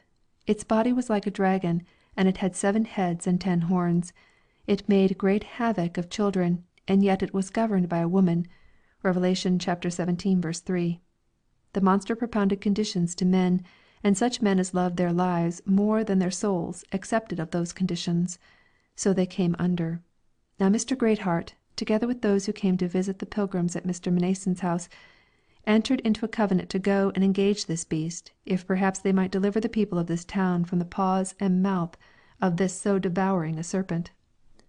Then did Mr. Greatheart, Mr. Contrite, Mr. Holyman, Mr. Dare not lie, and Mr. Penitent, with their weapons, go forth to meet him. Now the monster at first was very rampant, and looked upon these enemies with great disdain. But they so belaboured him, being sturdy men at arms, that they made him make a retreat. So they came home to Mr. Mnason's house again. The monster, you must know, had his certain seasons to come out in and to make his attempts upon the children of the people of the town. At these seasons did these valiant worthies watch him, and did still continually assault him, insomuch that in process of time he became not only wounded but lame. Also, he has not made that havoc of the townsmen's children as formerly he had done, and it is verily believed by some that this beast will die of his wounds. This, therefore, made Mr. Greatheart and his fellows of great fame in this town, so that many of the people that wanted their taste of things yet had a reverent esteem and respect for them. Upon this account, therefore, it was that these pilgrims got not much hurt here. True, there were some of the baser sort that could see no more than a mole, nor understand any more than a beast. These had no reverence for these men, and took no notice of their valour and adventures. Part II. The 8th Stage. Well, the time grew on that the pilgrims must go on their way, wherefore they prepared for their journey. They sent for their friends, they conferred with them, they had some time set apart, therein to commit each other to the protection of their prince. There were again that brought them of such things as they had, that were fit for the weak and the strong, for the women and the men, and so laded them with such things as were necessary. Acts 28:10. Then they set forward on their way, and their friends accompanying them, so far as was convenient, they again committed each other to the protection of their king, and parted. They therefore that were of the Pilgrim's company went on, and Mr. Greatheart went before them. Now, the women and children being weakly, they were forced to go as they could bear, by which means Mr. Ready to halt and Mr. Feeble mind had more to sympathize with their condition. When they were gone from the townsmen, and when their friends had bid them farewell, they quickly came to the place where Faithful was put to death. Therefore they made a stand, and thanked him that had enabled him to bear his cross so well, and the rather, because they now found that they had a benefit by such a manly suffering as was his. They went on therefore after this a good way further, talking of Christian and Faithful, and how Hopeful joined himself to Christian after that Faithful was dead. Now they were come up to the hill Lucre, where the silver mine was, which took Demas off from his pilgrimage, and into which, as some think, by-ends fell and perished. Wherefore they considered that. But when they were come to the old monument that stood over against the hill Lucre, to wit, to the pillar of salt that stood also within view of Sodom and its stinking lake, they marvelled, as did Christian before, that men of such knowledge and ripeness of wit as they were should be so blinded as to turn aside here. Only they considered, again, that nature is not affected with the harms that others have met with, especially if that thing upon which they look has an attracting virtue upon the foolish eye. I saw now that they went on till they came to the river that was on this side of the Delectable Mountains, to the river where the fine trees grow on both sides, and whose leaves, if taken inwardly, are good against surfeits, where the meadows are green all the year long, and where they might lie down safely. Psalm 23:2. By this riverside and in the meadows there were cotes and folds for sheep, a house built for the nourishing and bringing up of those lambs, the babes of those women that go on pilgrimage. Also there was here one that was entrusted with them, who could have compassion, and that could gather these lambs with his arms, and carry them in his bosom, and gently lead those that were with young. Hebrews 5:2, Isaiah 40:11. Now to the care of this man Christiana admonished her 4 daughters to commit their little ones, that by these waters they might be housed, harboured, succoured, and nourished, and that none of them might be lacking in time to come. This man, if any of them go astray or be lost, will bring them again. He will also bind up that which was broken, and will strengthen them that are sick. Jeremiah 23:4, Ezekiel 34:11-16. Here they will never want meat, drink, and clothing. Here they will be kept from thieves and robbers, for this man will die before one of those committed to his trust shall be lost. Besides, here they shall be sure to have good nurture and admonition, and shall be taught to walk in right paths, and that you know is a favour of no small account. And here, as you see, are delectable waters, pleasant meadows, dainty flowers, variety of trees, and such as bear wholesome fruit. Fruit not like that which Matthew ate of, that fell over the wall out of Beelzebub's garden, but fruit that procureth health where there is none, and that continueth and increaseth it where it is. So they were content to commit their little ones to him. And that which was also an encouragement to them to do so, was that for all this was to be at the charge of the king, and so was a hospital to young children and orphans. Now they went on. And when they were come to Bypath Meadow, to the stile over which Christian went with his fellow Hopeful, when they were taken by Giant Despair and put into Doubting Castle, they sat down and consulted what was best to be done. To wit, now they were so strong, and had got such a man as Mr. Greatheart for their conductor, whether they had not best to make an attempt upon the giant, demolish his castle, and if there were any pilgrims in it, to set them at liberty before they went any further. So one said one thing, and another said the contrary. One questioned if it was lawful to go upon unconsecrated ground. Another said they might, provided their end was good. But Mr. Greatheart said, "Though that assertion offered last cannot be universally true, yet I have a commandment to resist sin, to overcome evil, to fight the good fight of faith. And, I pray, with whom should I fight this good fight, if not with Giant Despair? I will therefore attempt the taking away of his life and the demolishing of Doubting Castle." Then said he, "Who will go with me?" Then said Old Honest, "I will." And so will we too, said Christiana's 4 sons, Matthew, Samuel, Joseph, and James, for they were young men and strong. 1 John 2:13 and 14. So they left the women in the road, and with them Mr. Feeblemind and Mr. Ready to Halt with his crutches to be their guard until they came back. For though in that place the giant Despair dwelt so near, they keeping in the road, a little child might lead them. Isaiah 11:6. So Mr. Greatheart, Old Honest, and the 4 young men went to go up to Doubting Castle to look for Giant Despair. When they came at the castle gate, they knocked for entrance with an unusual noise. At that the old giant comes to the gate, and Diffidence his wife follows. Then said he, Who and what is he that is so hardy as after this manner to molest the giant Despair? Mr. Greatheart replied, It is I, Greatheart, one of the King of the Celestial Country's conductors of pilgrims to their place, and I demand of thee that thou open thy gates for my entrance. Prepare thyself also to fight, for I am come to take away thy head and to demolish Doubting Castle. Now Giant Despair, because he was a giant, thought no man could overcome him, and again thought he, Since heretofore I have made a conquest of angels, shall Greatheart make me afraid? So he harnessed himself and went out. He had a cap of steel upon his head, a breastplate of fire girded to him, and he came out in iron shoes, with a great club in his hand. Then these 6 men made up to him and beset him behind and before. Also, when Diffidence the giantess came up to help him, old Mr. Honest cut her down at one blow. Then they fought for their lives, and Giant Despair was brought down to the ground, but he was very loath to die. He struggled hard, and had, as they say, as many lives as a cat.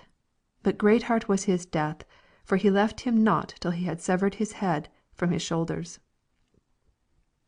Then they fell to demolishing Doubting Castle, and that, you know, might with ease be done, since Giant Despair was dead.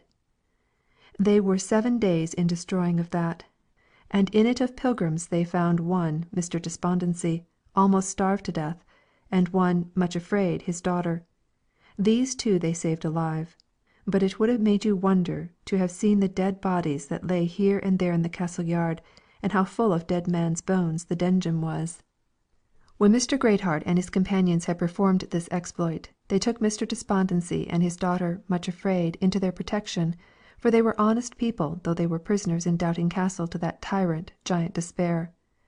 They therefore, I say, took with them the head of the giant, for his body they had buried under a heap of stones, and down to the road and to their companions they came, and showed them what they had done. Now when Feeblemind and Ready to Halt saw that it was the head of Giant Despair indeed, they were very jocund and merry. Now Christiana, if need was, could play upon the viol, and her daughter Mercy upon the lute. So since they were so merry disposed, she played them a lesson, and Ready to Halt would dance. So he took Despondency's daughter Much Afraid by the hand, and dancing they went in the road. True, he could not dance without one crutch in his hand, but I promise you he footed it well. Also the girl was to be commended, for she answered the music handsomely. As for Mr. Despondency, the music was not so much to him, for he was feeding rather than dancing, for that he was almost starved. So Christiana gave him some of her bottle of spirits for present relief, and then prepared him something to eat, and in a little time the old gentleman came to himself and began to be finely revived. Now I saw in my dream, when all these things were finished, Mr. Greatheart took the head of Giant Despair, and set it upon a pole by the highway side, right over against the pillar that Christian erected for a caution to pilgrims that came after to take heed of entering into his grounds. Then he writ under it upon a marble stone these verses following: This is the head of him whose name only in former times did pilgrims terrify. His castle's down, and Diffidence his wife brave Mr. Greatheart has bereft of life. Despondency, his daughter Much Afraid, Greatheart for them also the man has played. Who hereof doubts, if he'll but cast his eye up hither, may his scruples satisfy. This head also, when doubting cripples dance, doth show from fears they have deliverance. When these men had thus bravely showed themselves against Doubting Castle, and slain Giant Despair, they went forward and went on until they came to the Delectable Mountains, where Christian and Hopeful refreshed themselves with the varieties of the place. They also acquainted themselves with the shepherds there, who welcomed them, as they had done Christian before, unto the Delectable Mountains. Now the shepherds seeing so great a train follow Mr. Greatheart, for with him they were well acquainted, they said unto him, Good sir, you have got a goodly company here. Pray, where did you find all these? Then Mr. Greatheart replied, First, here is Christiana and her train, her sons and her sons' wives, who, like the wain kept by the pole, and do by compass steer, from sin to grace, else they had not been here. Next here's old Honest come on pilgrimage, ready to halt, too, who, I dare engage, true-hearted is, and so is Feeble mind, who willing was not to be left behind. Despondency, good man, is coming after, and so also is Much afraid his daughter. May we have entertainment here, or must we further go? Let's know whereon to trust. Then said the shepherds, This is a comfortable company. You are welcome to us, for we have for the feeble as well as for the strong. Our prince has an eye to what is done to the least of these, therefore infirmity must not be a block to our entertainment. Matthew 25:40. So they had them to the palace door, and said unto them, Come in, Mr. Feeble-mind, come in, Mr. Ready-to-halt, come in, Mr. Despondency, and Mrs. Much-afraid his daughter. These, Mr. Greatheart, said the shepherds to the guide, we call in by name, for that they are most subject to draw back. But as for you and the rest that are strong, we leave you to your wonted liberty. Then said Mr. Greatheart, This day I see that grace doth shine in your faces, and that you are my Lord's shepherds indeed. For that you have not pushed these diseased, neither with side nor shoulder, but have rather strewed their way into the place with flowers as you should. Ezekiel 34:21. So the feeble and the weak went in, and Mr. Greatheart and the rest did follow. When they were also set down, the shepherds said to those of the weaker sort, What is it that you would have? For, said they, all things must be managed here to the supporting of the weak, as well as to the warning of the unruly. So they made them a feast of things easy of digestion, and that were pleasant to the palate and nourishing.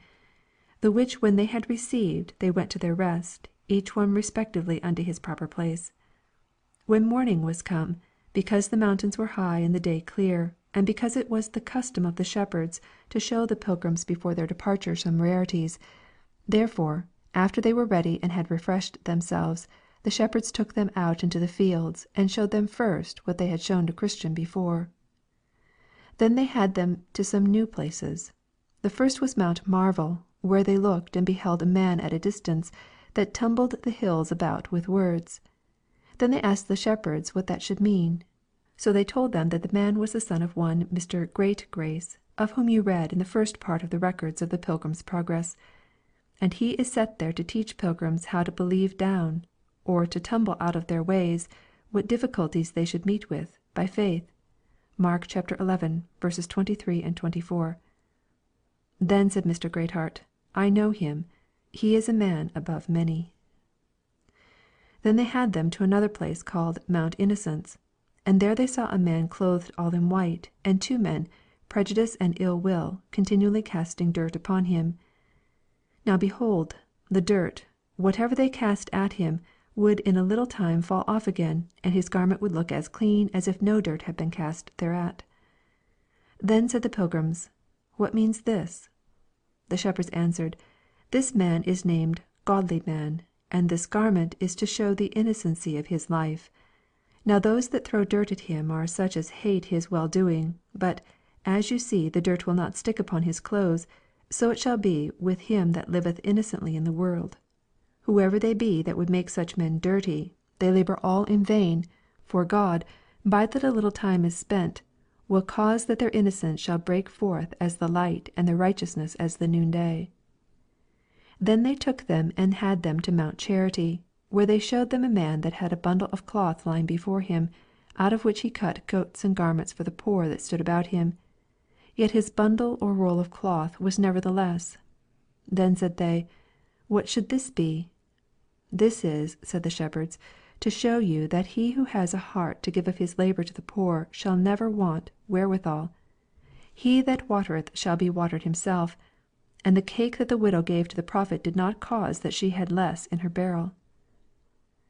Then they had them also to the place where they saw one fool and one want-wit washing an Ethiopian with the intention to make him white, but the more they washed him the blacker he was. Then they asked the shepherds what that should mean. So they told them, saying, Thus it is with the vile person. All means used to get such one a good name shall in conclusion tend to but make him more abominable. Thus it was with the Pharisees, and so it shall be with all hypocrites. Then said Mercy, the wife of Matthew, to Christiana, her mother, Mother, I would if it might be, see the hole in the hill, or that commonly called the byway to hell. So her mother broke her mind to the shepherds.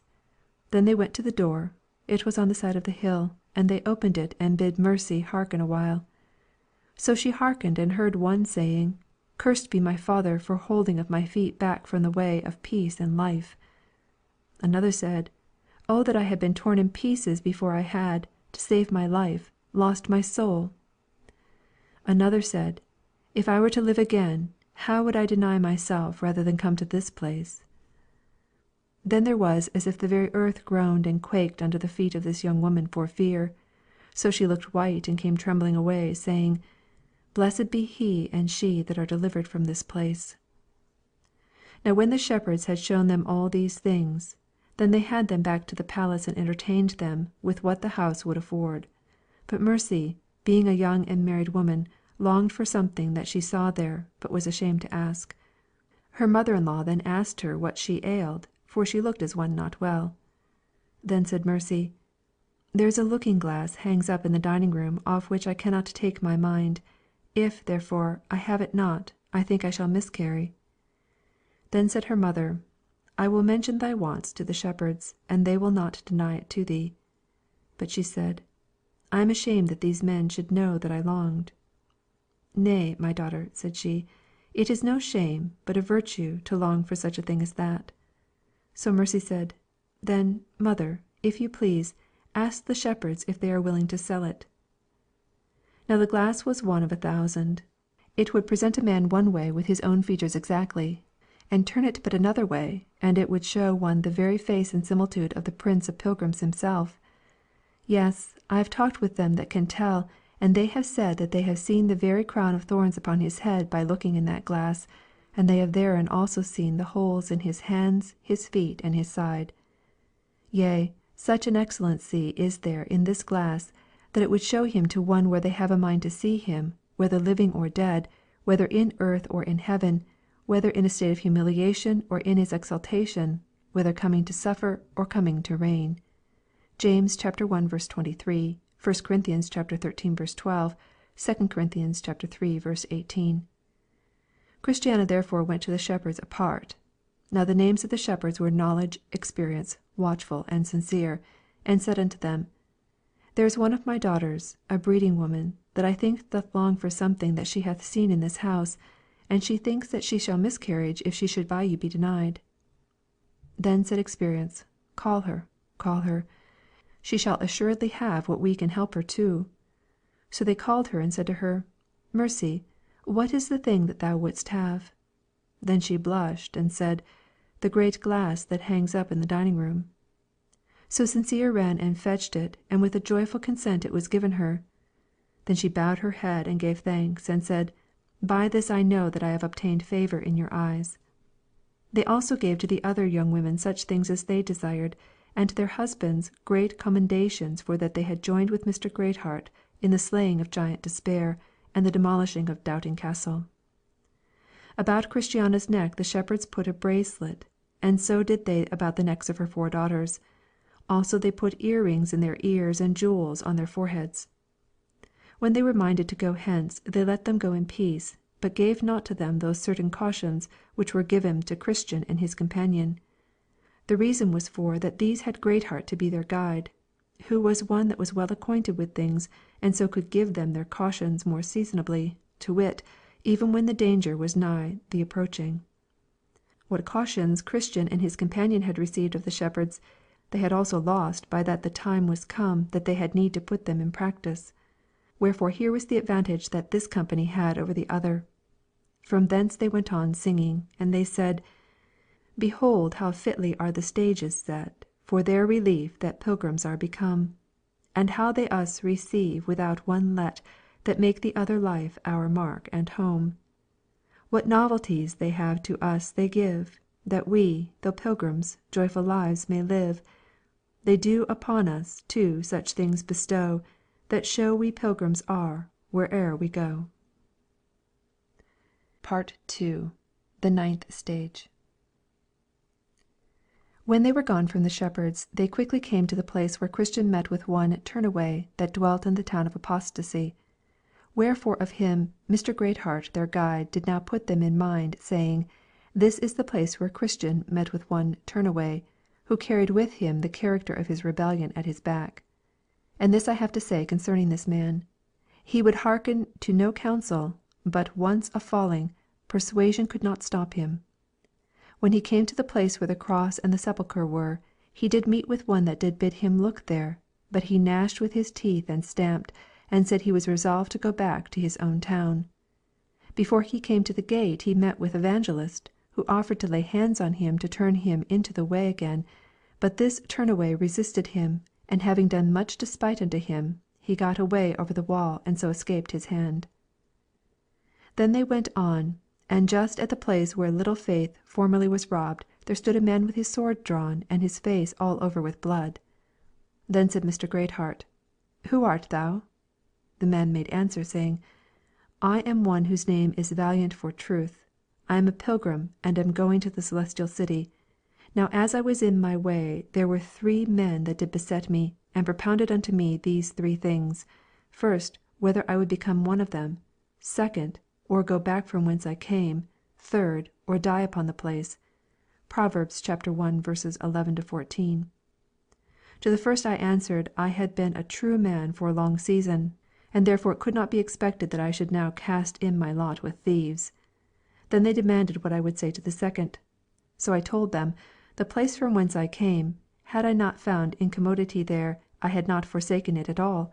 But finding it altogether unsuitable to me and very unprofitable for me, I forsook it for this way. Then they asked me what I said to the third, and I told them my life cost far more dear than that I should lightly give it away.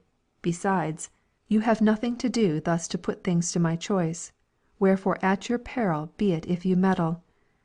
Then these 3, to wit, Wildhead, Inconsiderate, and Pragmatic, drew upon me, and I also drew upon them. So we fell to it, 1 against 3, for the space of above 3 hours. They have left upon me, as you see, some of the marks of their valour, and have also carried away with them some of mine. They are but just now gone. I suppose they might, as the saying is, hear your horse dash, and so they betook themselves to flight. Greatheart. But here was great odds, 3 against 1. 'Tis true, replied Valiant for Faith, but little or more are nothing to him that has the truth on his side. Though a host should encamp against me, said one, Psalm 27:3, my heart shall not fear.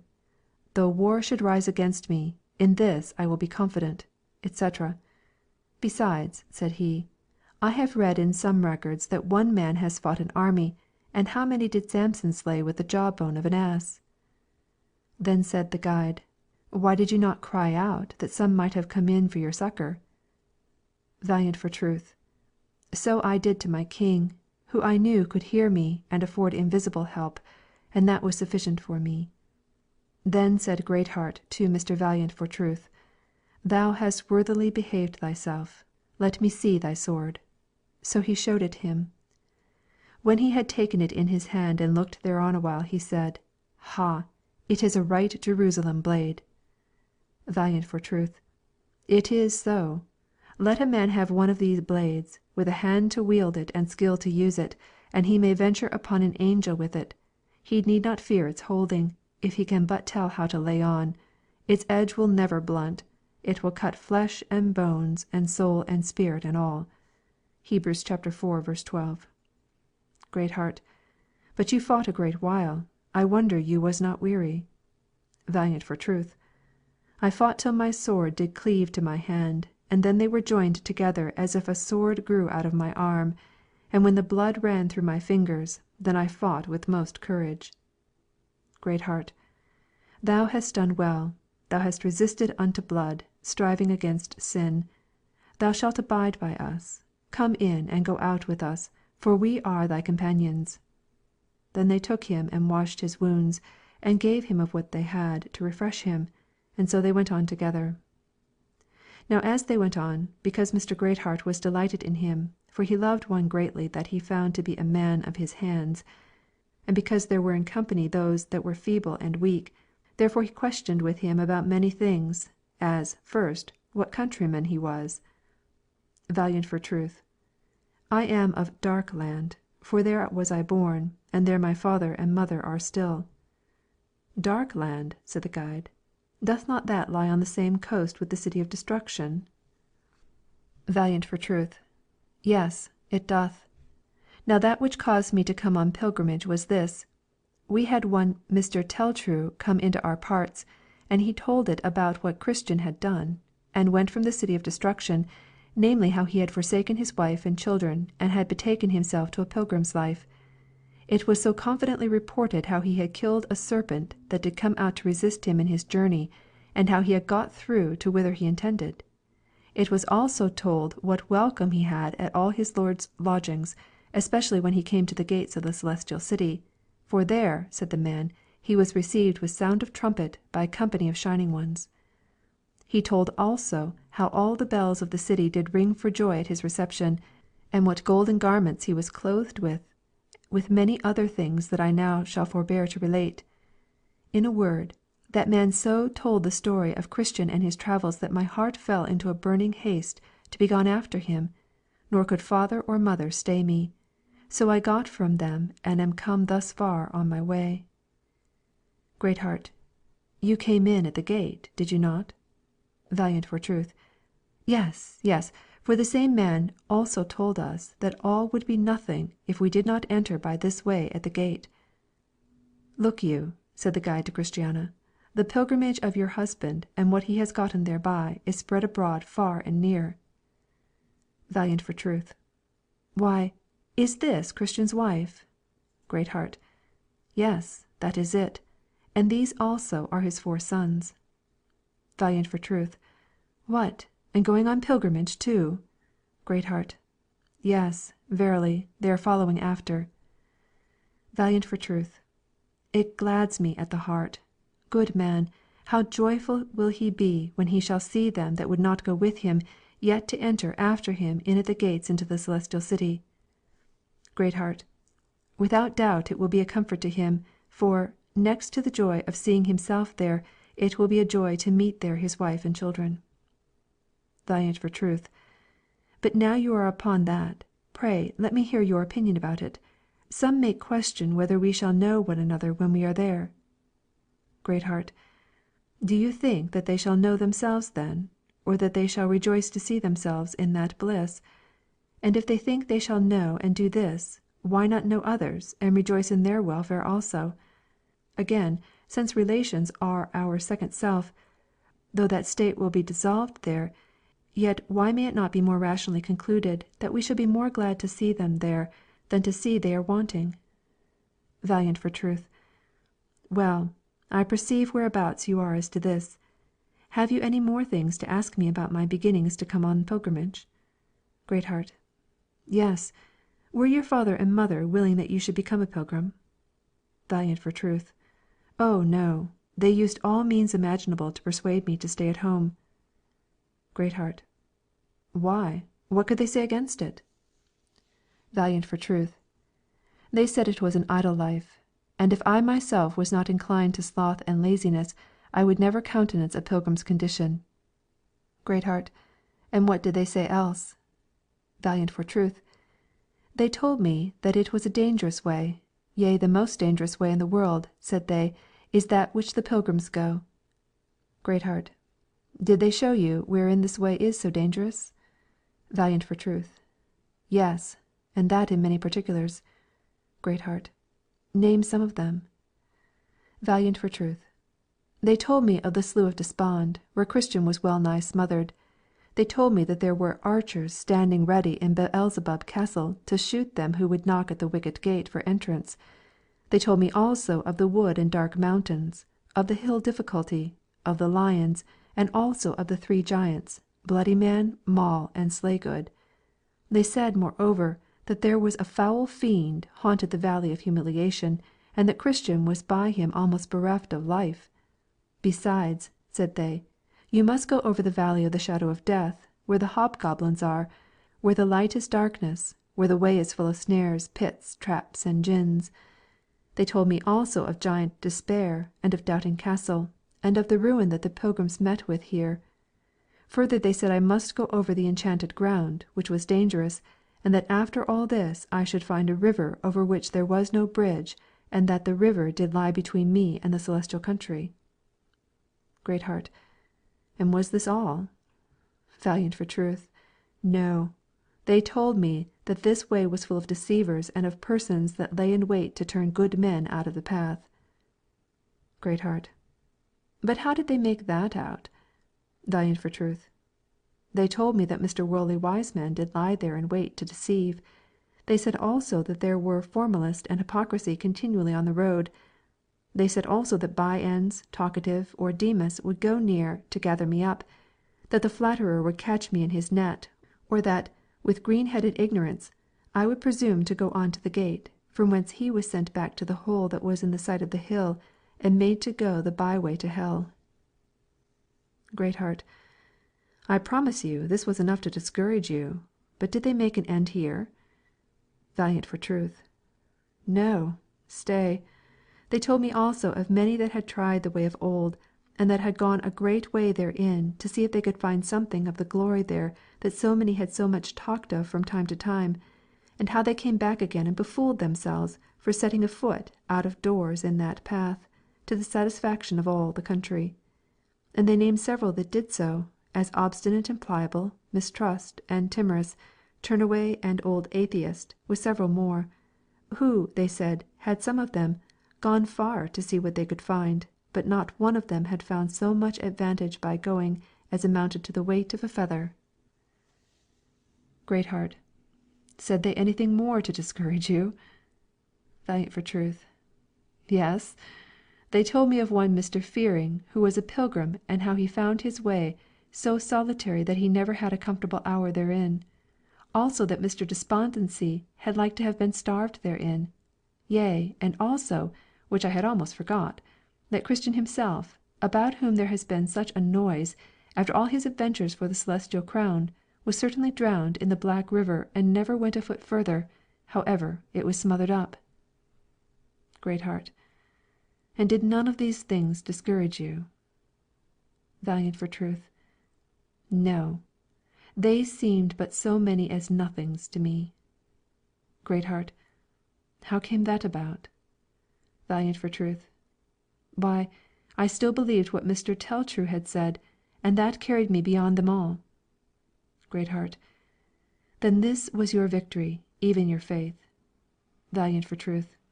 It was so. I believed, and therefore came out, got into the way, fought all that set themselves against me, and by believing am come to this place.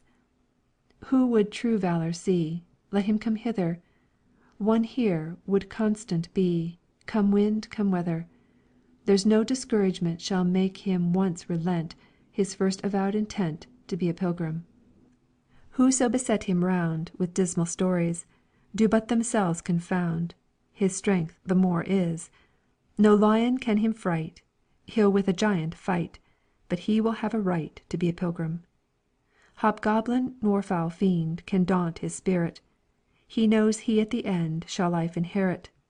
Then fancies fly away, he'll not fear what men say, he'll labour night and day to be a pilgrim.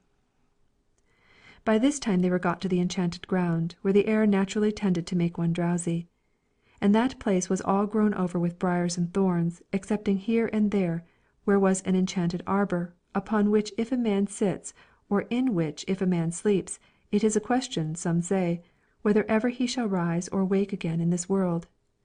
Over this forest, therefore, they went, both one and another, and Mr. Greatheart went before, for that he was the guide, and Mr. Valiant for truth came behind, being rear guard, for fear lest peradventure some fiend or dragon or giant or thief should fall upon their rear, and so do mischief. They went on here, each man with his sword drawn in his hand, for they knew it was a dangerous place.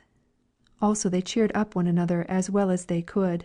Mr. Feeble-mind, Mr. Greatheart commanded, should come up after him, and Mr. Despondency was under the eye of Mr. Valiant.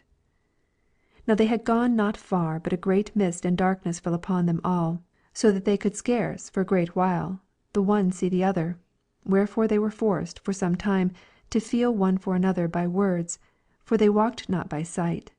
But any one must think that here was but sorry going for the best of them all, but how much the worse for the women and children, who both of feet and heart were but tender. Yet so it was that through the encouraging words of him that led in the front and of him that brought them up behind, they made a pretty good shift to wag along. The way also here was very wearisome through dirt and slabbiness, nor was there on this ground so much as one inn or victualling house wherein to refresh the feebler sort. Here, therefore, was grunting and puffing and sighing. While one trembleth over a bush, another sticks fast in the dirt, and the children some of them lost their shoes in the mire, while one cries out, I am down, and another, Ho, where are you? And a third, The bushes have got such a fast hold on me I think I cannot get away from them. Then they came to an arbour, warm, and promising much refreshment to pilgrims, for it was finely wrought above head, beautified with greens, furnished with benches and settles. It also had in it a soft couch whereon the weary might lean. This, you must think, all things considered, was tempting, for the pilgrims already began to be foiled with the badness of the way. But there was not one of them that made so much as a motion to stop there. Yea, for aught I could perceive, they continually gave so good heed to the advice of their guide, and he did so faithfully tell them of dangers, and of the nature of the dangers when they were at them, that usually when they were nearest to them they did most pluck up their spirits, and hearten one to another to deny the flesh. This arbour was called the Slothful's Friend, and was made on purpose to allure, if it might be, some of the pilgrims there to take up their rest when weary. I saw in my dream that they went on in this their solitary ground till they came to a place at which a man is apt to lose his way. Now, though when it was light their guide could well enough tell how to miss those ways that led wrong, yet in the dark he was put to a stand. But he had in his pocket a map of all ways leading to or from the Celestial City, wherefore he struck a light, for he never goes without his tinder box also, and takes a view of his book or map, which bids him to be careful in that place to turn to the right hand. And had he not been careful here to look to his map, they had all, in probability, been smothered in the mud, for just a little before them, and at the end of the cleanest way too, was a pit, none knows how deep, full of nothing but mud, there made on purpose to destroy the pilgrims in. Then thought I with myself, who that goeth on pilgrimage but would have one of these maps about him, that he may look, when he is at a stand, which is the way he must take? Then they went on in the enchanted ground till they came to where there was another arbour, and it was built by the highway side. And in that arbour there lay two men whose names were Heedless and Too Bold. These two went thus far on pilgrimage, but here, being wearied with their journey, they sat down to rest themselves and so fell fast asleep. When the pilgrims saw them they stood still and shook their heads, for they knew that the sleepers were in a pitiful case. Then they consulted what to do, whether to go on and leave them in their sleep, or to step to them and try to awaken them. So they concluded to go to them and awake them, that is, if they could, but with this caution, namely, to take heed that they themselves did not sit down nor embrace the offered benefit of that arbour.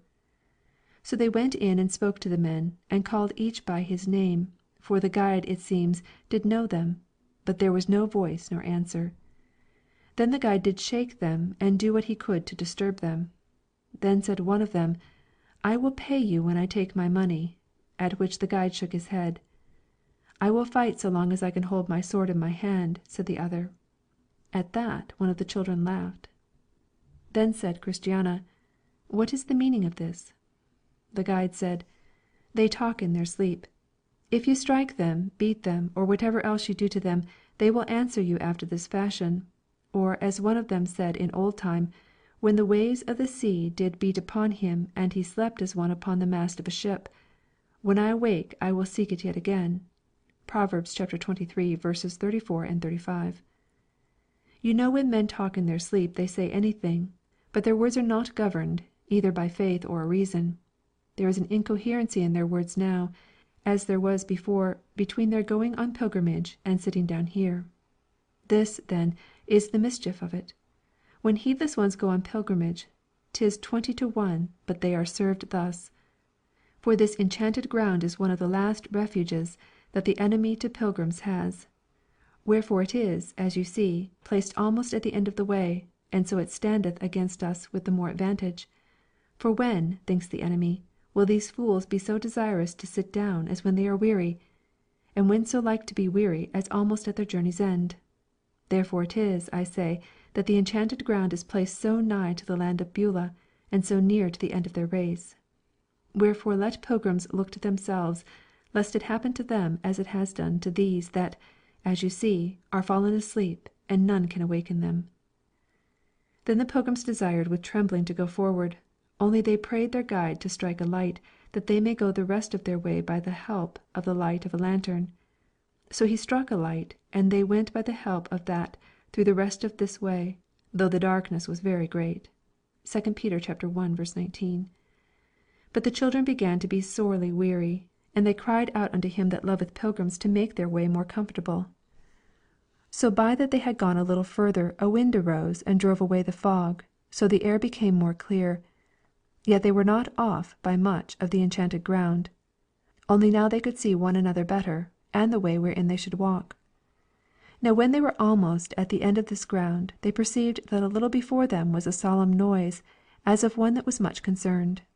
So they went on and looked before them, and behold they saw, as they thought, a man upon his knees with hands and eyes lifted up, and speaking, as they thought, earnestly to one that was above.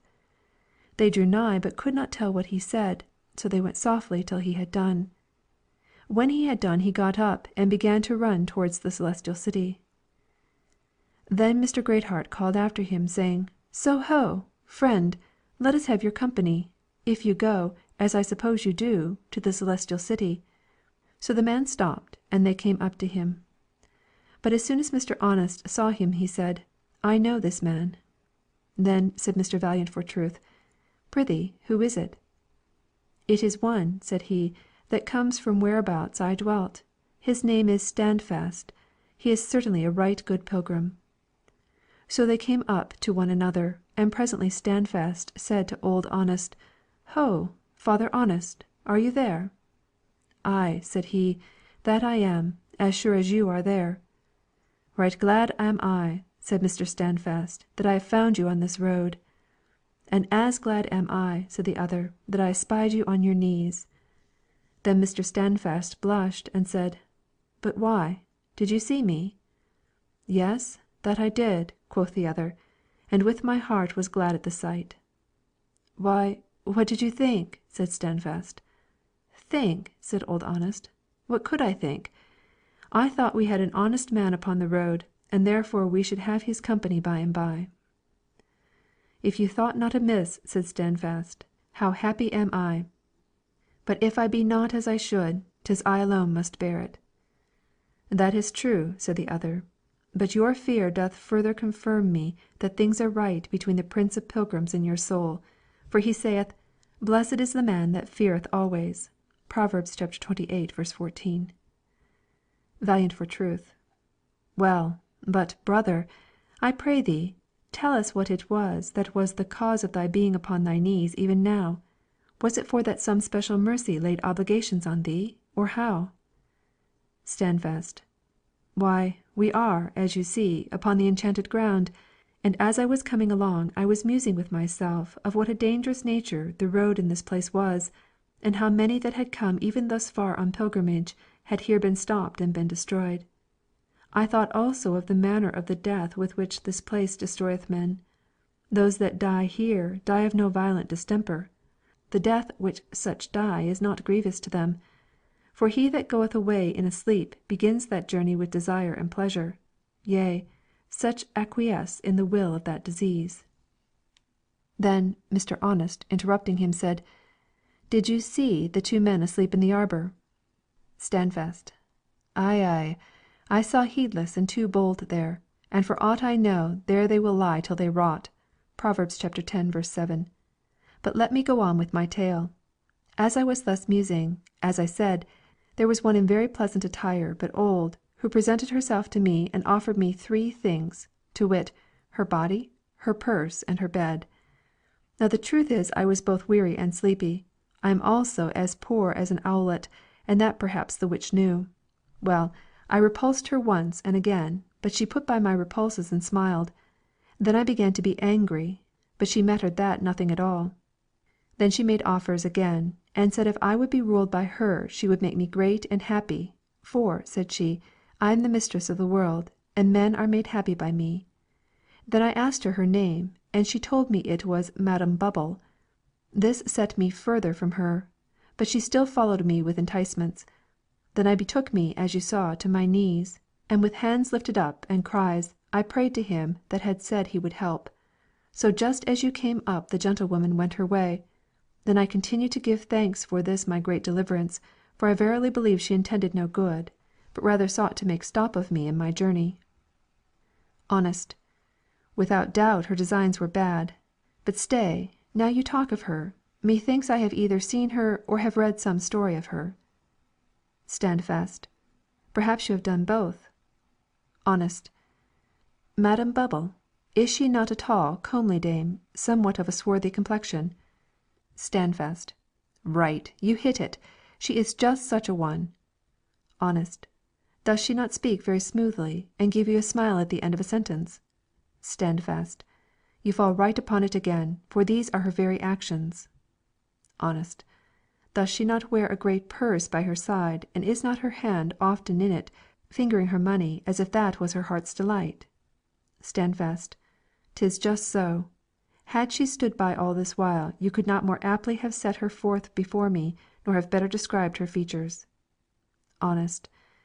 Then he that drew her picture was a good limner, and he that wrote her said true. Greatheart. This woman is a witch, and it is by virtue of her sorceries that this ground is enchanted. Whoever doth lay his head down in her lap, had as good lay it down on that block over which the axe doth hang, and whoever lay their eyes upon her beauty are counted the enemies of God. This is she that maintaineth in their splendour all those that are the enemy of pilgrims. James 4:4. Yea, this is she that hath brought off many a man from a pilgrim's life. She is a great gossiper. She is always, both she and her daughters, at one pilgrim's heels or another, now commending and then preferring the excellencies of this life. She is a bold and impudent slut. She will talk with any man. She always laugheth poor pilgrims to scorn, but highly commends the rich. If there be one cunning to get money in a place, she will speak well of him from house to house. She loveth banqueting and feasting mainly well. She is always at one full table or another. She has given it out in some places that she is a goddess, and therefore some do worship her. She has her time and open places of cheating, and she will say, and avow it, that none can show a good comparable to hers. She promiseth to dwell with children's children if they will but love her and make much of her. She will cast out of her purse gold like dust in some places and to some persons. She loves to be sought after, spoken well of, and to lie in the bosoms of men. She is never weary of commending her commodities, and she loves them most of all that think best of her. She will promise to some crowns and kingdoms if they will but take her advice. Yet many has she brought to the halter, and 10,000 times more to hell. Oh, said Standfast, what a mercy it is that I did resist her, for whither might she have drawn me? Greatheart. Whither? Nay, none but God knows whither. But in general, to be sure, she would have drawn thee into many foolish and hurtful lusts, which drown men in destruction and perdition. 1 Timothy 6:9. 'Twas she that sent Absalom against his father, and Jeroboam against his master. 'Twas she that persuaded Judas to sell his Lord, and that prevailed with Demas to forsake the godly pilgrim's life. None can tell of the mischief that she doth. She makes variance between rulers and subjects, between parents and children, between neighbour and neighbour, between a man and his wife, between a man and himself, between the flesh and the spirit. Wherefore, good Mr. Standfast, be as your name is, and when you have done all, stand."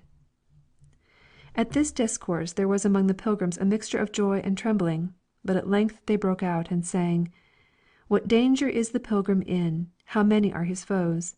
How many ways there are to sin No living mortal knows. Some in the ditch are spoiled, yea, can lie tumbling in the mire. Some, though they shun the frying pan, do leap into the fire." After this I beheld until they were come unto the land of Beulah, where the sun shineth night and day. Here, because they were weary, they betook themselves a while to rest. And because this country was common for pilgrims, and because the orchards and vineyards that were here belonged to the King of the Celestial Country, therefore they were licensed to make bold with any of his things.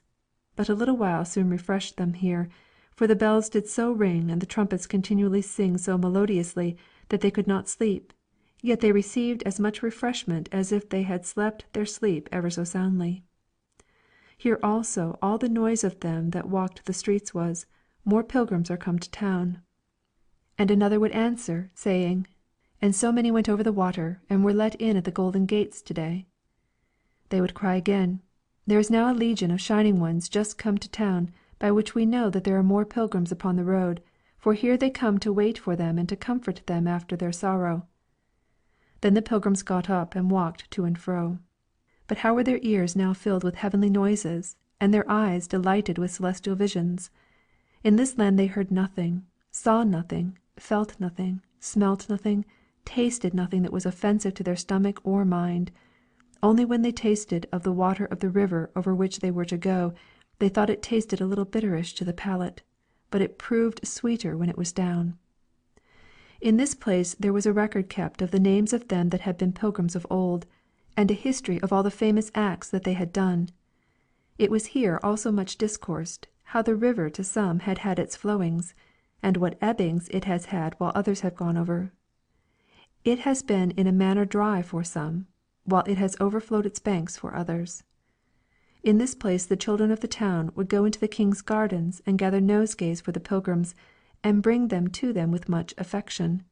Here also grew camphor, with spikenard and saffron, calamus and cinnamon, with all the trees of frankincense, myrrh, and aloes, with all the chief spices. With these the pilgrims' chambers were perfumed while they stayed there, and with these were their bodies anointed, to prepare them to go over the river when the time appointed was come.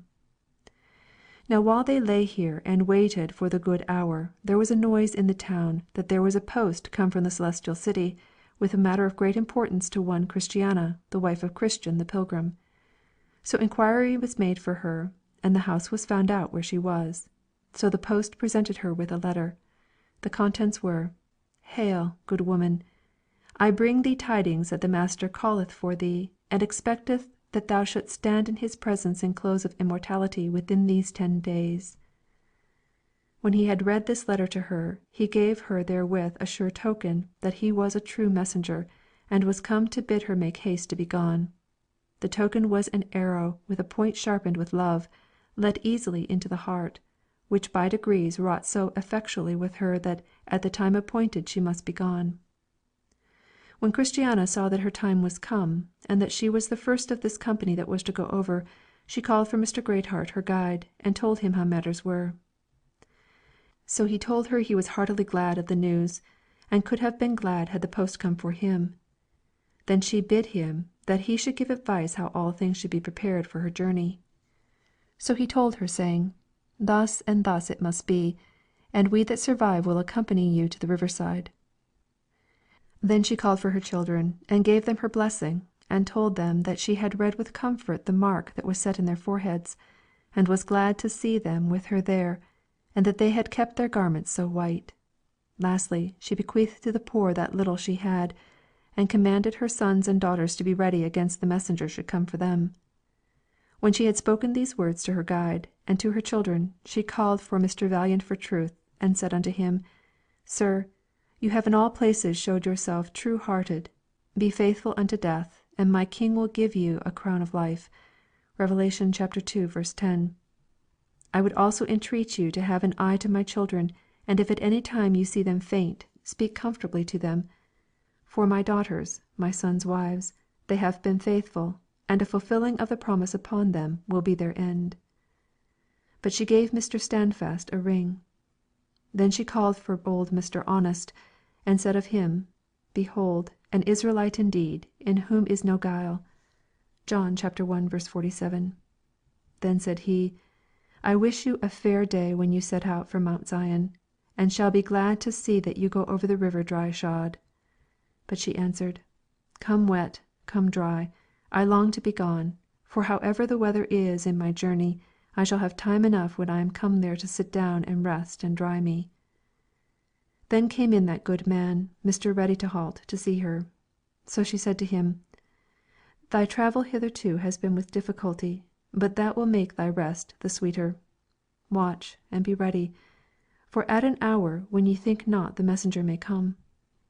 After him came Mr. Despondency and his daughter Much Afraid, to whom she said, You ought with thankfulness for ever to remember your deliverance from the hands of Giant Despair and out of Doubting Castle. The effect of that mercy is that you are brought with safety hither. Be ye watchful, and cast away fear, be sober, and hope to the end. Then said she to Mr. Feeblemind, Thou wast delivered from the mouth of Giant Slaygood, that thou mightest live in the light of the living, and see thy King with comfort. Only I advise thee to repent of thine aptness to fear and doubt of his goodness before he sends for thee, lest thou shouldst, when he comes, be forced to stand before him for that fault with blushing. Now the day drew on that Christiana must be gone. So the road was full of people to see her take her journey. But behold, all the banks beyond the river were full of horses and chariots, which were come down from above to accompany her to the city gate. So she came forth and entered the river, with a beckon of farewell to those that followed her. The last words that she was heard to say were, I come, Lord, to be with thee and bless thee. So her children and friends returned to their place, for those that waited for Christiana had carried her out of their sight. So she went and called and entered in at the gate with all the ceremonies of joy that her husband Christian had entered with before her. At her departure the children wept, but Mr. Greatheart and Mr. Valiant played upon the well-tuned cymbal and harp for joy. So all departed to their respective places. In the process of time there came post to the town again, and his business was with Mr. Ready to halt. So he inquired him out, and said, I am come from him whom thou hast loved and followed, though upon crutches, and my message is to tell thee that he expects thee at his table to sup with him in his kingdom the next day after Easter. Wherefore prepare thyself for this journey. Then he also gave him a token that he was a true messenger, saying, I have broken thy golden bowl, and loosed thy silver cord. Ecclesiastes 12:6. After this Mr. Ready to halt called for his fellow pilgrims, and told them, saying, I am sent for, and God shall surely visit you also. So he desired Mr. Valiant to make his will, and because he had nothing to bequeath to them that should survive him but his crutches and his good wishes, therefore he said, These crutches I bequeath to my son that shall tread in my steps, with 100 warm wishes that he may prove better than I have been. Then he thanked Mr. Greatheart for his conduct and kindness, and so addressed himself to his journey. When he came to the brink of the river, he said, Now I shall have no more need of these crutches, since yonder are chariots and horses for me to ride on. The last words he was heard to say were, Welcome, life. So he went his way. After that Mr. Feeblemind had tidings brought him that the post sounded his horn at his chamber door. Then he came in and told him, saying, I am come to tell thee that thy master hath need of thee, and that in a very little time thou must behold his face in brightness. And take this as a token of the truth of my message. Those that look out at the windows shall be darkened. Ecclesiastes 12:3. Then Mr. Feeblemind called for his friends, and told them what errand had been brought unto him, and what token he had received of the truth of the message. Then he said, since I have nothing to bequeath to any, to what purpose should I make a will? As for my feeble mind, that I would leave behind me, for that I shall have no need of it in the place whither I go, nor is it worth bestowing upon the poorest pilgrims. Wherefore when I am gone I desire that you, Mr. Valiant, would bury it in a dunghill." This done, and the day being come on which he was to depart, he entered the river as the rest. His last words were, "Hold out, faith and patience." So he went over to the other side. When days had many of them passed away, Mr. Despondency was sent for a post was come and brought this message to him: "Trembling man, these are to summon thee to be ready with the King by the next Lord's Day, to shout for joy for thy deliverance from all thy doubtings. And," said the messenger, "that my message is true, take this for a proof."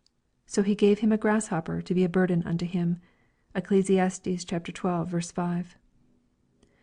Now Mr. Despondency's daughter, whose name was Much afraid, said, when she heard what was done, that she would go with her father. Then Mr. Despondency said to his friends, "Myself and my daughter, you know what we have been, and how troublesomely we have behaved ourselves in every company. My will and my daughter's is that our desponds and slavish fears be by no man ever received, from the day of our departure, for ever. I know that after my death they will offer themselves to others, for, to be plain with you, they are ghosts which we entertained when we first began to be pilgrims, and could never shake them off after. And they will walk about and seek entertainment of the pilgrims, but for our sakes shut up the doors upon them." When the time was come for them to depart, they went up to the brink of the river. The last words of Mr. Despondency were, "Farewell, night; welcome, day." His daughter went through the river singing, but none could understand what she said. Then it came to pass a while after that there was a post in the town that inquired for Mr. Honest. So he came to the house where he was, and delivered to his hand these lines: "Thou art commanded to be ready against this day sevennight, to present thyself before thy lord at his father's house. And for a token that my message is true, all the daughters of music shall be brought low." Ecclesiastes 12:4. Then Mr. Honest called for his friends, and said unto them, "I die, but shall make no will. As for my honesty, it shall go with me. Let him that comes after be told of this." When the day that he was to be gone was come, he addressed himself to go over the river. Now the river at that time overflowed its banks in some places, but Mr. Honest in his lifetime had spoken to one Good Conscience to meet him there, the which he also did, and lent him his hand, and so helped him over. The last words of Mr. Honest were, "Grace reigns." So he left the world. After this it was noised abroad that Mr. Valiant for truth was taken with a summons by the same post as the other, and had this for a token that the summons was true, that his pitcher was broken at the fountain. Ecclesiastes 12:6. When he understood it, he called for his friends and told them of it. Then said he, "I am going to my father's, and though with great difficulty I have got hither, yet now I do not repent me of all the trouble I have been at to arrive where I am. My sword I give to him that shall succeed me in my pilgrimage, and my courage and skill to him that can get it. My marks and scars I carry with me to be a witness for me that I have fought his battles, who will now be my rewarder." When the day that he must go hence was come, many accompanied him to the riverside, into which as he went he said, "Death, where is thy sting?" And as he went down deeper, he said, "Grave, where is thy victory?" 1 Corinthians 15:55. So he passed over, and all the trumpets sounded for him on the other side. Then there came forth a summons for Mr. Standfast. This Mr. Standfast was he whom the rest of the pilgrims found upon his knees in the enchanted ground. And the post brought it him open in his hands. The contents thereof were that he must prepare for a change of life, for his master was not willing that he should be so far from him any longer. At this Mr. Standfast was put into a muse. "Nay," said the messenger, "you need not doubt of the truth of my message, for here is a token of the truth thereof. Thy wheel is broken at the cistern." Ecclesiastes 12:6. Then he called to him Mr. Greatheart, who was their guide, and said unto him, "Sir, although it was not my hap to be much in your good company during the days of my pilgrimage, yet, Since the time I knew you, you have been profitable to me. When I came from home I left behind me a wife and 5 small children. Let me entreat you, at your return, for I know that you go and return to your Master's house, in hopes that you may yet be a conductor of more of the holy pilgrims, that you send to my family and let them be acquainted with all that hath and shall happen unto me. Tell them moreover of my happy arrival at this place, and of the present and late blessed condition I am in. Tell them also of Christian and Christiana his wife, and how she and her children came after her husband. Tell them also of what a happy end she made whither she is gone. I have little or nothing to send to my family, unless it be prayers and tears for them, of which it will suffice that you acquaint them, if peradventure they may prevail." When Mr. Standfast had thus set things in order, and the time being come for him to haste him away, he also went down to the river. Now there was a great calm at that time in the river, wherefore Mr. Standfast, when he was about half way in, stood a while and talked with his companions that had waited upon him thither. And he said, "The river has been a terror to many, yea, the thoughts of it have also often frightened me. But now methinks I stand easy, my foot is fixed upon that, on which the feet of the priests that bore the ark of the covenant stood, while Israel went over the Jordan." Joshua 3:17. "The waters indeed are to the palate bitter, and to the stomach cold. Yet the thoughts of what I am going to, and of the convoy that waits for me on the other side, do lie as a glowing coal in my heart. I see myself now at the end of my journey, my toilsome days are ended. I am going to see that head which was crowned with thorns, and that face which was spit upon for me. I formerly lived by hearsay and faith, but now I go where I shall live by sight, and shall be with him in whose company I delight myself. I have loved to hear my Lord spoken of, and wherever I have seen the print of his shoe in the earth, there I have coveted to set my foot too. His name has been to me as a civet box, yea, sweeter than all perfumes. His voice to me has been most sweet, and his countenance I have more desired than they that have most desired the light of the sun. His words I did use to gather for my food, and for anecdotes against my faintings. He hath held me and kept me from mine iniquities. Yea, my steps hath he strengthened in his way." Now while he was thus in discourse his countenance changed. His strong man bowed under him, and after he had said, "Take me, for I am come unto thee," he ceased to be seen of them. But glorious it was to see how the open region was filled with horses and chariots, with trumpeters and pipers, with singers and players upon the stringed instruments, to welcome the pilgrims as they went up, and followed one another in at the beautiful gate of the city. As for Christiana's children, the 4 boys that Christiana brought, with their wives and children, I did not stay where I was till they were gone over. Also since I came away I heard one say that they were yet alive, and so would be for the increase of the church in that place where they were for a time. Should it be my lot to go that way again, I may give those that desire it an account of what I am here silent about. Meanwhile, I bid my reader farewell.